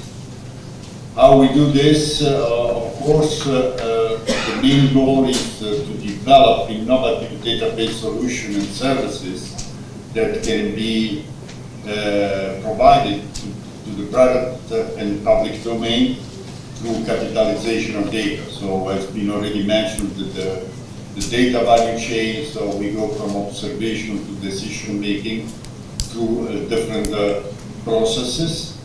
And of course, the domains that will be covered, this partnership is quite a multidisciplinary and a multi-domain partnership that involves technical domains, that includes all earth observation and environmental observation, including agricultural data.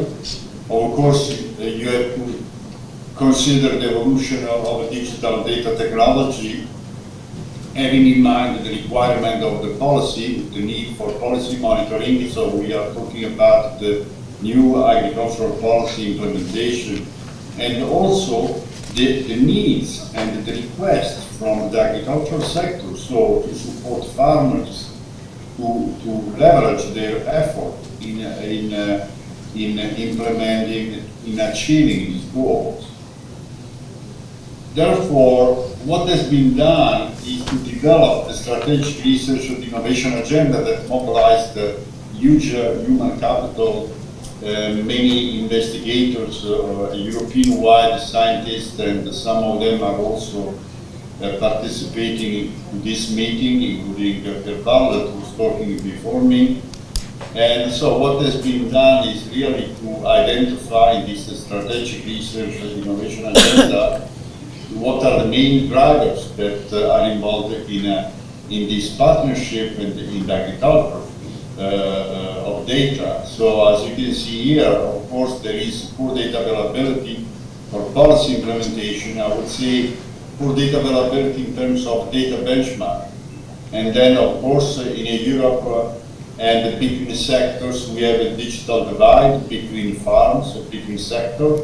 There is a very modest uptake of digital data technology and knowledge, and there is a low capacity to adopt and use big data with appropriate technology, and also a very low level of data interoperability. So the general objectives, I would say, overarching goal is really to enhance sustainability and productivity of agricultural sector, having in mind different policy agenda, like the 2030 agenda on sustainable development, among others, and then of course to strengthen policy monitoring and evaluation capacity. Of course, have been identified some specific objectives that the partnership would like to achieve through different goals that, as I will mention later on. And so among this is really to improve environmental monitoring capacity, boost the uptake of digital data technology, enhance the reuse of data. There are a lot of data out there that we have been gathering in the last 20 years on both environmental data, agricultural data, Earth observation data, but the capacity to use and reuse this data is still quite low. And then of course to favor, to enhance synergies between the different business sector, private and public, and then develop data-based solutions. So especially now with the artificial intelligence technology, to derive data-based solution is quite visible nowadays, and also to accelerate the way to get to the market with producing tools that are at high level of readiness, and then of course to support European governance and infrastructure. So what is the expected impact? Here we have identified some key expected impact. Certainly increase the synergy between different actors for database solution, increase the performance of agricultural sector. So means that to reduce also water footprint, carbon footprint, the use of fossil fuel in agriculture and so on. And enhance contribution to adopt sustainability ambitions, to achieve sustainability ambition, enhance the capacity to adapt to climate change, that as we know climate change is a big driver of many changes in different economical sectors, including agricultural sector. And then we have effective European structures and also to reinforce the capacity to do policy monitoring. That is the big puzzle that we have in front of us, and will keep us busy in implementing this SRIA for this partnership.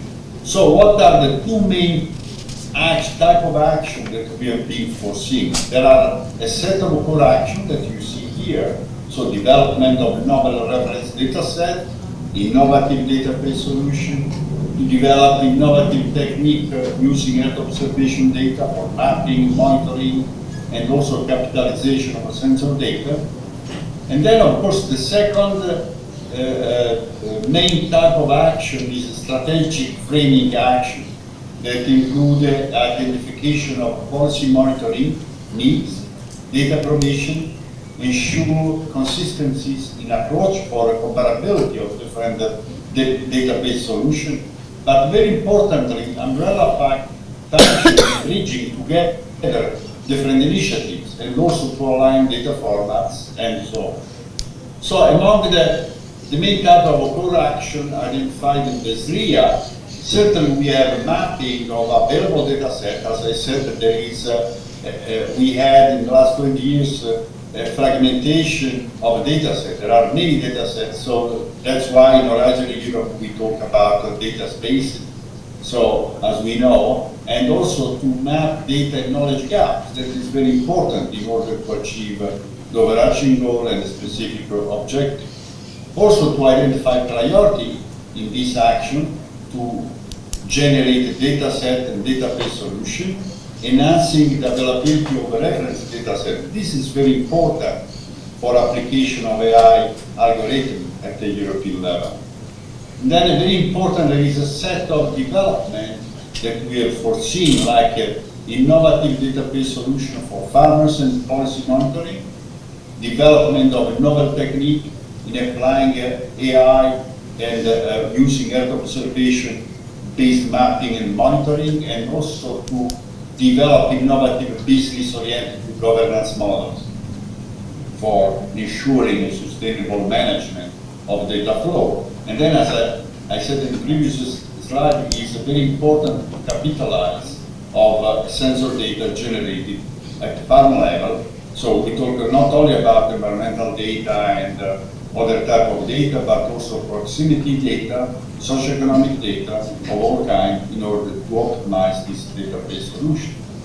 So on medium-long term, there is a need to do upscaling of pilots. So the partnership will include a set of pilots, demonstrating pilots that one of the goals is really to upscale horizontally and vertically this pilot, providing data services at a different level of decision making, as you can see, from farmers to administration to also the European level. So then building capacity to ensure end user uptake. That is a big limiting factor in Europe, but not only in Europe, to uptake, to use the knowledge and the tools that have been developed and will be developed to implement the Common European Agricultural Data Space, for example. That is a key.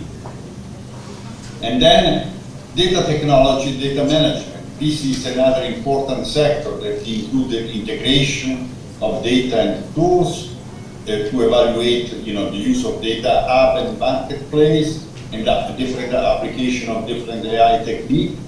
Then we have data-driven sustainable agriculture. This is another important subcategory that we have reported and highlighted in this area for decision support system, using different type of farm modeling system to assess performance, to evaluate different database solution, and also to evaluate solution that can really support the sector, different sector of agriculture, to adapt adaptation strategy, mitigation strategy for climate change.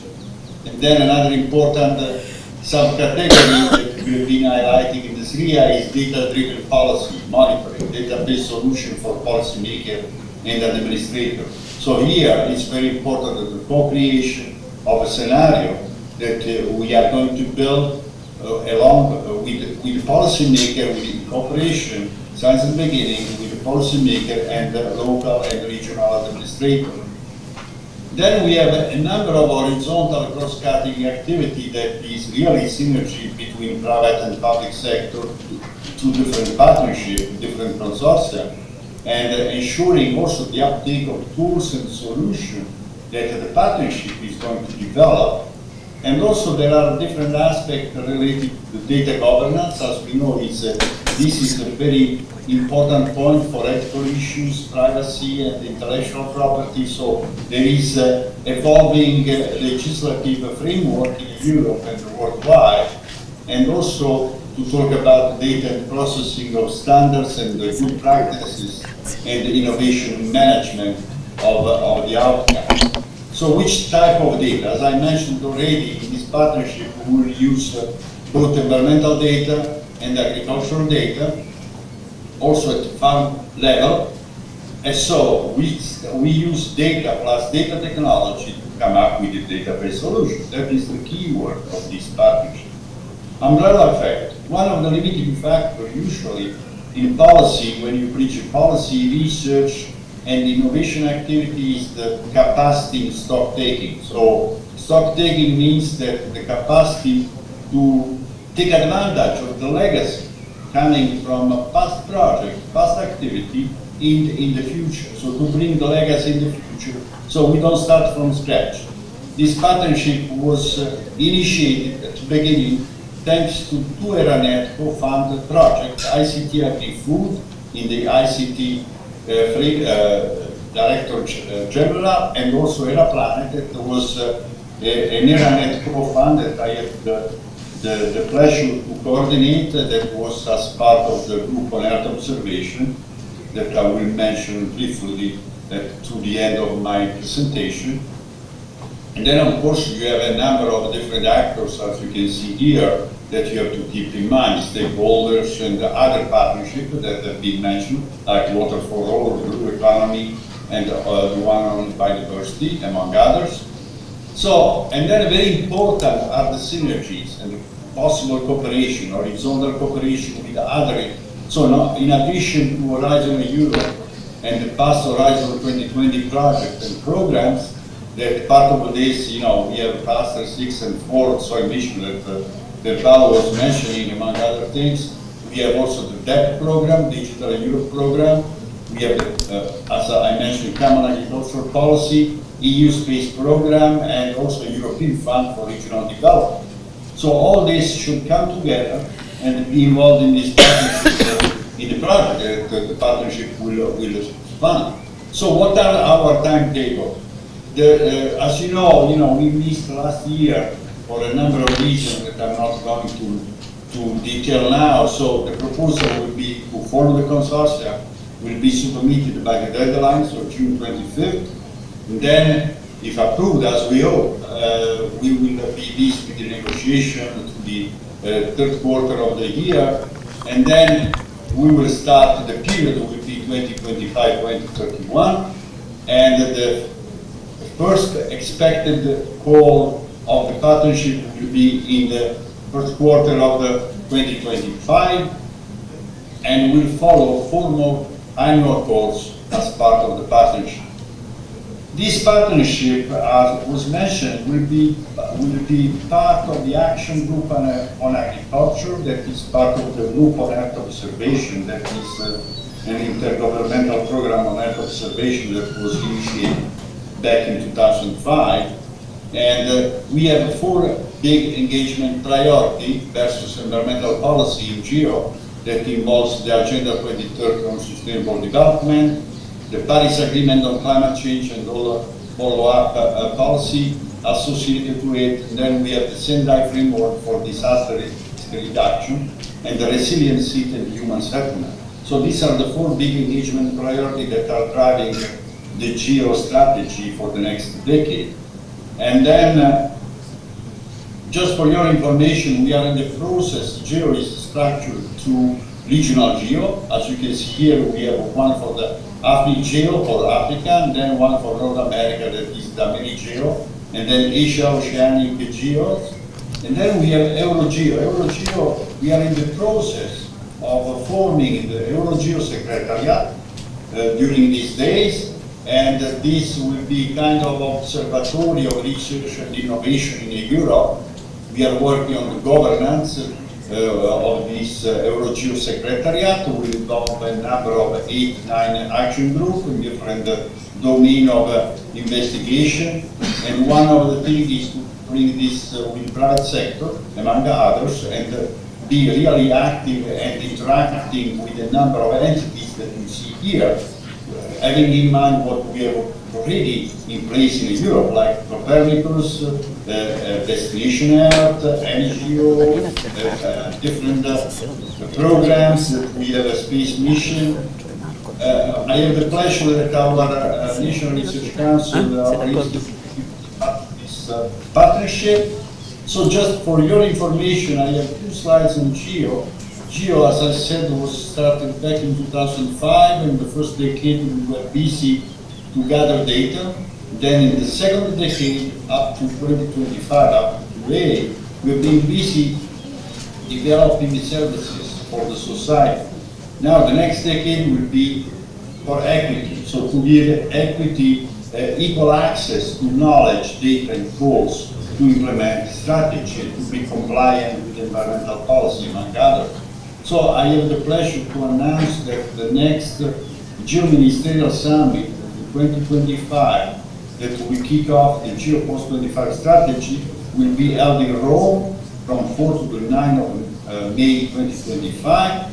The host will be an Italian Space Agency, and this is this ministerial summit is coming back to Europe after 20 years, because the last one was held in Brussels in 2005. That was the starting of this interministerial Earth observation program. So that was my last slide. So if you have any questions, I'll be happy to ask.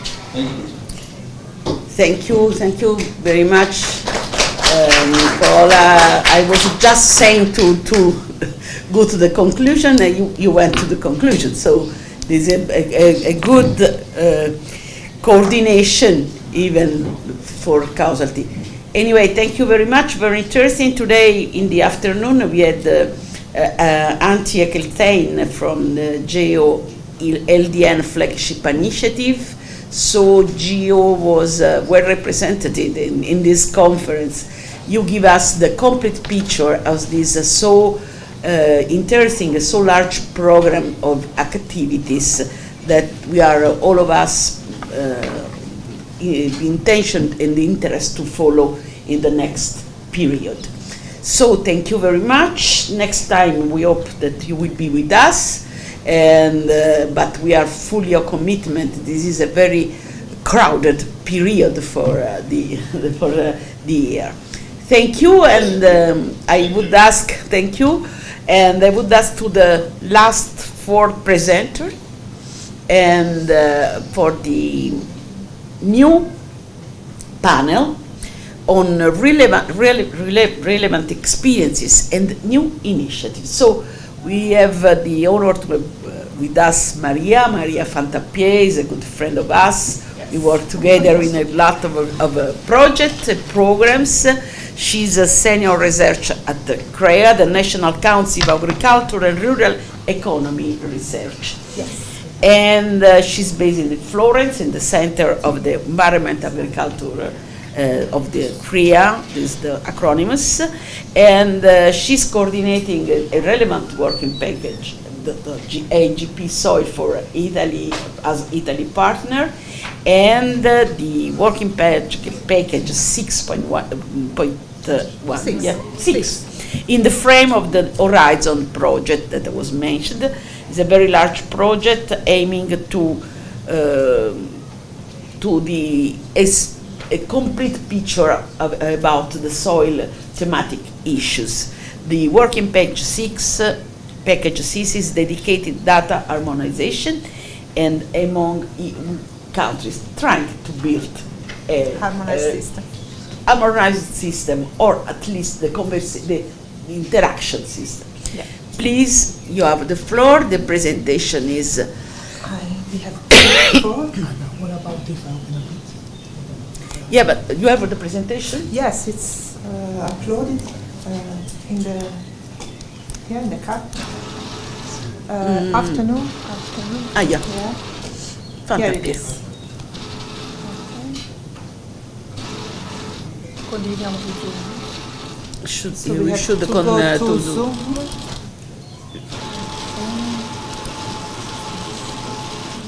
Then maybe this, yes. This one, yes. Condividi.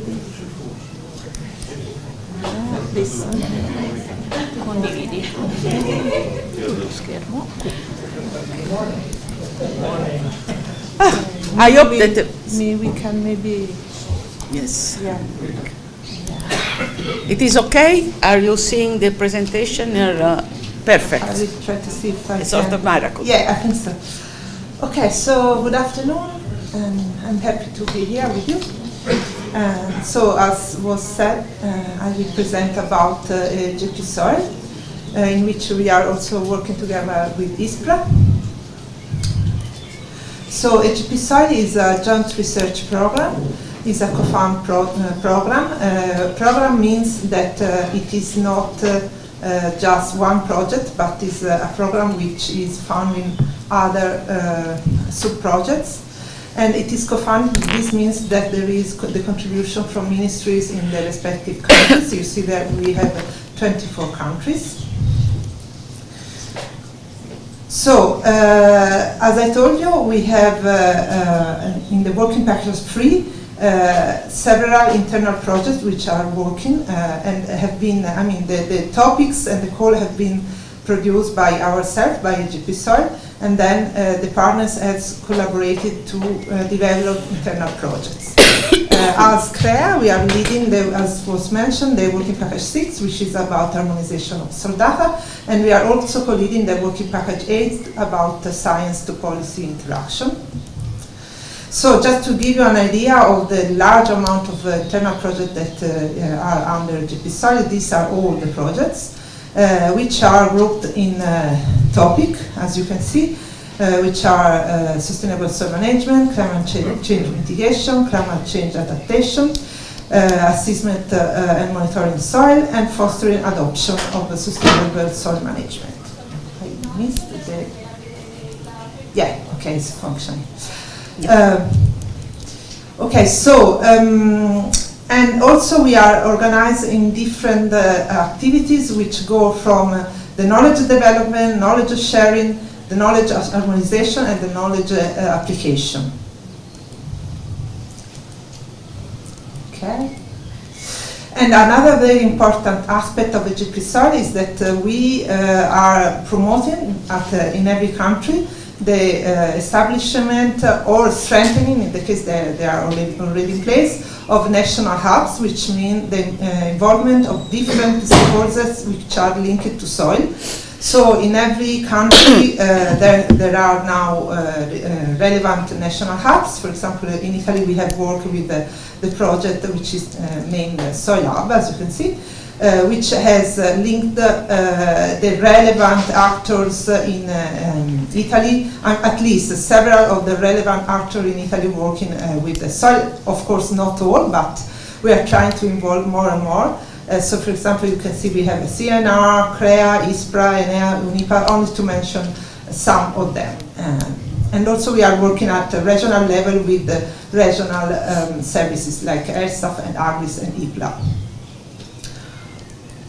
Okay, so one of the first activities done was to try to see which are the barriers and opportunities of soil knowledge to address soil challenges. So this was an interesting result that was obtained, which I have focused to you that there are different barriers and also challenges that have been defined depending on the different parts of Europe. So as you can see, for Southern Europe it was relevant to work for water storage capacity, soil sealing and erosion. So I think that this is really linked to what we are speaking today about soil desertification, because for sure the erosion and the water storage is really relevant in the framework of desertification.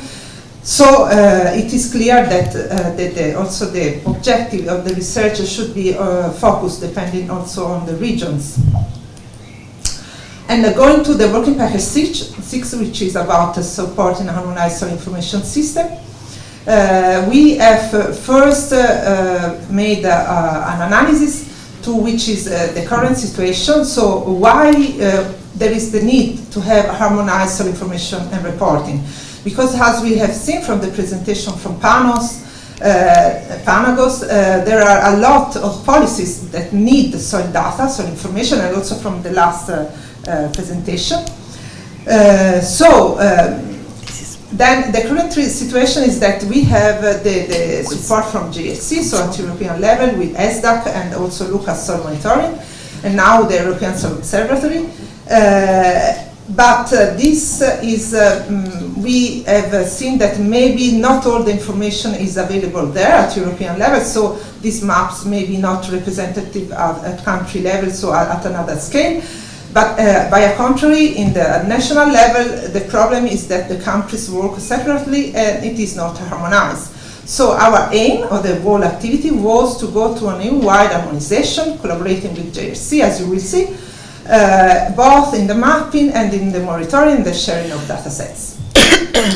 So, which are the principles? The principles are the FAIR principle, which I'm sure everybody of you know. So, to go forward, making data findable, interoperable, accessible, and reusable. I will not go into detail on this concept. And we have already produced, because we are at the 5th year of activity, so we have already produced, several deliverables. And we have worked in 4 different topics about standardization, production of basic strata, then monitoring, and then also proximal and remote sensing. So the first deliverable was a stock take of the current situation of soil data available in Europe. We have also produced a paper, which is in the European Journal of Soil Science. And we have found that there is really a need to harmonization, because, as you can see from this paper, we have analyzed that for every property considered for soil, each country adopts different methods for measuring, for analyzing. And so to use together these data sets, it is necessary to have an harmonization. So, but this is at least a stock take of the current situation. Then in the deliverable 6.2, we have done an analysis, a legislative analysis, which is the current situation by the legislative point of view. And we have found that there is very few data uploaded in the Inspire portal, unfortunately, for all our countries. We have done an analysis country by country on where to find this information, which is the contact point, and so on. And we have, sorry, maybe it's another slide, no. So I don't have this slide, but what we have found that especially for the data which is point data, I mean data with a specific coordinate, there are a lot of problems in the sharing, because we have found that this is linked, is perceived in the legislation, considered in the legislation as personal data of the farms, of the land owned by the farms. So we are trying to see how to overcome this barrier. And yes, we have also analyzed that there is the need to have some national coordination, because the data can come from different sources, from research academia, private, public authorities, and so for every country there is the need of coordination to define who is the officer, as was mentioned also this morning, so to have authoritative data at the end. And this is another very important also result that we have recently produced, which is a software framework for sharing information, at least in a standard format, following the Inspire legislation, so the Inspire UML model, which is aimed, and we are currently willing to have some capacity building on the user and what is behind the concept of this tool. Which can be used directly in QGIS, and it is very light and performant. As you can see, it can be directly uploaded in QGIS, and we have also performed some tools to use it and to upload data sets, having quality check for the data, so you will not be able to upload information which is not relevant, not possible. For example, for pH, it should range from 0 to 14. So there are also some tools for quality check in the data entrance. And so I will invite you to also look at in the GPSOL if you are willing to participate with this webinar and capacity building. And then we have also produced a geodatabase, a catalog, which is available on the GPSOL website, where we have uploaded all the information on the metadata of soil data that we have recompiled from all our partners. So if you go to this catalog, you can find all the information on soil that we have found available in our member states. But for sure, this is something that is a participatory catalog, so it's still to be improved, and we are asking to all our partners to add new information. So this will be for sure improved in the next year, and it was also taken by the project Soilwise, which is currently ongoing by the submission projects. So going further, I don't want to spend so much time, but this is also a very important concept I want to tell you. The difference between standardization and harmonization. So for standardization, you need to make explicit how you measure the data, so how you produce the data, so your standards. But then when you know everything about your data, if you want to use together, you have to develop methods to harmonize the data. So this is the difference of the two concepts. And so we have seen, for example, in the monitoring, that every country is applying different protocols for monitoring, as you can see. Some countries use layers with different depths, some other horizon, and so on. So the problem, how to use together. We are currently ongoing an activity in collaboration with the GPSOL. We have participated to the Lucas 2022 campaign in our countries. So a number of samples have been double sampled and currently have been analyzed by our national laboratories and will be analyzed by JRC.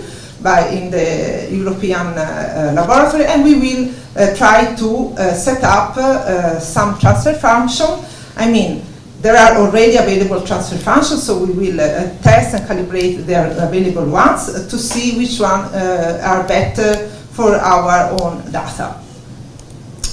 And we are also ongoing with a mapping at European level, which is quite interesting because we are trying to see what happens if we use only our own data sets or together our data sets with the Lucas data sets and with national or European-wide coverage. So this is a mapping activity which is ongoing, by which we want to test which is the best solution to produce both EU-wide maps, which are accurate but also have no problem at the border between countries and can use all the information available at country level. Because the problem with the JRC is that they cannot have access actually to all the information available at national level. Then the last thing I want to speak about data sets is that we are also working on the indicators. So we are, how much time I have? 3 minutes, okay. I will go very fast. That we have also selected the main property that we think are valuable to be monitored for indicators of health, and these actually are also the ones that are currently present in the soil monitoring law. This was before the monitoring law, and we are collaborating also with colleagues from ISPRA to analyze the indicators present in the soil monitoring law, and we have also made some suggestions on specific indicators. I will not enter into detail, but I want just to show you about biological indicators, which maybe are one of the most tricky ones, in which we have defined some kind of recommendation on the ones to be used to both have functional indicators and structural indicators, so of biodiversity and also on the function of organism. Yes, and also we have worked on the topic of triggers and target values, which is another relevant topic. And yes, the last slide I will go very fast because there are a lot. I only mentioned to you what is done in working package 6, but as I told you, in the GP soil there are a lot of projects. Everyone produces interesting results, so I cannot show you everything. But I want also I will share with this presentation. So after the program, people can go inside of these slides about some of the relevant results. I will only show you which one. So we have for Carbosec, there was an analysis on the baseline, the concept of baseline, which is really relevant now, how to define the baseline. So just to tell you that depending on the climate change, the baseline will also change. So we could have that the carbon stocking will not be really a carbon stocking, but only an avoidance of loss, so a reduced loss of stock. Then there is an analysis of the trade-off on the carbon sequestration depending on the practice and the different kind of greenhouse gas emissions, and then also about practice on water regulation. Okay, so on mitigation and so on. So really I will not go into detail on all these results, but I will share with you this presentation, so you will have this. Yes, this is very interesting about carbon farming. There is also a tool where you can go to see the voluntary scheme for carbon farming. Okay, and this is also relevant that there was a metadata on the different long-term experiments available in Europe, which is also available online. And there have been a lot of webinars which are currently available on YouTube. This one was chaired by our colleagues from ISPRA on land liberation.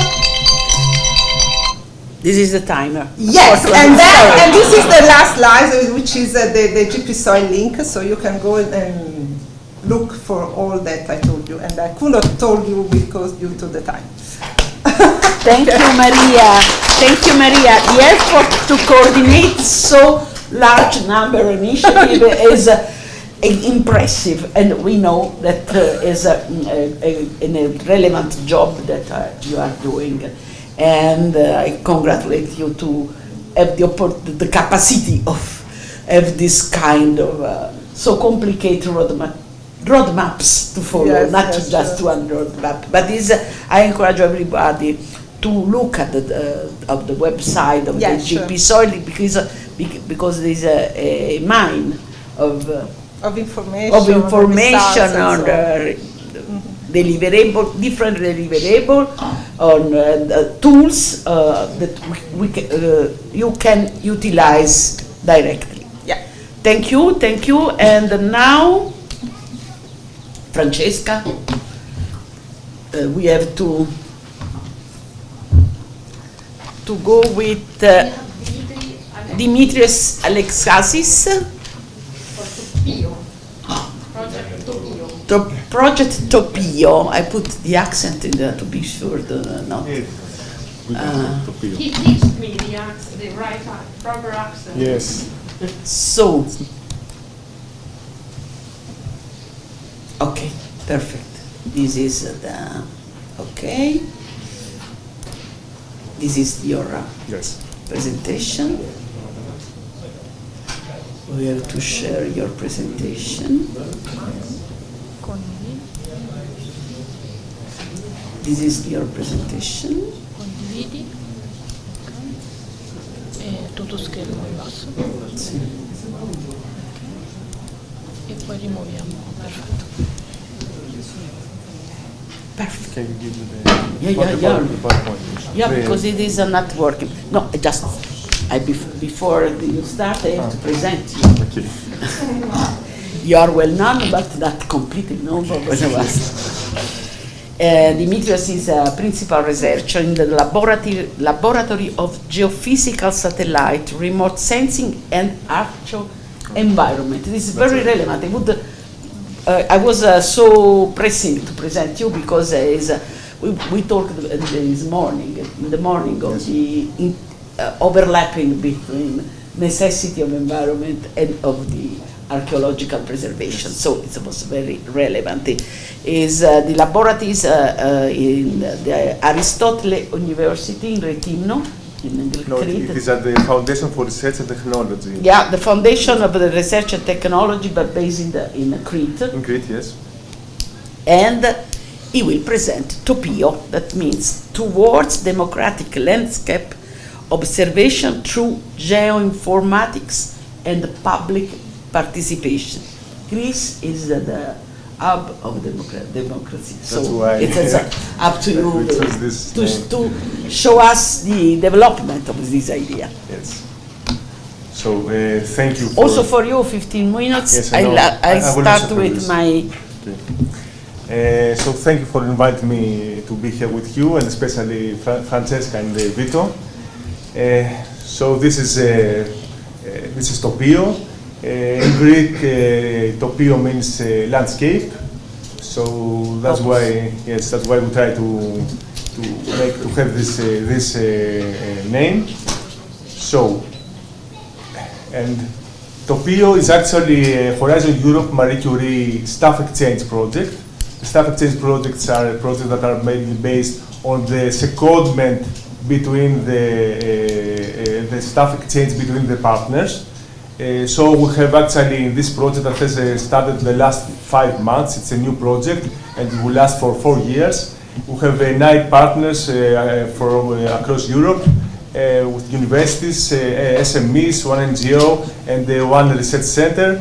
I'm actually coordinating this project with almost 1 million euros for all the partners. So, as you already heard, I'm coming from Forth. We are one of maybe the biggest research centers in Greece. Our headquarters are in Crete. We have 10 institutes in Crete, but also in mainland of Greece, in Athens, Patras, and North Greece. But my institute is at Rethymno. It's the Institute for Mediterranean Studies, and we work there. There are colleagues that work in Mediterranean history, but our laboratory focus on, we have long-standing experience in geoinformatics technology for monitoring environment and also in cultural environment. but also we have a lot of experience in soil monitoring, soil salinity monitoring. But now we're going to talk about Topio. So the aim of Topio and the whole idea is to combine citizen science, policy outreach, AI, and public participation GIS approaches with the assistance of Earth observation, because the core of our research is Earth observation GIS and general geoinformatics, in order to find a common ground to involve both scientists and public and people in a bottom-up approach for implementing the European Landscape Convention in Europe. So, why landscape? Landscape is an important part of the quality of our life, either in urban areas or in rural areas, either talking about high-quality landscapes or degraded landscapes. This is something subjective, and in this project, we will try to make an effort to make an objective assessment of the quality of the landscape. And as far as I remember, Dr. Montanarella, he had the same question about the landscape, if it is nice or not, and who is going to assess the this? perception. The perception, yes, yes. So landscape plays an important role in the cultural, ecological, environmental, and social fields. Of course, it's a source of economical activity. It creates jobs, contributes to local cultures, to natural and cultural heritage, and of course to human well-being.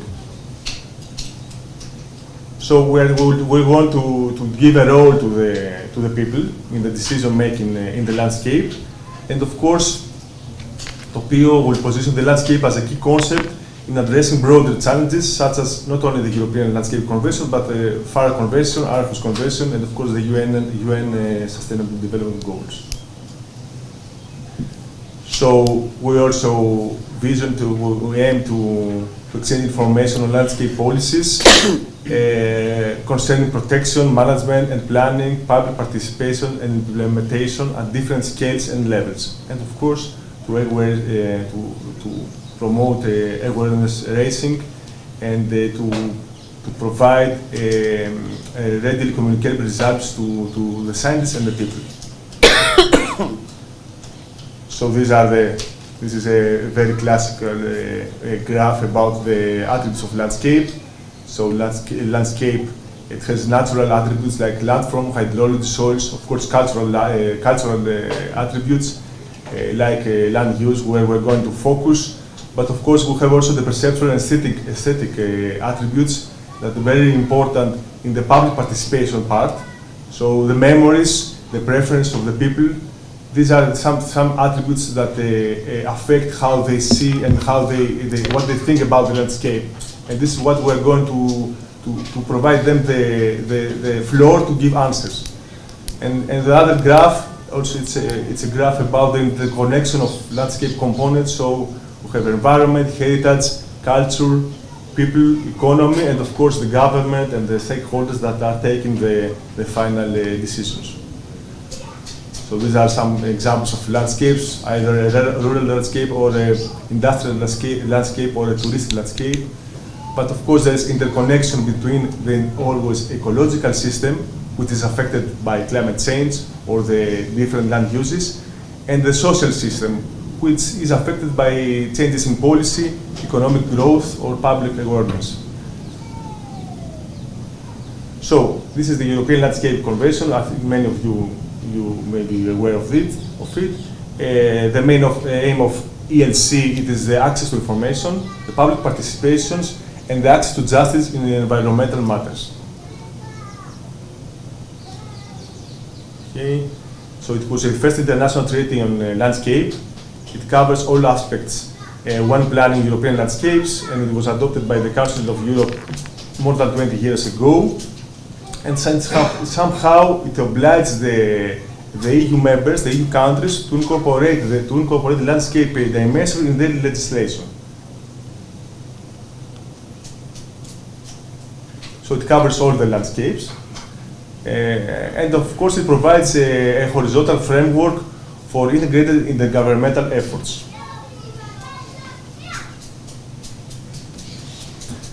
So in this diagram you can see 12 things to do that will make a reality of the LC, because although more than 20 years have passed, the LC is not actually applied in the EU states.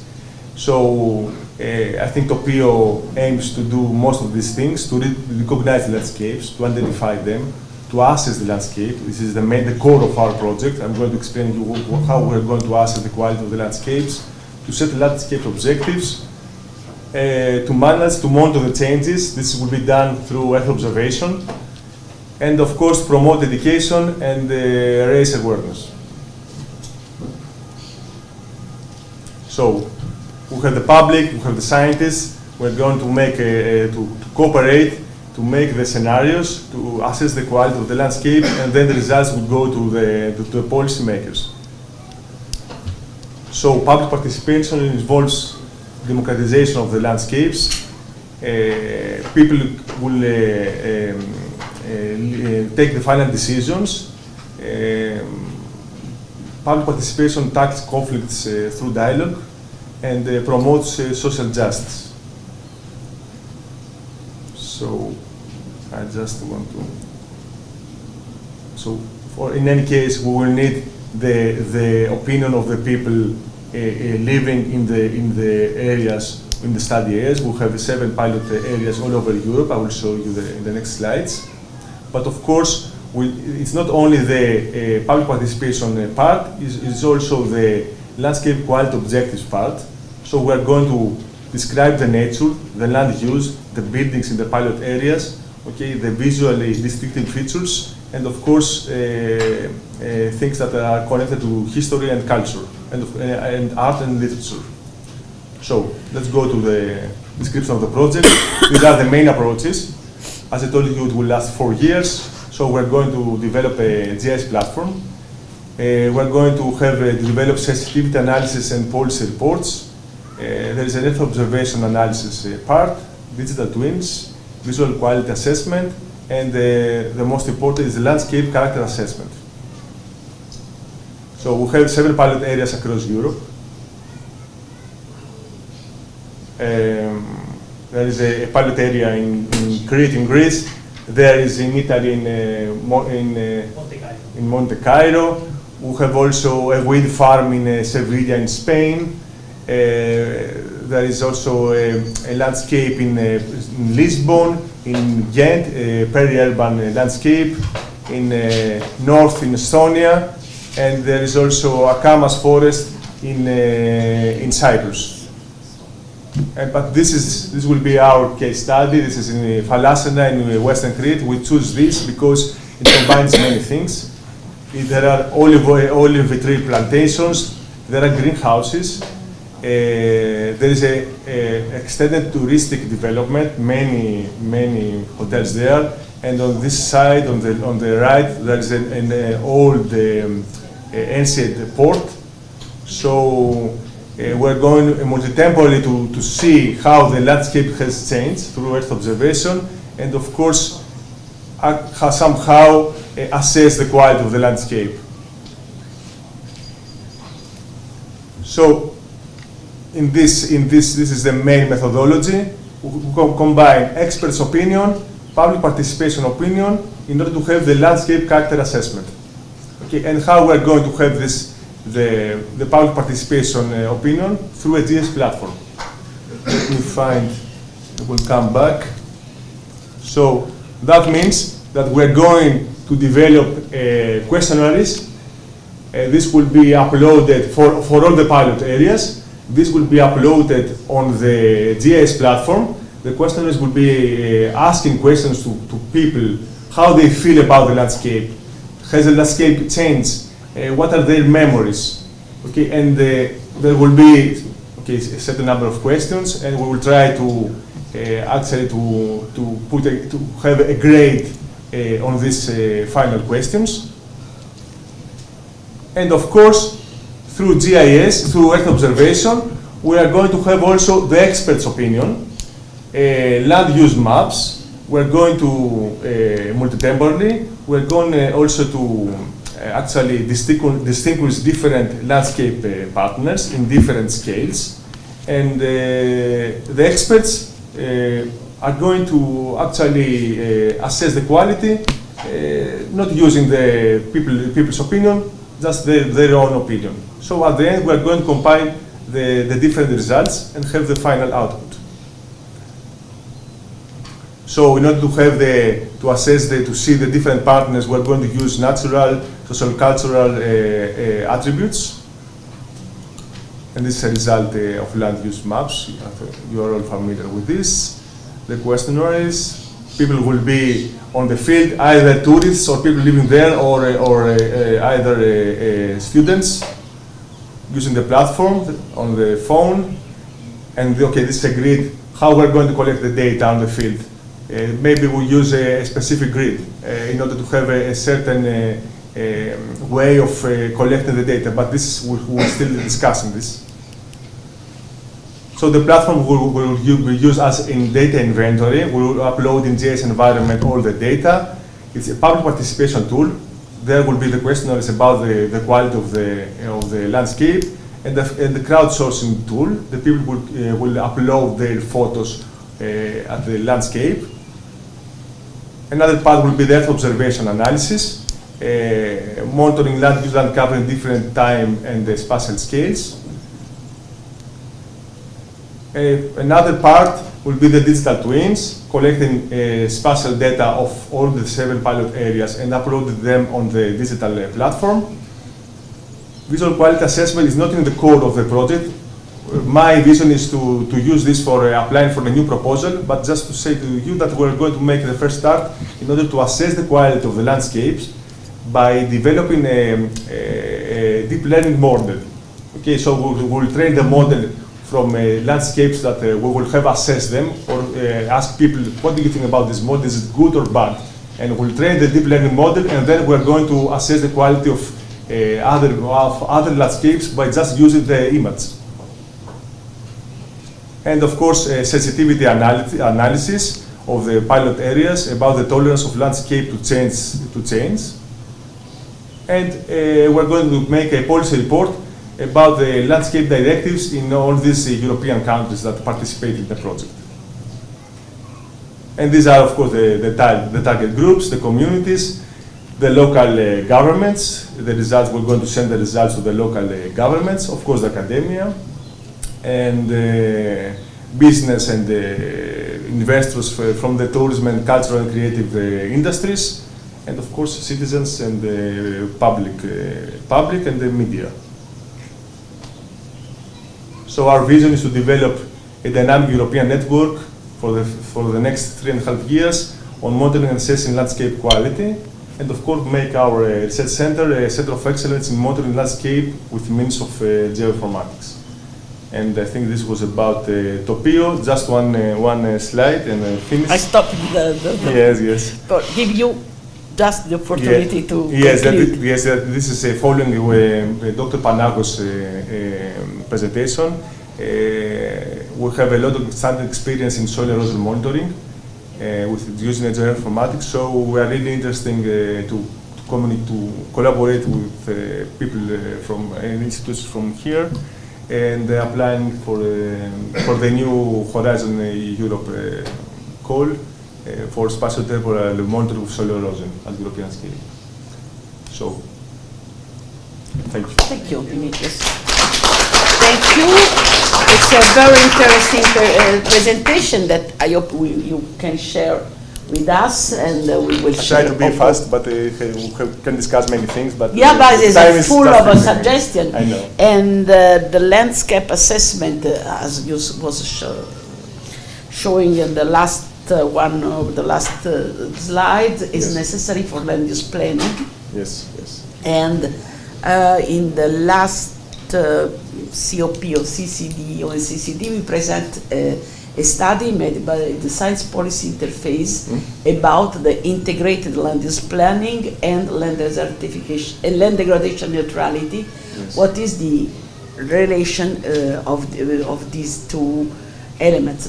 how they support each other, and basically I find a lot of common interaction. So it's very interesting for us. And then, thank you. Thank you. So just a little announcement. Given that you have a lot of presentation today, really a EB day, we asked our colleagues responsible for a LIFE project and the National Focal Point of LIFE to postpone its presentation tomorrow afternoon, and to give us the possibility to have the last two presentations made by Ileana Jokola. Please come here. She's a researcher in the Research Center for the Certification University of Sassari, and collaborating with ISPRA in trying to develop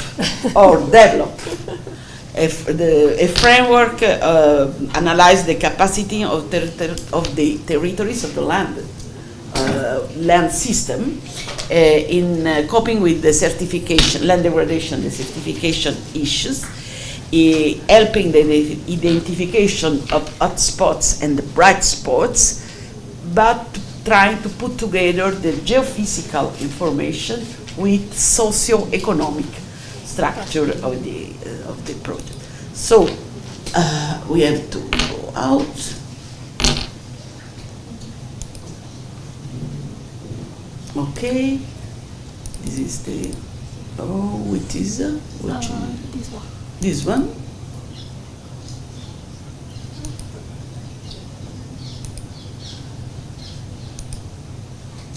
This one, no.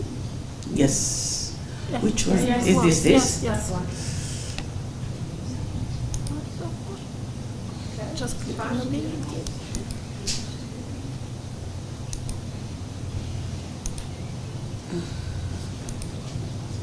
Wow. Perfect. Wow. So good We are evening. becoming expert in Zoom.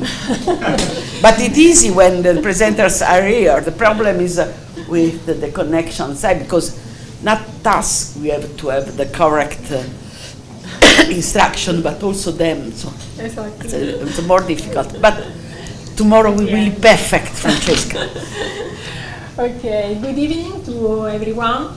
The aim of this presentation is to show you some preliminary results and the methodological approach that we have implemented in the project, carried out within a convention between the Certification Research Center of the University of Sassari and ISPRA. Go to the next slide. Okay, thanks. We have to go there with them, with this. That's not gonna work. So the aim of Come this closer. the aim of this project is to identify and to understand the factors related to the socioeconomic components that can strengthen the capacity of a territory to react and to respond to land degradation and desertification processes. The main objective is to develop a new index for the evaluation of the capacity of the Italian territory to recover to the land degradation and desertification processes. And our idea is to use this index together with the already developed indexes such as the Environmental Sensitive Area Index and the Land Degradation Index in order to have a more complete picture of the vulnerability of the territory and the socioeconomic issues.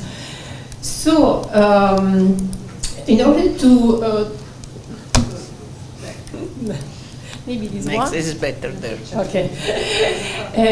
In order to develop this new index, we started with the creation of a conceptual framework, And we used a conceptual framework taken from the scientific literature related to adaptation to climate change. So in this capacity index, we have identified 3 components. The first component is the awareness in order to assess if the society is aware of the problem, and this component is formed by 2 subcomponents that are called determinants that are human and social capital. Then we have identified another component that we call ability, to evaluate if the society is equipped to address and to cope with land degradation and desertification issues.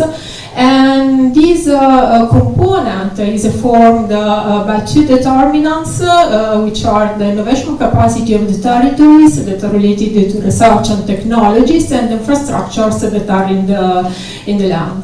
Then we have the last component, that is the action to understand if the society is able to act, and this is formed by 3 determinants. So we have the governance on institutions in order to assess if the society is able to manage and to prevent also negative events that could arise from desertification and land degradation processes. Then we have the economic resources that can allow a faster recovery in case of negative events, and then the flexibility to assess if the society is able to transform, to adapt in the changing environments.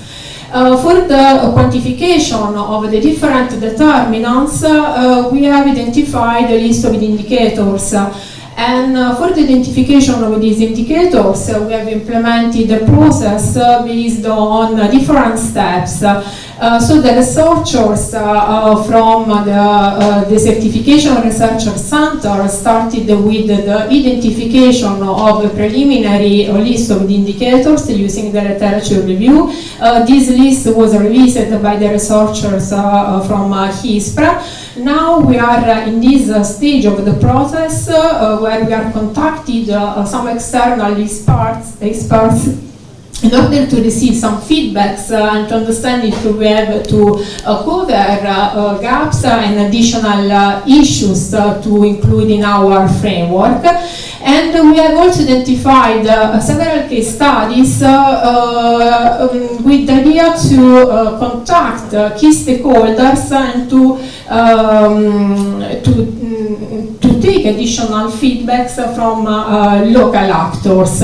And so the final list of indicators will be formed by an integration of a top-down and bottom-up approach, where we have in the top-down we have the involvement of the researchers and experts, and in the bottom-up approach we have the engagement of local actors. The indicators will be used for the quantification of the different components of the index, and the aggregation of the different indicators will be performed using a FATSI methodology. And the idea is also to perform the computation of this capacity index at different scales of the analysis, mainly in the regional and provincial level. So we have in the project identified also several case studies, and the aim of these case studies is to validate our conceptual framework. And for the identification of these case studies, we have taken into account both the biophysical and the socioeconomic changes in the time of the territories. And for the biophysical changes, we have used the land degradation index that was implemented in the Italian territory by HISPRA. This land degradation index was computed in 2 different periods, so the baseline and the reporting period in order to have to assess, to detect if we have an improvement or a decrease of the performances of the land degradation, and it is based on three different changes. So the land degradation is able to assess the land cover change, the soil productivity, and soil organic carbon change.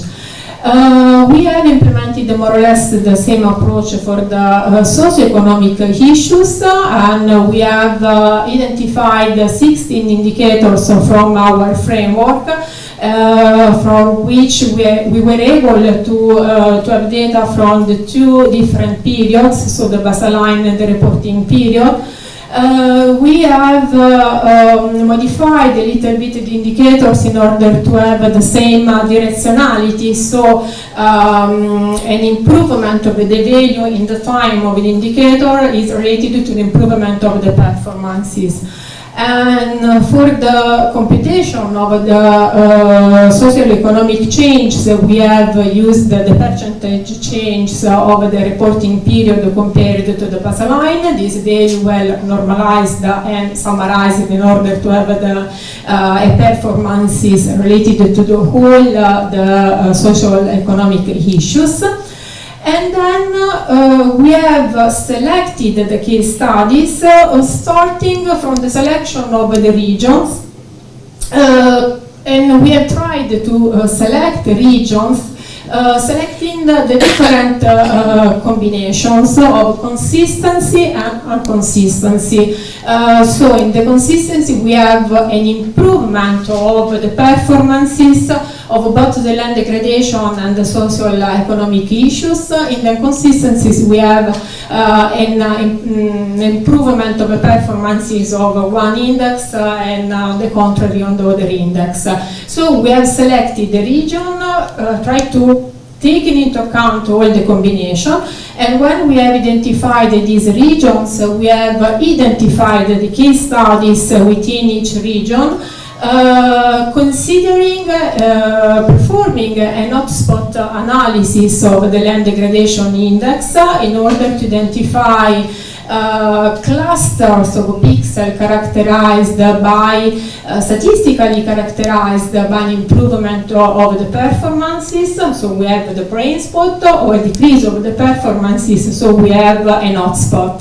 And we have also selected these case studies considering the data availability, but also the areas that are more sensitive to the certification. The different case studies were assigned to different thematic areas, and we have identified three focuses: the forest, the agriculture, and peri-urban focus. So these are some preliminary results. We have identified at this stage of the process 47 indicators, 11 for the awareness, 12 for ability, and 24 for action. And these are the case studies that we have identified that we will use for the validation of the framework. And so we have identified three brain spots, one in Sicily, in the Licata Plain. The second one is in Veneto, in province of Rovigo. Then we have in Calabria, in the basin of Tacina, and this is the last brain spot. Then we have 4 hotspots. So we have one in Lombardia in the province of Milano, and the second one in Lazio in the province of Rome, with the thematic focus on peri-urban area. Then we have an hotspot in Sardinia in the area of Berchida with the thematic focus on agriculture and forestry. And we have also the last hotspot in Umbria in the province of Terni with the same thematic focus on agriculture and forestry. This is my last slide. We have 3:45. Perfect. 40 minutes. Okay, so the study is still in progress. And we have to finalize the interviews with the experts by the end of this month, so by the end of May. And we have to release the first results of the capacity index at both the regional and provincial scales by the end of June. So these outcomes will be further validated with the support of the case studies, but also will be better validated and explored within the Mona Lisa project, that is the project that Giovanna Seddaio presented this morning, and is a project funded by the Sol Mission, that is coordinated by the Certification Researcher Center of University of Sassari, and in this project will be a more deeper validation, because not only Italy but also different European and Mediterranean countries will be involved. So that's all from my side. Fantastic, Eliana. You saved the time, so you are perfect. And for this, we are working together. Thank you, Eliana. Really, and maybe because I know the project, but it's very relevant activities. We are trying to explore a new or a revised approach to cope with desertification based on integrating different kind of indicators. This is the challenge that everybody of us we are trying to overcome. I am not sure that we'll be able to overcome this, but it's only for give chance to you. It's a Potropike invitation to you. Thanks, Ileana. And now, last but not least, Morgan Eleonora Harris. Ah, she's here. Hello. We didn't meet. Is oh dear. Okay. Just 1 minute to breathe a little bit. Thank you to be here. Start to, what is your presentation? Iris? Yes. Yes, very easy to. That's it. All right. Iris? That's it. Okay. Yes.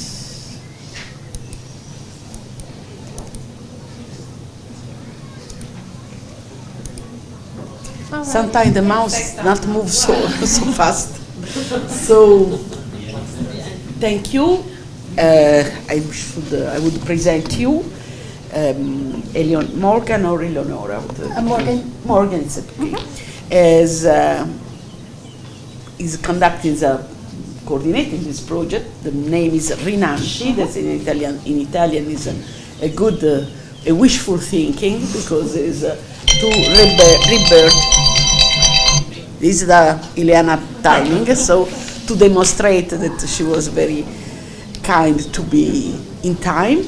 And the third, in the frame of the Third University of Rome, this project deals to give a picture of the restoration governance in Italy, a qualitative study, and I appreciate very much the qualitative studies, as my colleagues know.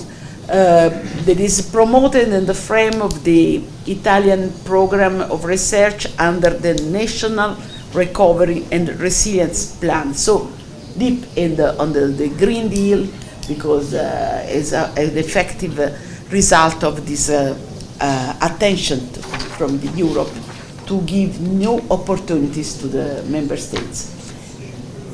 Morgan, the floor is yours. All right, thank you so much for the invitation to be here. I will be very brief because it has been a very long day.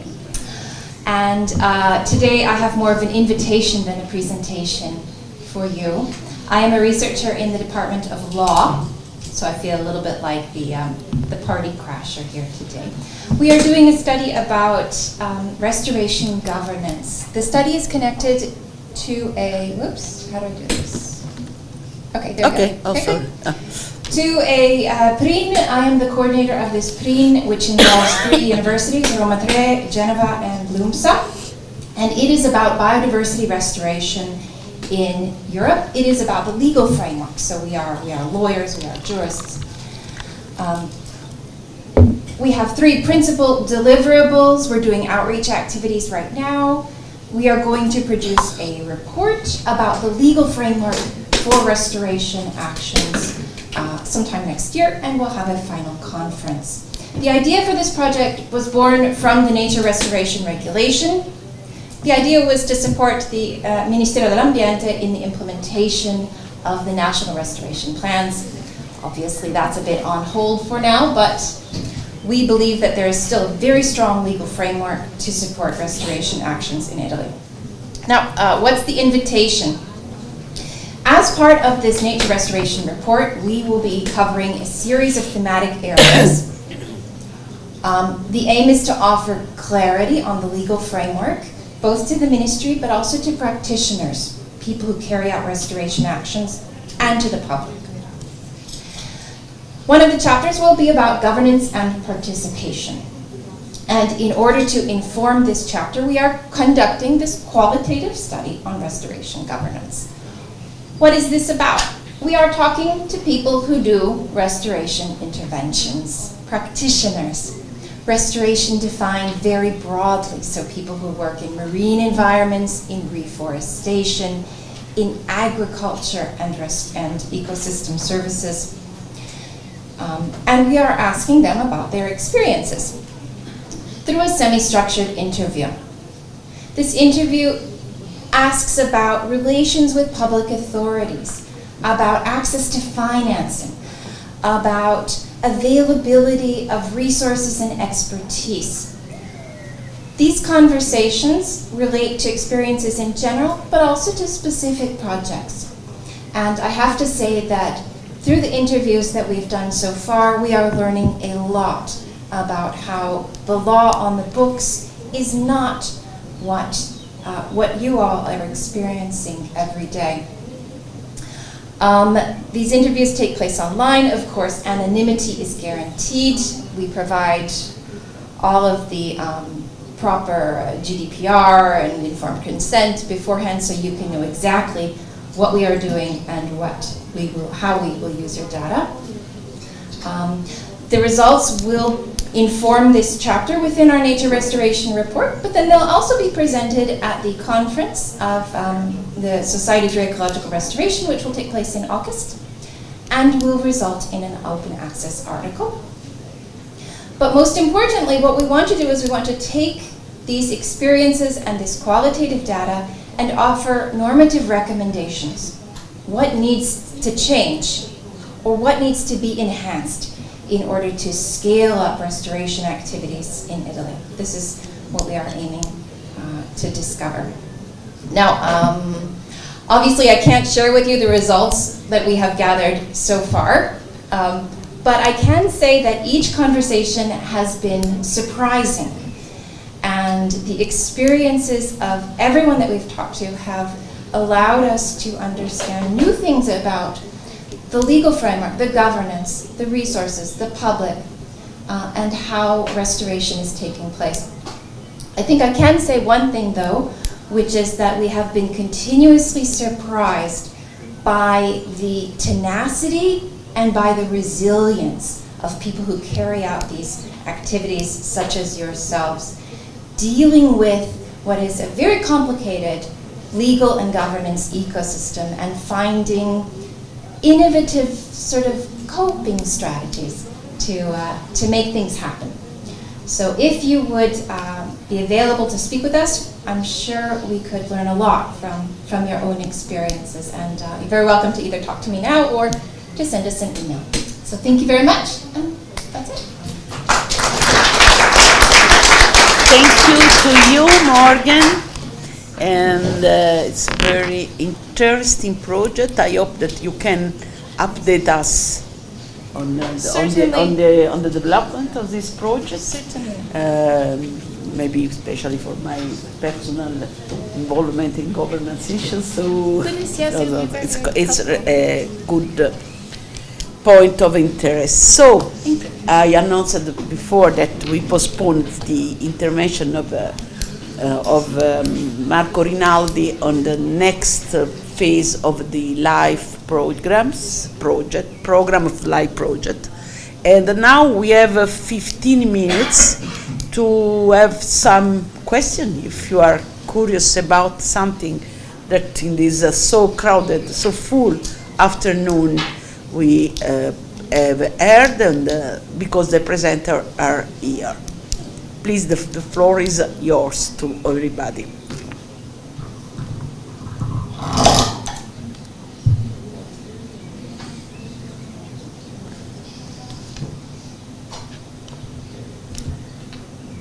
I forgot to say if you are not so tired, because today we had a tiring day, because really a lot of interesting project around the new life for dryland, and with a lot of interconnection with this project, and also giving us a lot of new idea for the new Horizon project. Is Giovanna there? No, he left. She is around on the Mona Lisa project, where we can there.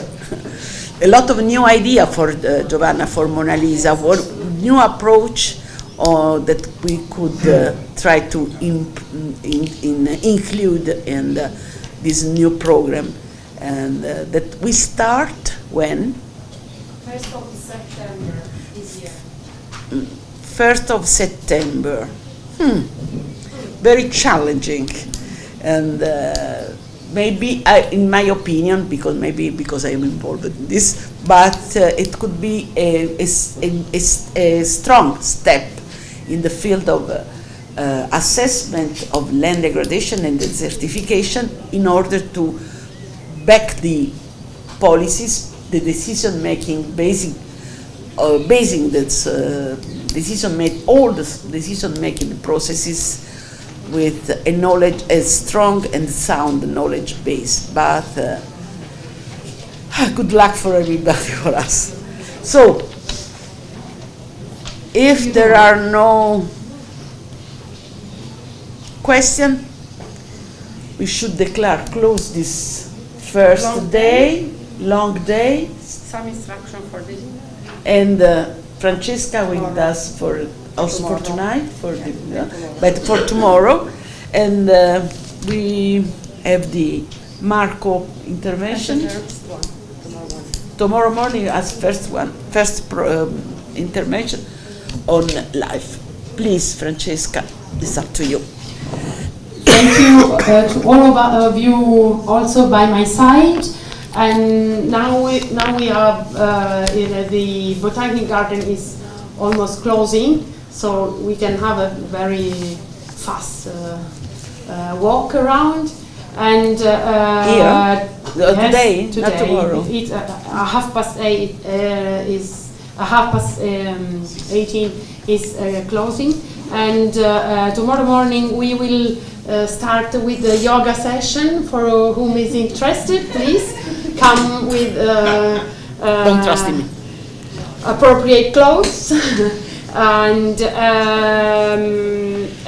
we start, as Anna was saying, with the first intervention from the colleague from Ministry of Environment, Life Program National Focal Point, and after all the presentation of New Life for Drylands activities from the partners of New Life for Drylands, and then in the afternoon the national session with the representative of ministries and regions and authorities discussing on soil protection and restoration issues. Starting a dialogue with the stakeholders. So the continuation of the dialogue that we have started some years ago. So thank you very much to all of you. If you have any necessity for tomorrow, please tell us who is coming with us for the dinner.